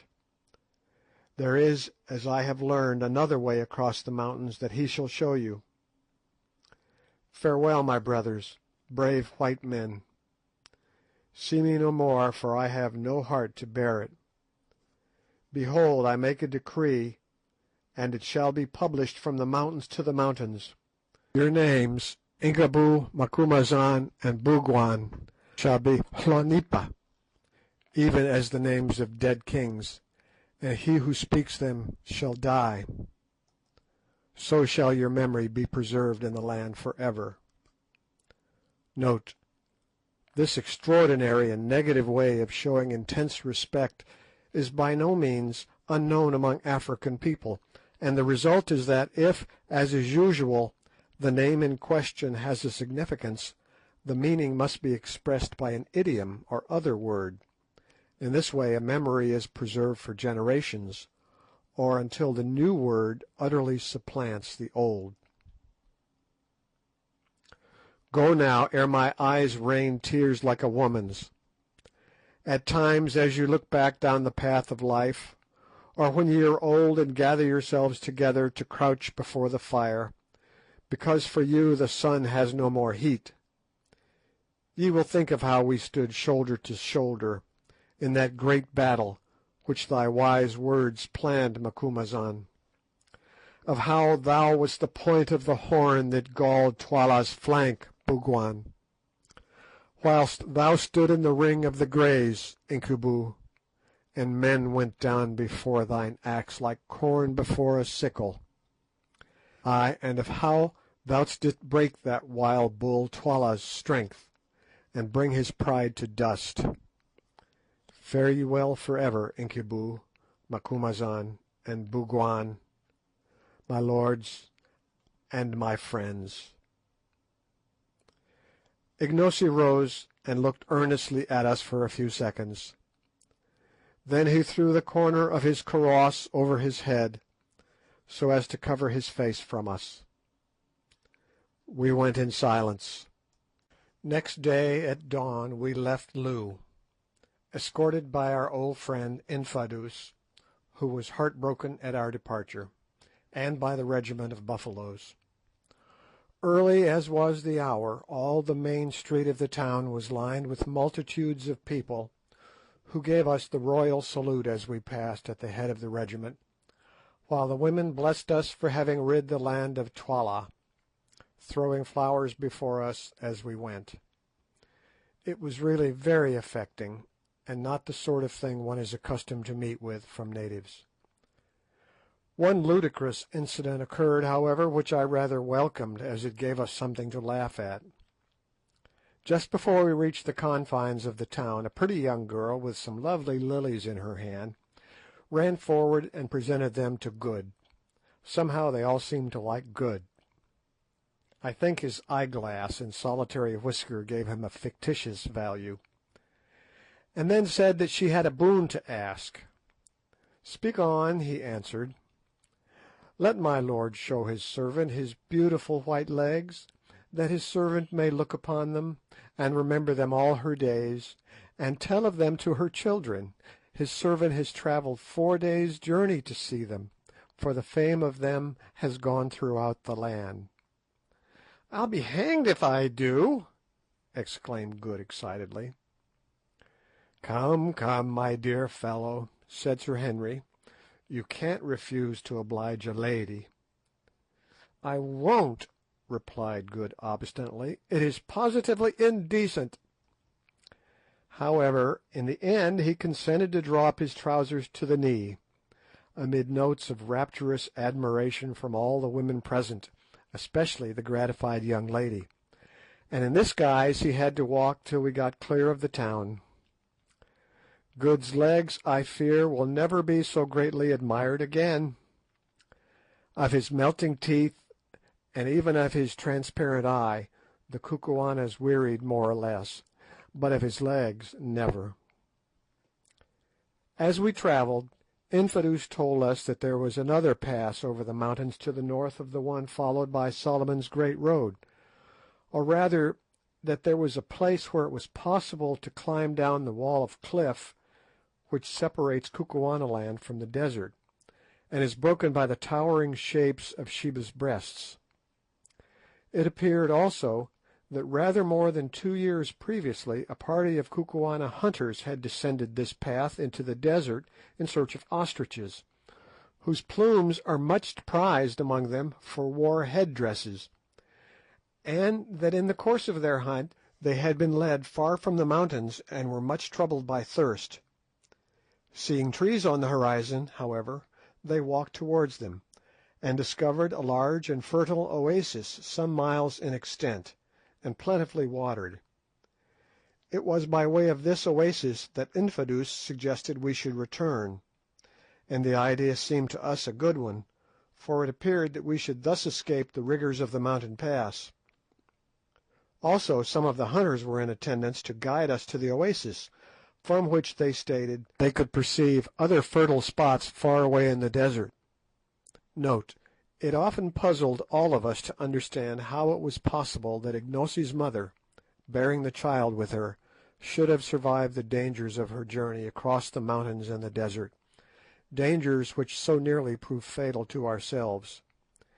It has since occurred to me, and I give the idea to the reader for what it is worth, that she must have taken this second route, and wandered out like Haggard into the wilderness. If she did so, there is no longer anything inexplicable about the story, since, as Ignosi himself related, she may well have been picked up by some ostrich hunters before she or the child was exhausted, was led by them to the oasis, and thence by stages to the fertile country, and so on by slow degrees southwards to Zululand. Allan Quatermain. Travelling easily, on the night of the 4th day's journey we found ourselves once more on the crest of the mountains that separate Kukuanaland from the desert, which rolled away in sandy billows at our feet, and about 25 miles to the north of Sheba's Breasts. At dawn on the following day we were led to the edge of a very precipitous chasm, by which we were to descend the precipice and gain the plain 2,000 and more feet below. Here we bade farewell to that true friend and sturdy old warrior, Infadoos, who solemnly wished all good upon us, and nearly wept with grief. "Never, my lords," he said, "shall mine own eyes see the like of you again. Ah, the way that Incubu cut his men down in the battle! Ah, for the sight of that stroke with which he swept off my brother Twala's head! It was beautiful, beautiful! I may never hope to see such another, except perchance in happy dreams." We were very sorry to part from him. Indeed, Good was so moved that he gave him as a souvenir, what do you think? An eyeglass. Afterwards we discovered that it was a spare one. Infadoos was delighted, foreseeing that the possession of such an article would increase his prestige enormously, and after several vain attempts he actually succeeded in screwing it into his own eye. Anything more incongruous than the old warrior looked with an eyeglass I never saw. Eyeglasses do not go well with leopard skin cloaks and black ostrich plumes. Then, after seeing that our guides were well laden with water and provisions, and having received a thundering farewell salute from the Buffaloes, we wrung Infadoos by the hand and began our downward climb. A very arduous business it proved to be, but somehow that evening we found ourselves at the bottom without accident. "Do you know," said Sir Henry that night, as we sat by our fire and gazed up at the beetling cliffs above us, "I think that there are worse places than Kukuanaland in the world, and that I have known unhappier times than the last month or two, though I have never spent such queer ones. Eh, you fellows?" "I almost wish I were black," said Good with a sigh. As for myself, I reflected that all's well that ends well, but in the course of a long life of shaves I never had such shaves as those which I recently experienced. The thought of that battle makes me feel cold all over, and as for our experience in the treasure chamber. Next morning we started on a toilsome trudge across the desert, having with us a good supply of water carried by our 5 guides, and camped that night in the open, marching again at dawn on the morrow. By noon of the 3rd day's journey we could see the trees of the oasis of which the guide spoke, and within an hour of sundown we were walking once more upon grass and listening to the sound of running water. End of chapter 19. Chapter 20. Found.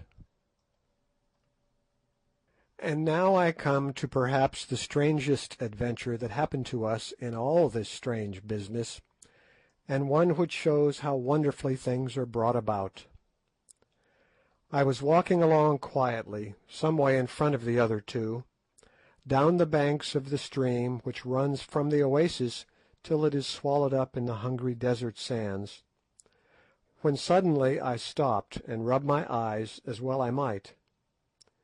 There, not 20 yards in front of me, placed in a charming situation under the shade of a species of fig tree, and facing to the stream, was a cosy hut, built more or less on the Kaffir principle, with grass and withes, but having a full-length door instead of a bee-hole. "What the dickens," said I to myself, "can a hut be doing out here?" Even as I said it the door of the hut opened, and there limped out of it a white man clothed in skins, and with an enormous black beard. I thought that I must have got a touch of the sun. It was impossible. No hunter ever came to such a place as this. Certainly no hunter would ever settle in it.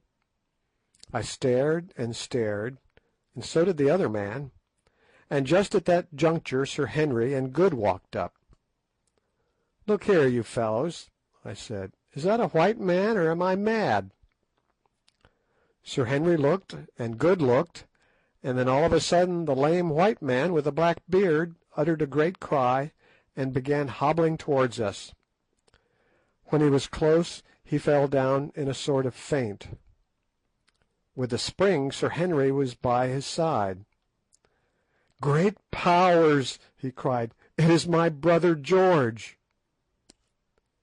At the sound of this disturbance another figure, also clad in skins, emerged from the hut, a gun in his hand, and ran towards us. On seeing me he too gave a cry. "Macumazahn!" he hollowed. "Don't you know me, boss? I'm Jim the Hunter.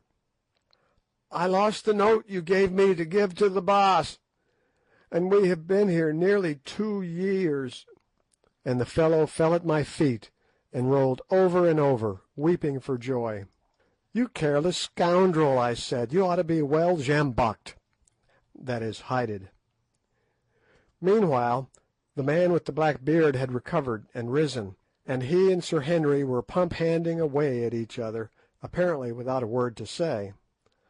But whatever they had quarrelled about in the past, I suspect it was a lady, though I never asked, it was evidently forgotten now.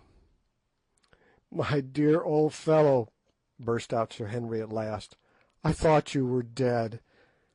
I have been over Solomon's Mountains to find you. I had given up all hope of ever seeing you again, and now I come across you perched in the desert, like an old aasvogel (vulture). "I tried to cross Solomon's Mountains nearly 2 years ago," was the answer, spoken in the hesitating voice of a man who has had little recent opportunity of using his tongue. "But when I reached here a boulder fell on my leg and crushed it, and I have been able to go neither forward nor back. Then I came up. 'How do you do, Mr. Neville?' I said. 'Do you remember me?' 'Why,' he said, 'isn't it Hunter Quatermain, eh? And Good too. Hold on a minute, you fellows, I'm getting dizzy again. It is all so very strange, and when a man has ceased to hope, so very happy.' That evening, over the campfire, George Curtis told us his story, which in its way was almost as eventful as our own, and put shortly amounted to this. A little less than 2 years before, he had started from Sitanda's Kraal to try and reach Suliman's Berg. As for the note I had sent him by Jim, that worthy lost it, and he had never heard of it till to-day. But acting upon information he had received from the natives, he headed not for Sheba's Breasts, but for the ladder-like descent of the mountains down which we had just come, which is clearly a better route than that marked out in old Dom Silvestra's plan. In the desert he and Jim had suffered great hardships, but finally they reached this oasis, where a terrible accident befell George Curtis. On the day of their arrival he was sitting by the stream, and Jim was extracting the honey from the nest of a stingless bee which is to be found in the desert, on the top of a bank immediately above him. In so doing he loosened a great boulder of rock, which fell upon George Curtis's right leg, crushing it frightfully. From that day he had been so lame that he found it impossible to go either forward or back, and had preferred to take the chance of dying in the oasis to the certainty of perishing in the desert. As for food, however, they got on pretty well, for they had a good supply of ammunition, and the oasis was frequented, especially at night, by large quantities of game, which came thither for water.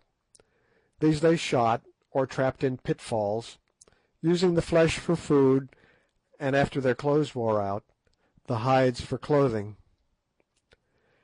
And so, George Curtis ended, we have lived for nearly 2 years like a second Robinson Crusoe and his man Friday, hoping against hope that some natives might come here to help us away, but none have come. Only last night we settled that Jim should leave me and try to reach Sitanda's Kraal to get assistance. He was to go tomorrow, but I had little hope of ever seeing him back again. And now you, of all people in the world, you, who, as I fancied, had long ago forgotten all about me, and were living comfortably in old England, turn up in a promiscuous way and find me where you least expected. It is the most wonderful thing that I have ever heard of, and the most merciful too." Then Sir Henry set to work and told him the main facts of our adventures, sitting till late into the night to do it. "By Jove," said George Curtis, when I showed him some of the diamonds. "Well, at least you have got something for your pains besides my worthless self." Sir Henry laughed. "They belonged to Quatermain and Good. It was a part of the bargain that they should divide any spoils there might be." This remark set me thinking, and having spoken to Good, I told Sir Henry that it was our joint wish that he should take a third portion of the diamonds, or if he would not, that his share should be handed to his brother, who had suffered even more than ourselves on the chance of getting them. Finally we prevailed upon him to consent to this arrangement, but George Curtis did not know of it until some time afterwards. Here at this point I think I shall end my history. Our journey across the desert back to Sitanda's Kraal was most arduous, especially as we had to support George Curtis, whose right leg was very weak indeed, and continually threw out splinters of bone. But we did accomplish it somehow, and to give its details would only be to reproduce much of what happened to us on the former occasion. 6 months from the date of our re-arrival at Sitanda's, where we found our guns and other goods quite safe, though the old rascal in charge was much disgusted at our surviving to claim them, saw us all once more safe and sound at my little place on the Berea, near Durban, where I am now writing. Thence I bid farewell to all who have accompanied me through the strangest trip I ever made in the course of a long and varied experience. P.S. Just as I had written the last word, a Kafir came up my avenue of orange trees, carrying a letter in a cleft stick, which he had brought from the post. It turned out to be from Sir Henry, and as it speaks for itself, I give it in full. October 1, 1884, Brayley Hall, Yorkshire. My dear Quatermain, I send you a line a few mails back to say that the three of us, Good, George, and myself, fetched up all right in England. We got off the boat at Southampton and went up to town. You should have seen what a swell Good turned out to be the very next day, beautifully shaved, frock coat fitting like a glove, brand new eyeglass, etc., etc. I went and walked in the park with him, where I met some people I know, and at once told him the story of his beautiful white legs. He is furious, especially as some ill-natured person has printed it in a society paper. To come to business, Good and I took the diamonds to Streeter's, to be valued as we arranged, and really I am afraid to tell you what they put them at, it seems so enormous.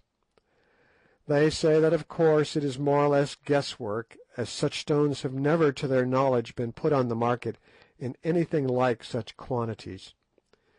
It appears that with the exception of one or two of the largest, they are of the finest water, and equal in every way to the best Brazilian stones. I asked them if they would buy them, but they said it was beyond their power to do so, and recommended us to sell by degrees, over a period of years indeed, for fear lest we should flood the market. They offer, however, 180,000 for a very small portion of them. You must come home, Quatermain, and see about these things, especially if you insist upon making the magnificent present of the third share, which does not belong to me, to my brother George. As for Good, he is no good. His time is too much occupied in shaving, and other matters connected with the vain adorning of the body. But I think he is still down on his luck about Foulata. He told me that since he had been home he hadn't seen a woman to touch her, either as regards her figure or the sweetness of her expression. I want you to come home, my dear old comrade, and to buy a house near here.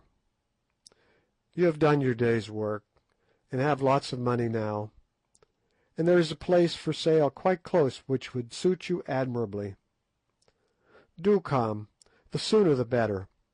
You can finish writing the story of our adventures on board ship. We have refused to tell the tale till it is written by you, for fear lest we shall not be believed. If you start on receipt of this, you will reach here by Christmas, and I book you to stay with me for that. Good is coming, and George, And so, by the way, is your boy Harry. There's a bribe for you. I have had him down for a week's shooting, and like him. He's a cool young hand. He shot me in the leg, cut out the pellets, and then remarked upon the advantages of having a medical student with every shooting party. Good-bye, old boy. I can't say any more, but I know that you will come, if it is only to oblige your sincerest friend, Henry Curtis. P.S. The tusks of the great bull that killed poor Kiva have now been put up in the hall here, over the pair of buffalo horns you gave me, and look magnificent. And the axe with which I chopped off Twala's head is fixed above my writing table. I wish that we could have managed to bring away the coats of chain armour. Don't lose poor Foulata's basket in which you brought away the diamonds. H.C. Today is Tuesday.